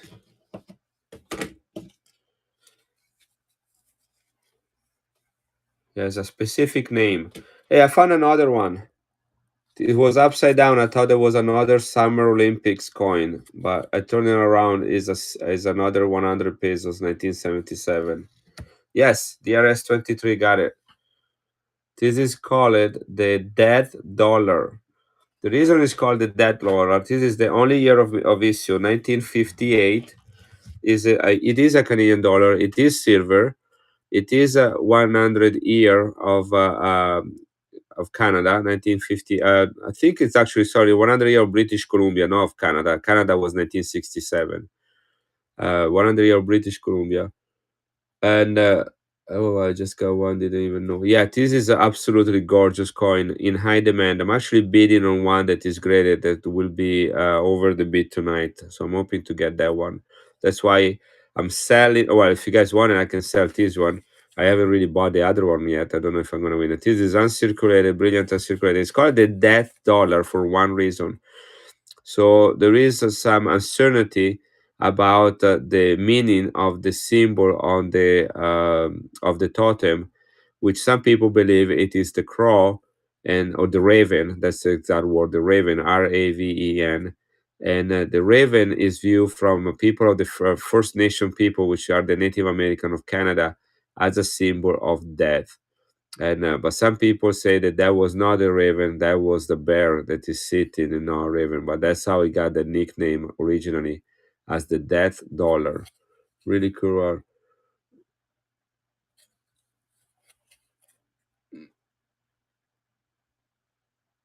Who just died? Yeah. So anyway, gorgeous coin right here.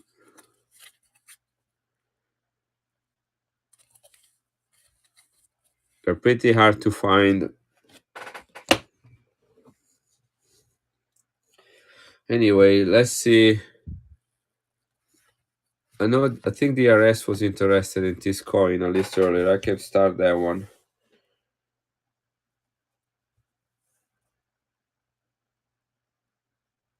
No, it's not because of that. Would you happen to know the mintage on the that dollar?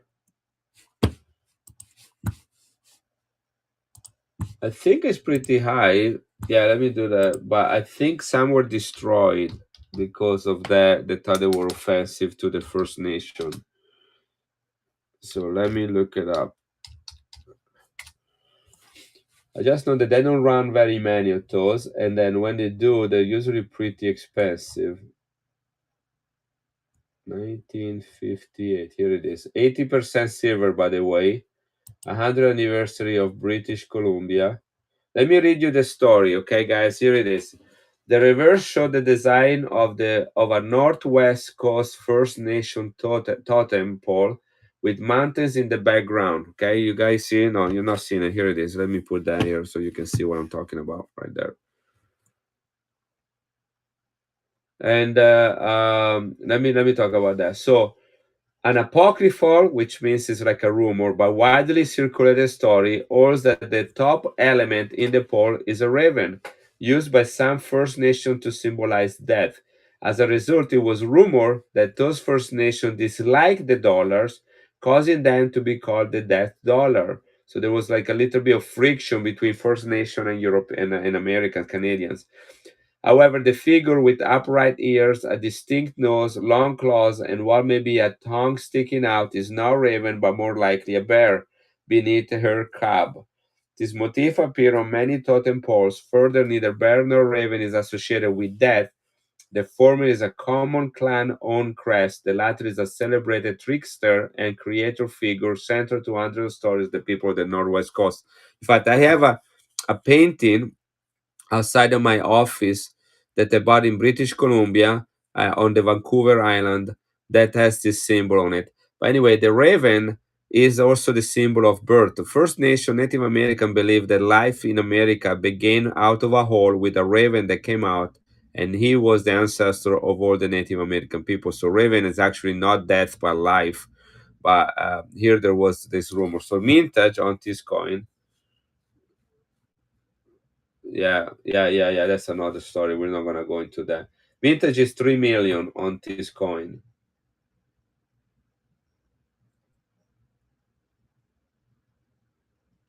Yeah, this is a beautiful uncirculated coin. Um, yeah, it goes all over the places for prices. I mean, Heritage had an auction in 2021 for an uncirculated one. It went for 120. Another one in July of 2021 for 162. Those are little bit crazy places, prices. They shouldn't be this high, especially if it's not graded. But here it is. This is more reasonable. This is an ungraded by Heritage Auction 2019, $47. I think that's what it should be at this coin. Yeah. So I'm gonna put this one in the bin at $50, and I'm gonna run it at 40 if anybody's interested. And as I say, I have a bid open for $100 for a low graded coin, a 62. I totally believe this one is an MS right in that range. But I have in an open bid with a maximum bid of $99 on one of those graded that should close tonight. So I'll know if I got that one. Only year of mintage, 1958. This is Canada. This is $1. This is 80% silver. Is call it the death dollar.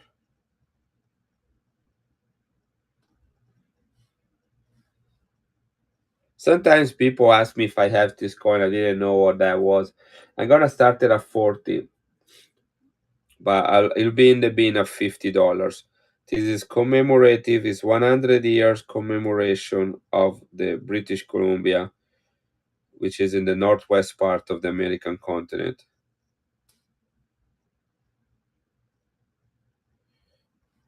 Of BC, British Columbia. All right, here it is. This is ready to go. Done. Next.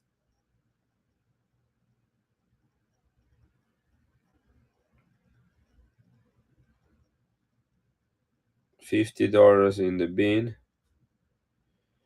Buy now, shipping, and no offer. Right. So I'm gonna run it at 40. The dollar with the goose is the 1967, and that is the anniversary of Canada as a nation, not the single provinces. This is the anniversary of British Columbia, which is one of the provinces. Um, Here it is. Canada, 1958, that dollar in BU. I didn't put BU, but here it is.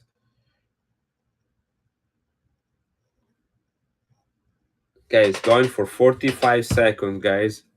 If anybody want it, this is a great story for a coin. The dead his nickname is the dead dollar. If anybody ever asks you what a dead dollar, if you have a dead dollar, then now you know what that is.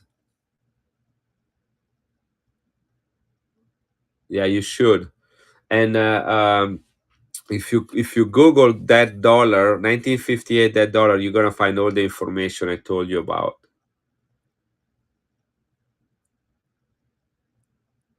Yeah, I'm gonna see if I'm gonna get mine tonight. I'm gonna look right now to see how things are going with it. Um, mm, mm. Winging it gets this one. Yeah, it looks like it is $83 right now.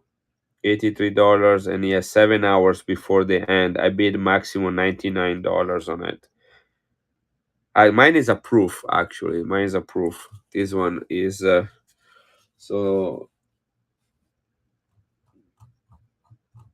they don't have a proof, so maybe it's a proof like they never minted a proof. So they in fact it's PL, not proof. Here it is, proof like. Right, this is the one I'm bidding. PL66. Who got this one? Winging it. Beautiful coin. Beautiful coin. It's the only one I have right now. Hopefully I get the one that is graded tonight. Winging it got the Balboa today too, and the Filipino. Wow, cool. Cool coins.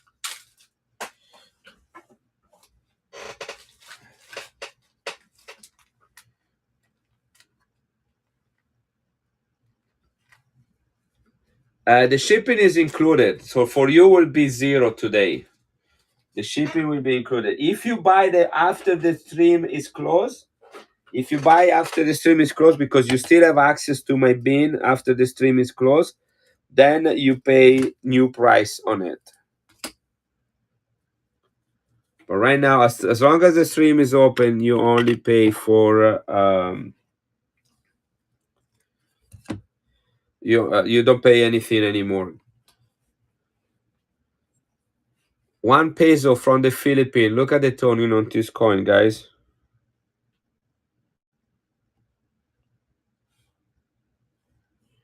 This is the lost San Francisco dollar, minted in San Francisco, 80% silver, only 10 years after the end of the war. Where did he go? Here it is.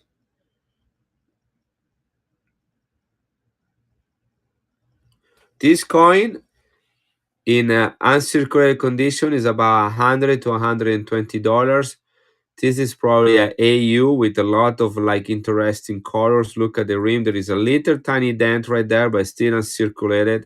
That's just probably not very good handling. So I'm gonna run this one at $55. Actually, I'm gonna take one more. I'm gonna take $5 more off. This is gonna be $50, and it's running right now. Here it is. But look at the toning on it. Okay, I'm not even pricing the toning. This is one full peso from the Philippines, guys, minted in San Francisco. Here is the S.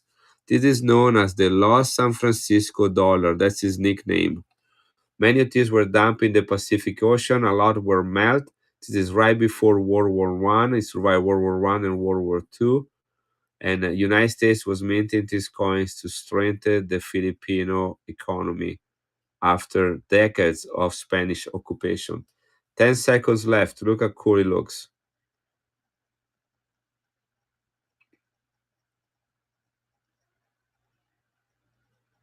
Winging is in at $50, getting a heck of a deal on this coin. I sold one to Marcy Love. You guys know Marcy Love. She bought it. It was in a folder for $120. She bought that coin. That was the only difference between that coin and this one was a folder that came with it. Wingate, great pickup. I'm gonna put this in a flip and put that in your bag with the other cool coins. You got the 50 centavos before too.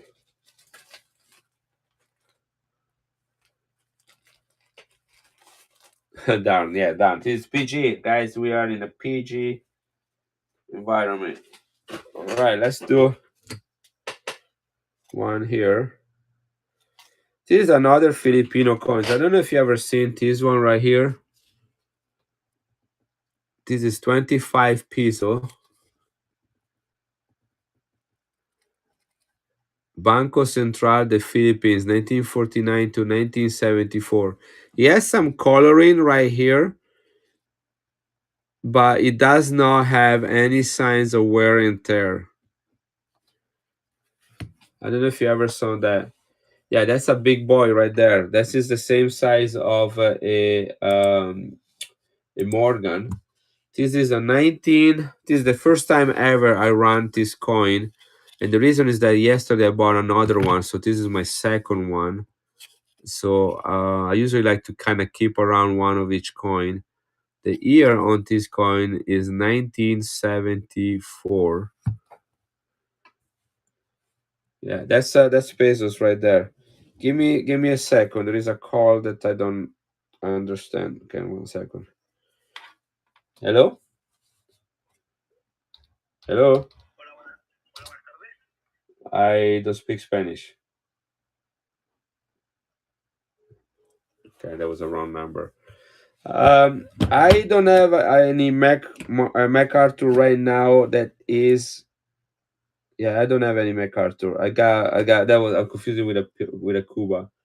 Um, I might have a graded one. I'm just looking at my big coins right here, the big ones, the big babies that I have, and this is another Filipino coin. Yeah, but this is stupidly expensive. I'll show you this to you, but let me figure out one things about that coin right now, Philippines, and then I'll show you this other 1 peso that I have. That's from Spain, the Spanish occupation. So this is right here, right there. This is 90% silver, and it's the 25th anniversary of the central bank. That's the central bank building right there. This is 25 pesos. 25 pesos right there. They call them peso, but is what they change pesos. So understand this, all right? So I have some good friend from the Philippines, and their last name are all like Hernandez, Chavez, and I'm like, why you guys have Spanish name? That's when before I got into Filipino coins, and that's because of the Spanish occupation. Spain was in the Philippines for decades, all the way to the Spanish War in 1898, when United States defeated Spain and sent the troops back home. For a number of years, Philippines retain their Spanish influence, and so although kind of like in United States, they hey Mogado, I was just talking about you while having coffee with my son at a hipster coffee shop here in the city. Thanks for the great deals. Hey, no problem. Mogado, you bought that dollar the other day. I just sold another one right now, and I just happened to have it, and I might get one, two more of those coming in. I really like those. So anyway, yeah, they love United States dollar, the Philippines. But anyway, they kept the legacy of calling the coins pesos in the Philippines. Philippines is an Asian country, and they were using coins with a name of face value that was Hispanic with the peso. So eventually they changed the name from peso to peso. So this is 25 peso, which will be the equivalent of 25 pesos in face value, right? This is 90% silver, uncirculated, as you can see. You got some spots right there. This coin was not meant for circulation. This is a commemorative coin with high silver content, celebrating 25 years of the establishment of the central bank. Keep in mind on those notes when they come in. Which notes we were talking about, Mogado? Completed the Canadian ones?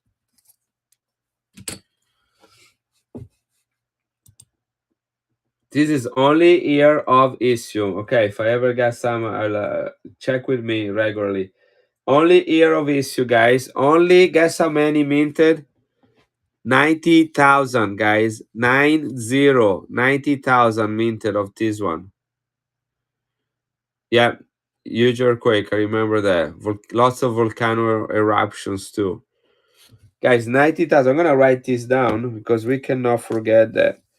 This is Philippines.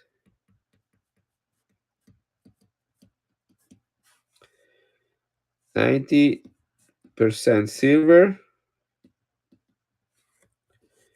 25 peso from 1974, and 90,000 minted. That is a very low mintage number. Okay.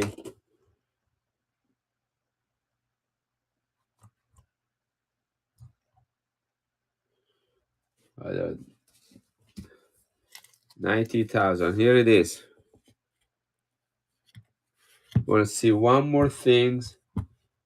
Just the silver content of this coin is $20. Just the silver content. That's not even considering the numismatic value. Just want to see when it was minted. If it says that anywhere, I would guess it is minted in. In the Philippines at uh, the Manila Central Bank, because it's a coin celebrating the central bank, but it doesn't say that name. Anyway, here it is.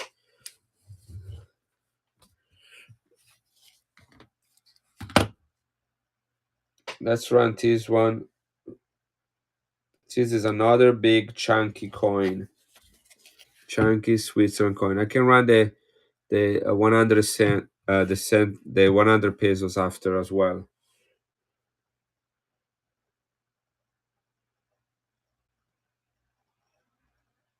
Yeah, that's what I write all the time. I try to write really detailed description and add a photo as well. That's why it takes me a little bit between. This is not a sales that you just sell coin. This is a I inform people about what is that they're buying, and then they buy knowing what is that they're getting.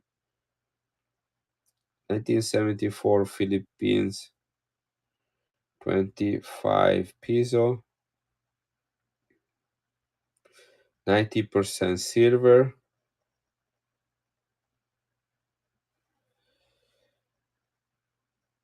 only 90,000 minted,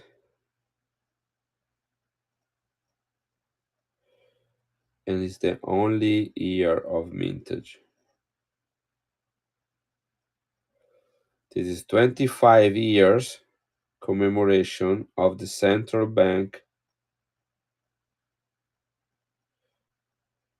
of the Philippines. All right, you got all this information written down. If you ever buy this coin, you know exactly what this coin is. That's what it's all about. Okay, I'm gonna put this coin in the bin at $50. Again, 90,000 minted, guys. That's crazy. Thank you, Yogsnav. I try to stream every day, Monday through Saturday. I do not stream on Sunday. I consider Sunday to be a different day, and I'm trying to live according to those standards.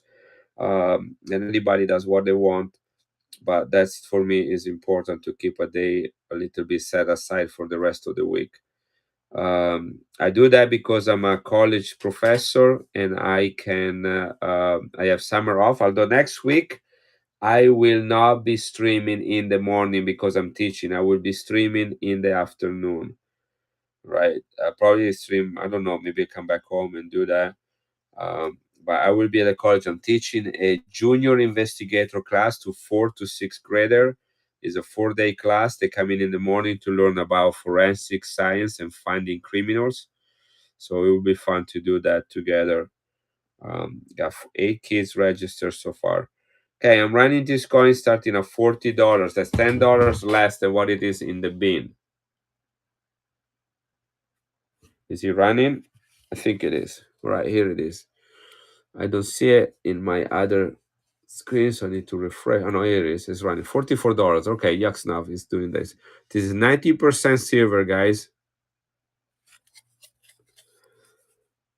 Don't go too crazy on it. It's a nice coin. I think $50 should be where it is what it should be.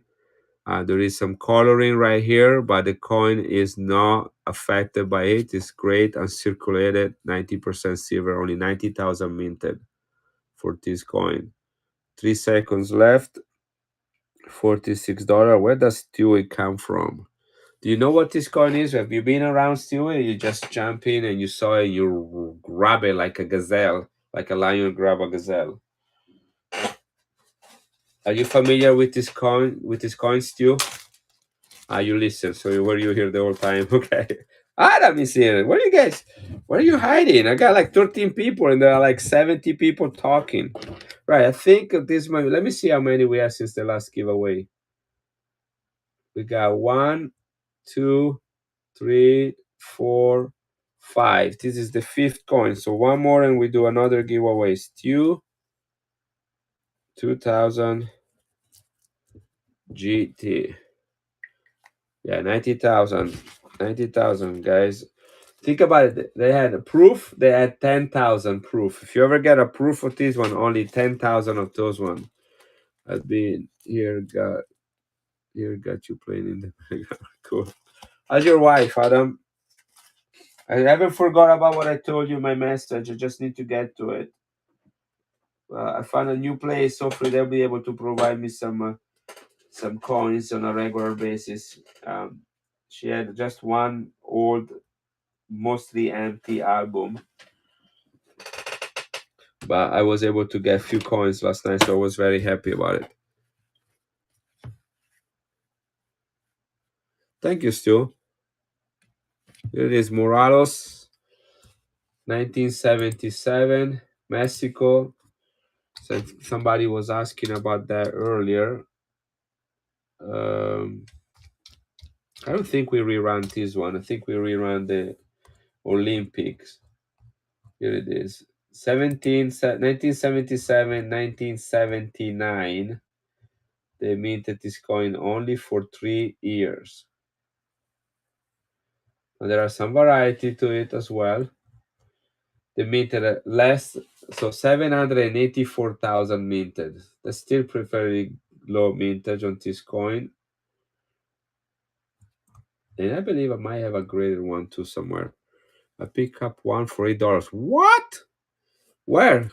I'll buy for you for 9, 10. I'll give you $10. What happened? Was the guy sleeping? Or the people just one person in the room? The guy didn't know what was worth it? Well, how did you get that for that price? I do get good deals like that, so I shouldn't complain. Yeah, that's crazy. I've been trying the other day to get some of this one, and it just keep getting in the 50s, and I was like, yeah, whatever. But not what we're gonna do here. I'm gonna put it though for $50 in the bin, but I'm not gonna run it at that price.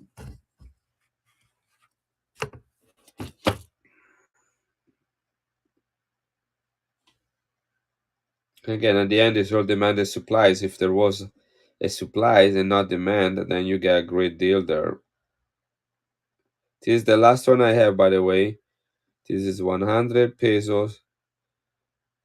I can try to do one more Filipino. Yeah, I have one here I want to show you, but this is a really expensive one.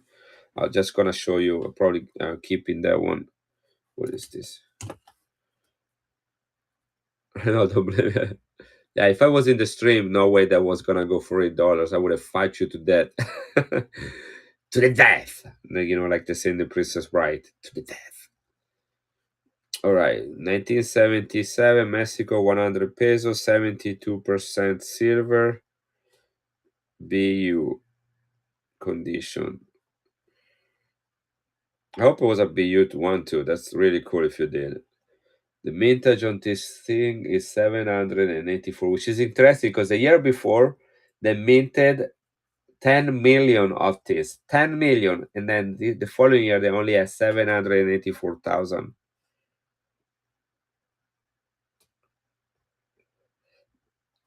That was the last year. They only minted 77, 78, and 79. Oh, sorry, I made a mistake. This is the 77. 77 is 5 million minted. Never mind. 79 is the rare one, guys. Keep an eye for the 79. I just got caught up. This is 77, right? And the guy on it is Morelos. This is called the Morelos coin. Morelos coin. All right. We got it.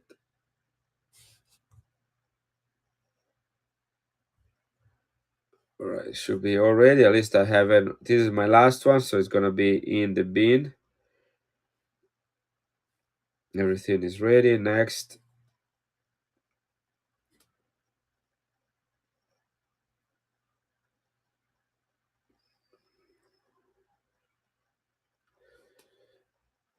Gonna pin it. Where did it go? Here it is. This is the coin we're dealing with right now.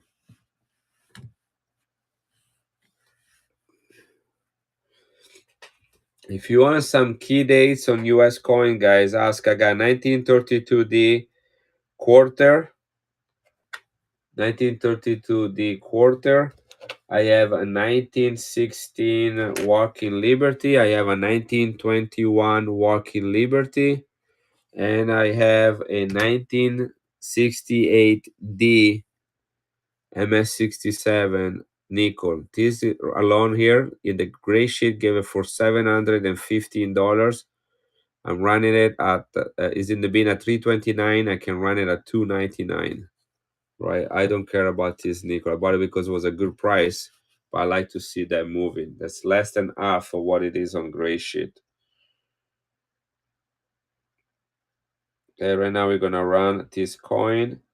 And I'm gonna start it at, if I can do it, $40. Here it is, running right now, guys.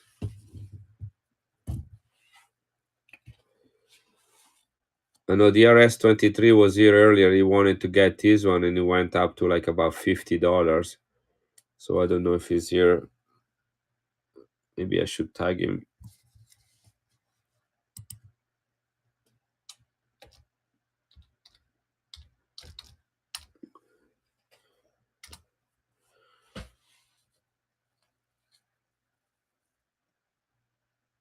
Hey, hi Italia.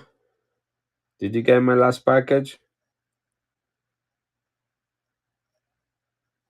5 seconds left.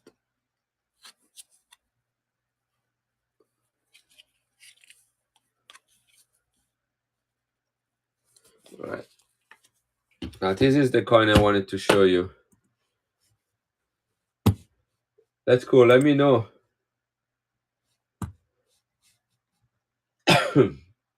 If you guys ever find anything wrong with any of your coins, let me know. I'm gonna make it right to you. I'm not perfect, so sometimes I do make mistakes. This is a 1897, guys. 1897 This is the year before the end of the Spanish War. This is Alfonso the 13th, right? 1897. This is pre-Spain. This is Hispanic Philippines. So this is a rare coin. Here it is, 90% silver, only minted in 1897. Only year of mintage. Okay. Look at this coin, guys. If you ever saw Hugo, what is the 1979 100 peso? Hugo, what is it? It's 1977. What is 1977 going price? Okay, I got you. I got what you're saying. Sorry. Let me do 1 second. Let's do something.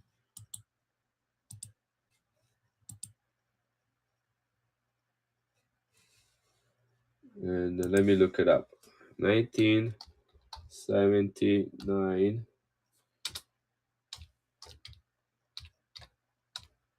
It's only 1/5 more rare. Here it is, 1977. Yeah, 78 and 77 are fairly common. 77 is 5 million, 78 is 10 million, but 79 is 784,000. The price is similar to the 1978 and the 1977. I'm looking. Let me see if Heritage has anything listed. Doesn't look like there are a lot of comps.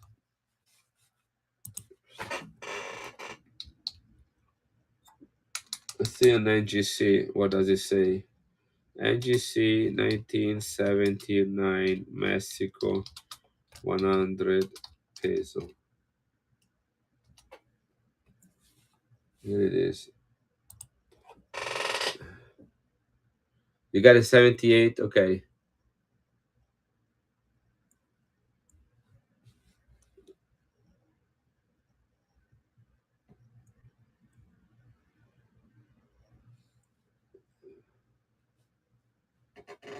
What is the 76?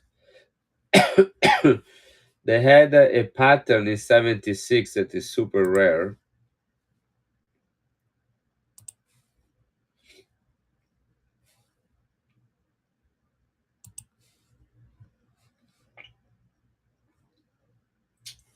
So, all right. So an MS63 for the 1979.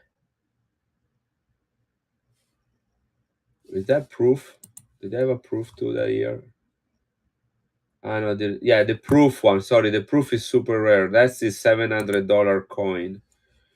But the 79, the 79, the 78, and the 77, they all go the same price, all three of them, even if there is a huge difference in mintage. The only one that makes a huge difference is the 1979 proof. They don't even have a number for the mintage for their coin, and that's $700. Yeah. All right, so let's look at this one, guys. Look at this. This is the Spanish. This is Spain coat of arm right there. Spain coat of arm. But it says the islands, the Filipino islands, Isla Filipinas, 1 peso, 90% silver, only year of issue, with a young Alfonso the 13th face on it. Right now, let me look it up because I'm thinking if this became a king very, very young. This is the year before the end of the Spanish War. This is Alfonso 1, 2, 3, 13. Okay, Alfonso 13, right there. Alfonso 13. He was born on May 17, 1886, and died in February 28, 1941.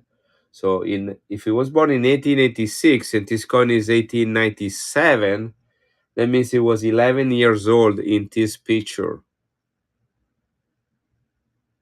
You have an Hidalgo one, okay. That's cool. So this is the image of the king. He became king at 11 years of age.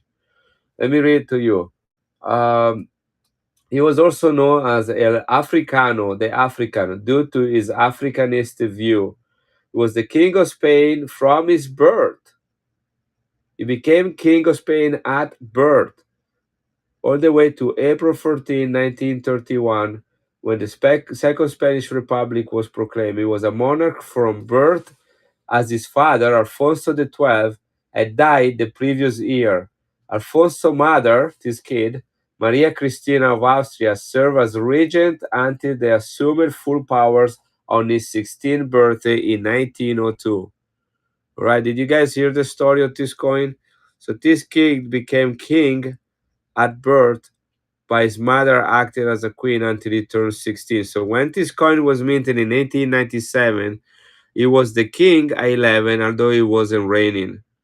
And this is the coin minted in Spain only in that year, because the following year, the Spanish troops were sent out from the Philippines, and United States took over, right? So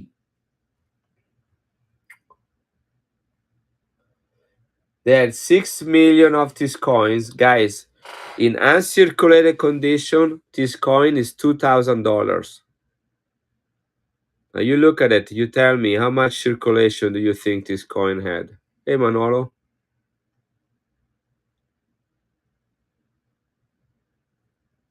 $2,000. In AU condition is over $500. Yeah, look at this one. There is one here from Heritage, an MS63 from Heritage that sold for $3,840 on January 2023. An MS63 in December 2022 sold for $9,000. MS61, $990 on October 2022. $2,640, MS63, July 2022. They're all heritage auctions.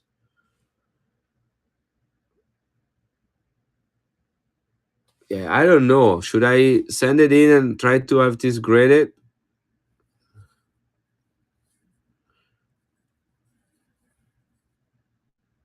Nice stone into it. I'm always afraid they come back and say clean, and then I pay $22 for it. You want to? You say you would or you'll do it, Von Breaker? So let me look it up.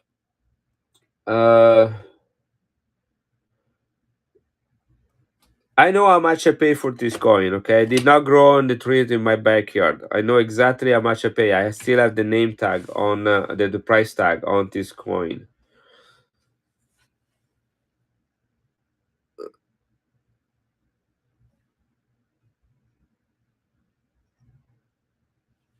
Okay, what do you think is the grade on this coin? Because I'm thinking this is a AU right here, but I don't want it to. At least a AU, 58 still.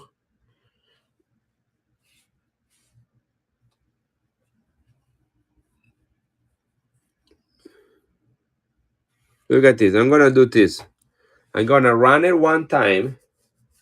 Yeah, I think the same thing. I'm gonna run it one time at 350, guys. Right? 350 is below AU. Right? I'm gonna run this one at 350.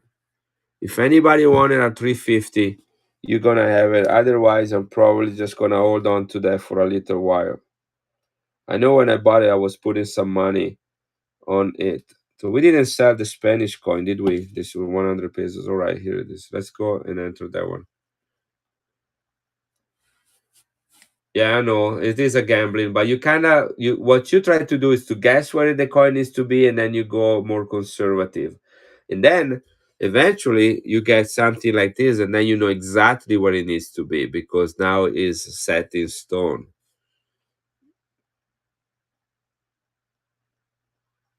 So let me see right here. Yeah, I need some cash. I'm going to Pittsburgh, guys, in a little bit over a month and a half, and I have about 100 coins to send in to be graded. That cost me $22 a piece.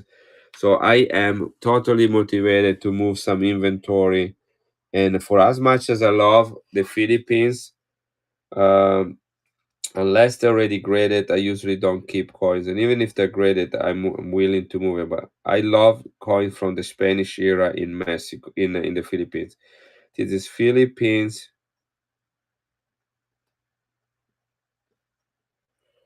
This is 1 peso, and it is 90% silver. Only here, King Alonso the 13. Right. Here you go. Any news on the San Marino coin? You know what? My son went to the post office this morning. He said there was a package that needed to be signed, but he didn't tell me until the post office was closed. So I wasn't able to get that. But I haven't received any emails about that being graded. I can look it up. I can tell. Look, let me run this coin, and then we look together on the NGC website. Well, actually, I'm already on it. So I have World World Modern. That would be the San Marino one. They are grading, encapsulating, and imaging one badge, and they're grading and quality control the second badge. And then I have other World Modern grading, encapsulating images, and another batch of World Modern encapsulating. And then I have another one from the World, and they are grading quality control. Yeah, doesn't look like anything has been shipped, so I don't think that was the one that is in the post office. They want to keep you sending back for regarding but what's the guy running. Okay. Yeah, it's that. I will let you know. I got, you got one coin waiting, Italia. I got 100 waiting, Broncos, welcome. I don't know, Stu. I don't know about that. It's my first time sending all these coins to NGC. So I sent it to PCGS earlier this year, a few of them. There nothing special happened there, and now I have about 100 of them. But I'm gonna have some special one going in the next batch. I have 3 CC Morgans going in. I'm gonna have a gold coin going in, and a Civil War coin going in. That if it turns out to be real, because I don't know, no one can tell me if it's real. It's gonna be a nice surprise. Anyway,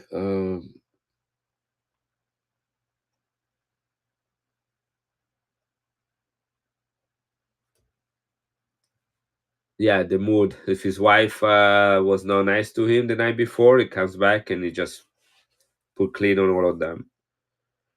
If his wife was nice to him, he gave MS-73 to everything, as he says, especially if he does something a little bit funky with him. So that's how it is in life. All right. So I think I'm about ready with this coin. I don't know what else to write besides what I told you. I'm gonna put this one at 350. Consider I'm gonna pay 10% to one not for that. So I really hate to sell coins that are expensive. But again, this coin in uncirculated condition is over $2,000. Yeah, look at here. There is right now there is a buy now for $646 for a AU53. Okay, AU53 for this coin buy now $646, and it looks like crap. Got a lot of scratches on it. All right, guys, I'm about to do something crazy. Probably gonna regret it.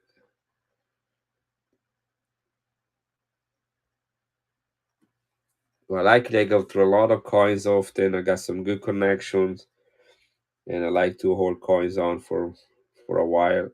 Taking a longer time than usual to load it. So I think some little spirit in the phone says you should keep that.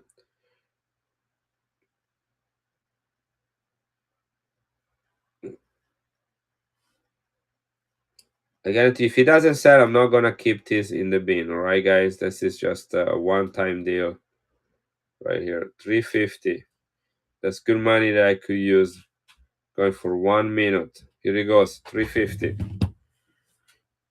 If you had time to look it up, guys, you know what this is.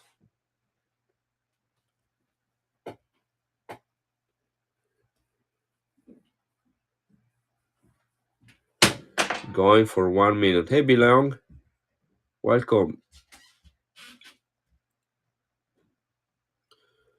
I'm gonna have Vanguard looking at it before if I ever do that, and then maybe Hurters if they're there too, and then kind of take his advice on that. Although it knows more about US coin than it does about foreign coins, but grading is about the same. He knows what to look for. Here this guy 350. That is a AU mid AU low AU condition. 350. We just there is a greater ones. AU 53 going for 640 guys. Not takers. All right. This is gonna stick with me a little longer.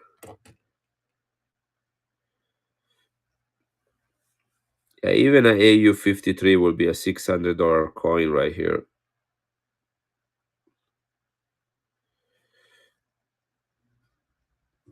My fear is always if they're being clean, because some people just clean them very light. Hey Zesty, thank you for your raid.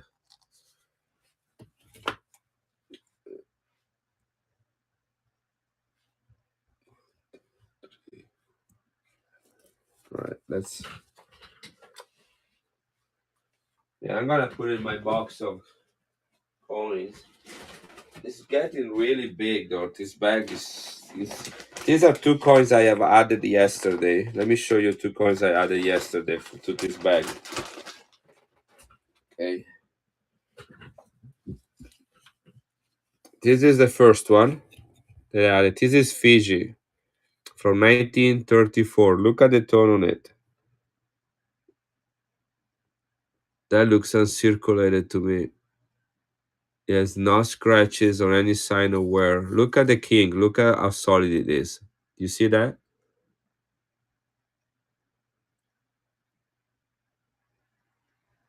George V. This is one of the strongest images I ever saw of him.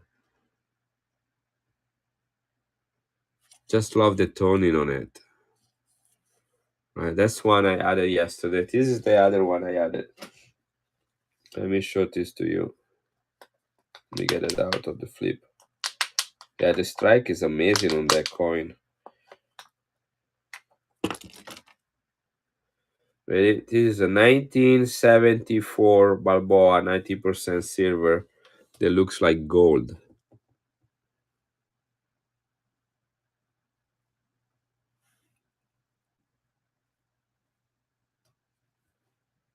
Proof.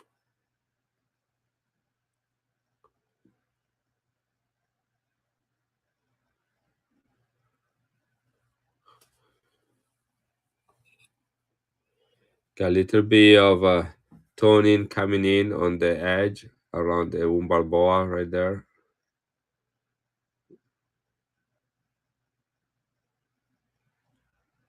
Yeah, this is just really, really nice.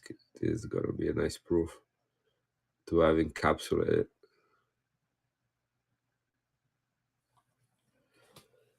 Anyway, if you guys like coins like that, especially those that end up in the top population, I got some really cool. I sent you a picture on your. Okay, I will do that. I will look at that.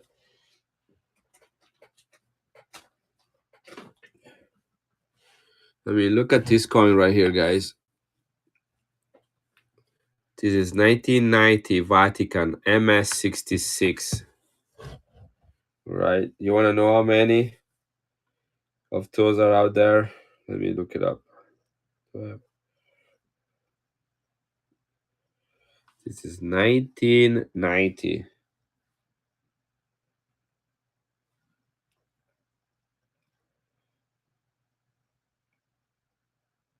You ready to look it up? You go to the NGC website, right? Then you open the NGC app and you scan it, the coin. Here it is.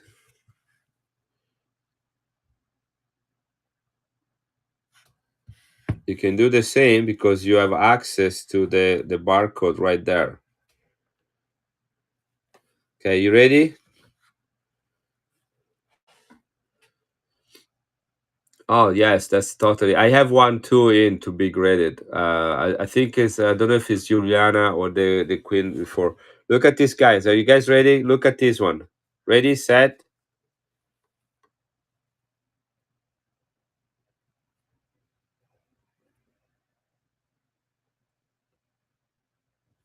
You read that?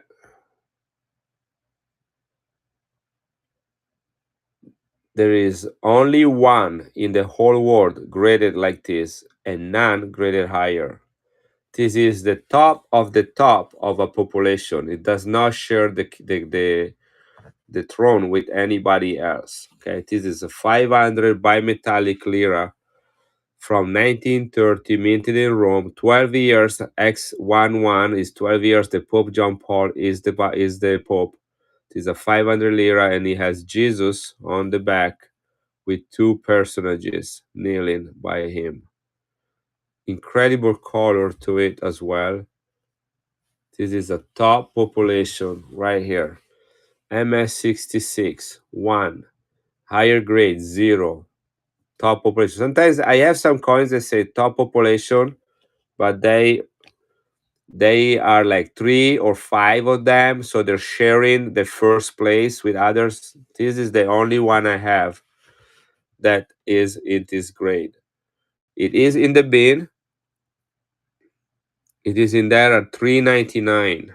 Right, that's it. That's the coin, 3.99, which is not bad.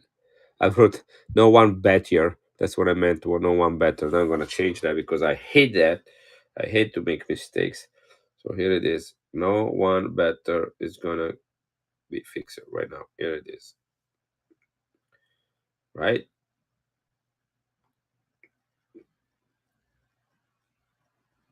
Here it is. Okay, guys, I am going to run this coin right now. All right, it's in the bin at 3.99.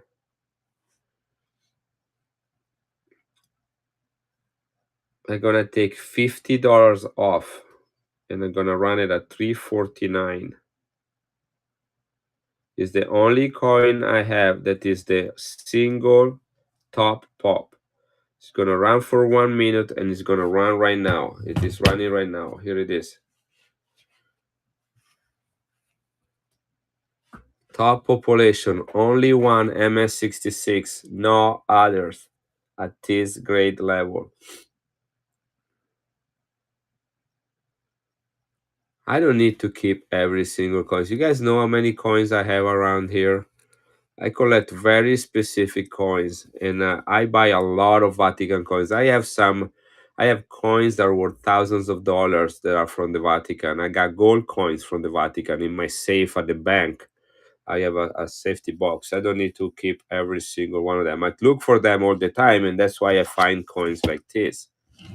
But I have hundreds of Vatican coins. I probably have close to $10,000 at least. I have a set of 12 silver coins that's worth $1,000. But you guys, if you want to have it, I can look. I'm gonna run it one more time if you're thinking about it.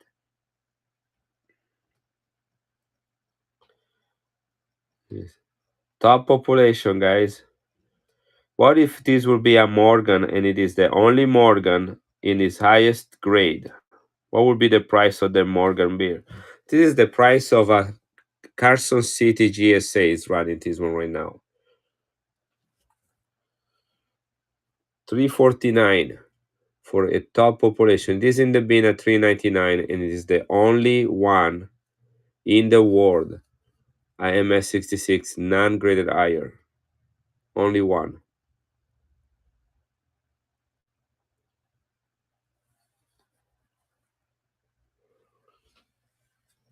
$30 more seconds, guys. If you're thinking about it, it is in the bin at 399.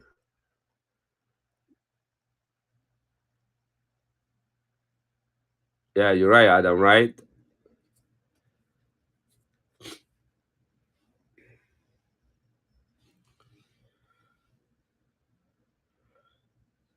Well, if you guys want it or you change your mind, send me a personal message and we'll see what we can do about it, all right? But this is it. Again, I cannot keep every single coin that I have, and I'll be happy to see more of my inventory move.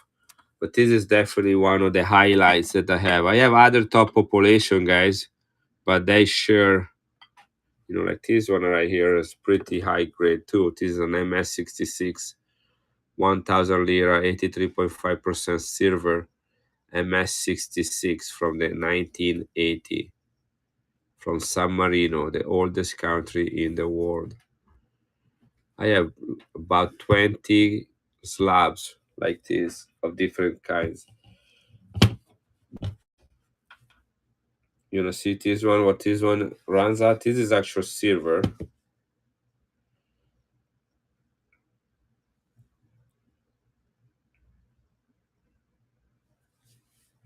Okay, that's the one I'm talking about right now. This is a monk that started his own movement in 600 AD. Right, here it is. 66, that's what it is. Only 5 in the world, only 1 graded higher. So see, this is not a top population right there. But still, 1 out of 6 that are the best.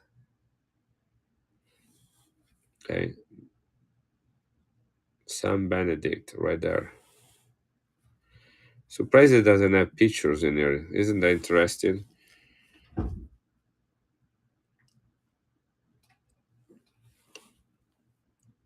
This is 1980.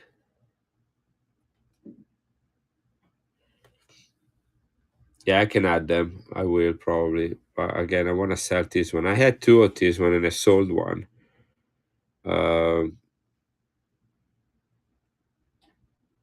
Here it is. This is in the bin at 349. Only 125,000 minted.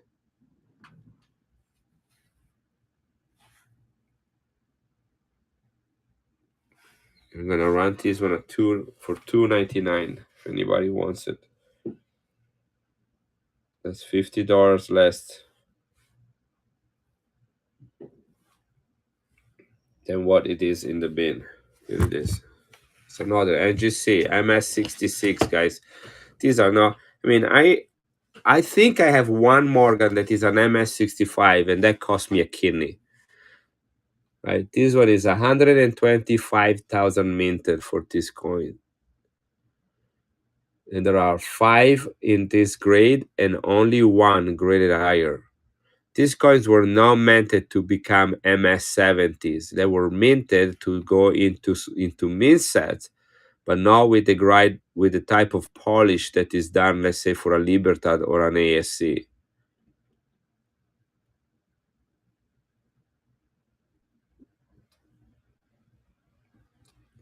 $299 for a coin that are only 6 in the whole world graded at this grade or higher. Silver from the oldest country in the world.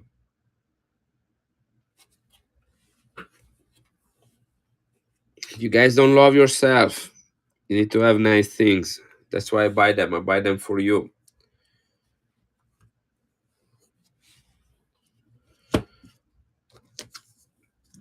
Let's do something cheaper. France, 1837, Louis Philippe I. Let's see if anybody wants that.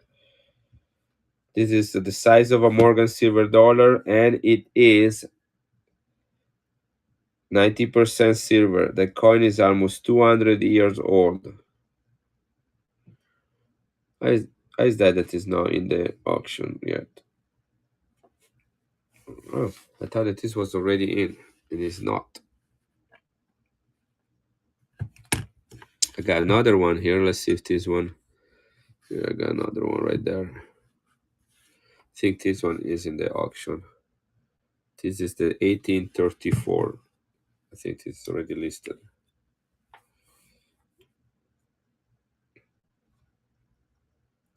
This is it. 1834. It is in the bin at $65. I'm gonna run it at 55.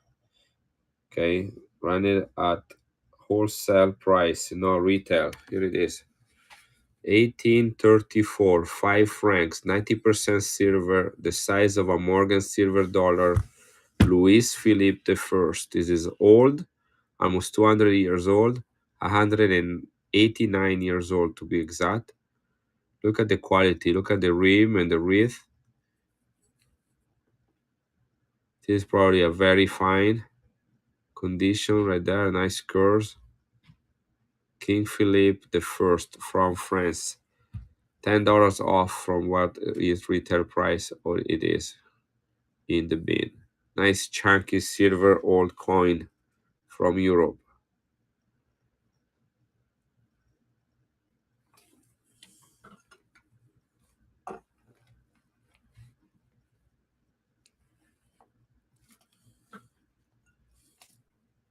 Balboa. This is a 5 Balboa. Look at the fields on this one and the toning. This is 1970. These are the games of Central America. This is 5 Balboa. Look how thick this coin is. Let me show you in comparison to a. Look at that. This is what a half dollar is. All right. I'm going to put it close, try not to ruin it. Look at the size, the difference, and look at the thickness.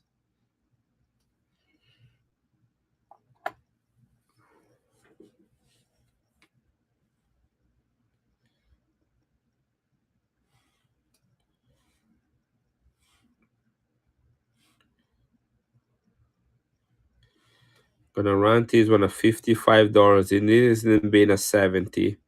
This is 5 Balboa from Panama. 45 seconds. Incredible condition.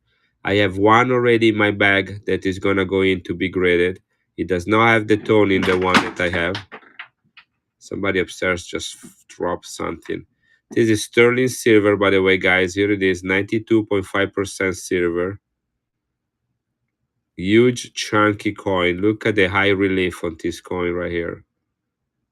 Limited edition. I think they only minted. How many did it do? Franklin mint. I think it was 55,000 minted. 10 seconds left, guys. 92.5% silver. Huge coin. A lot cheaper than the coins I showed you before in the slab. There's something cheaper than that.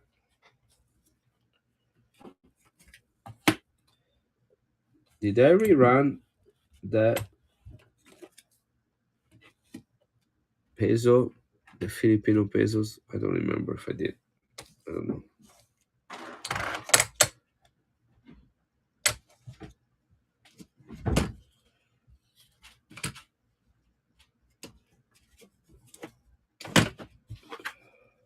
I have one here. I wonder what happened to the previous one. Did I sell the 1908 peso to somebody?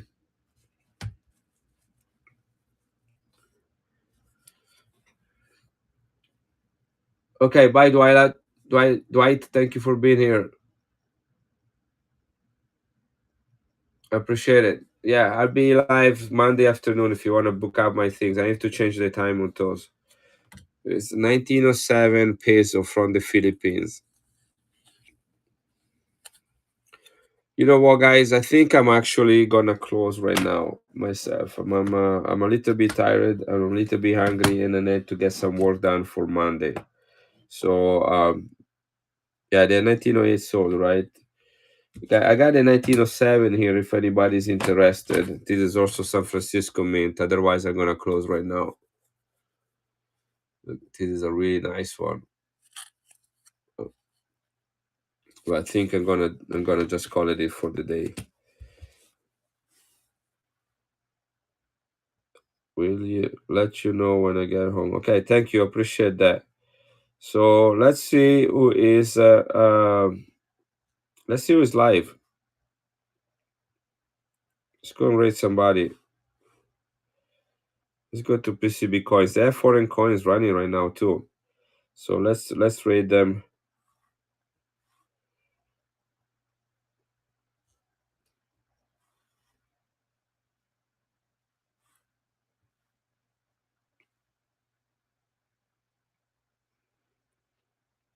You know what, guys? I think I'm actually gonna close.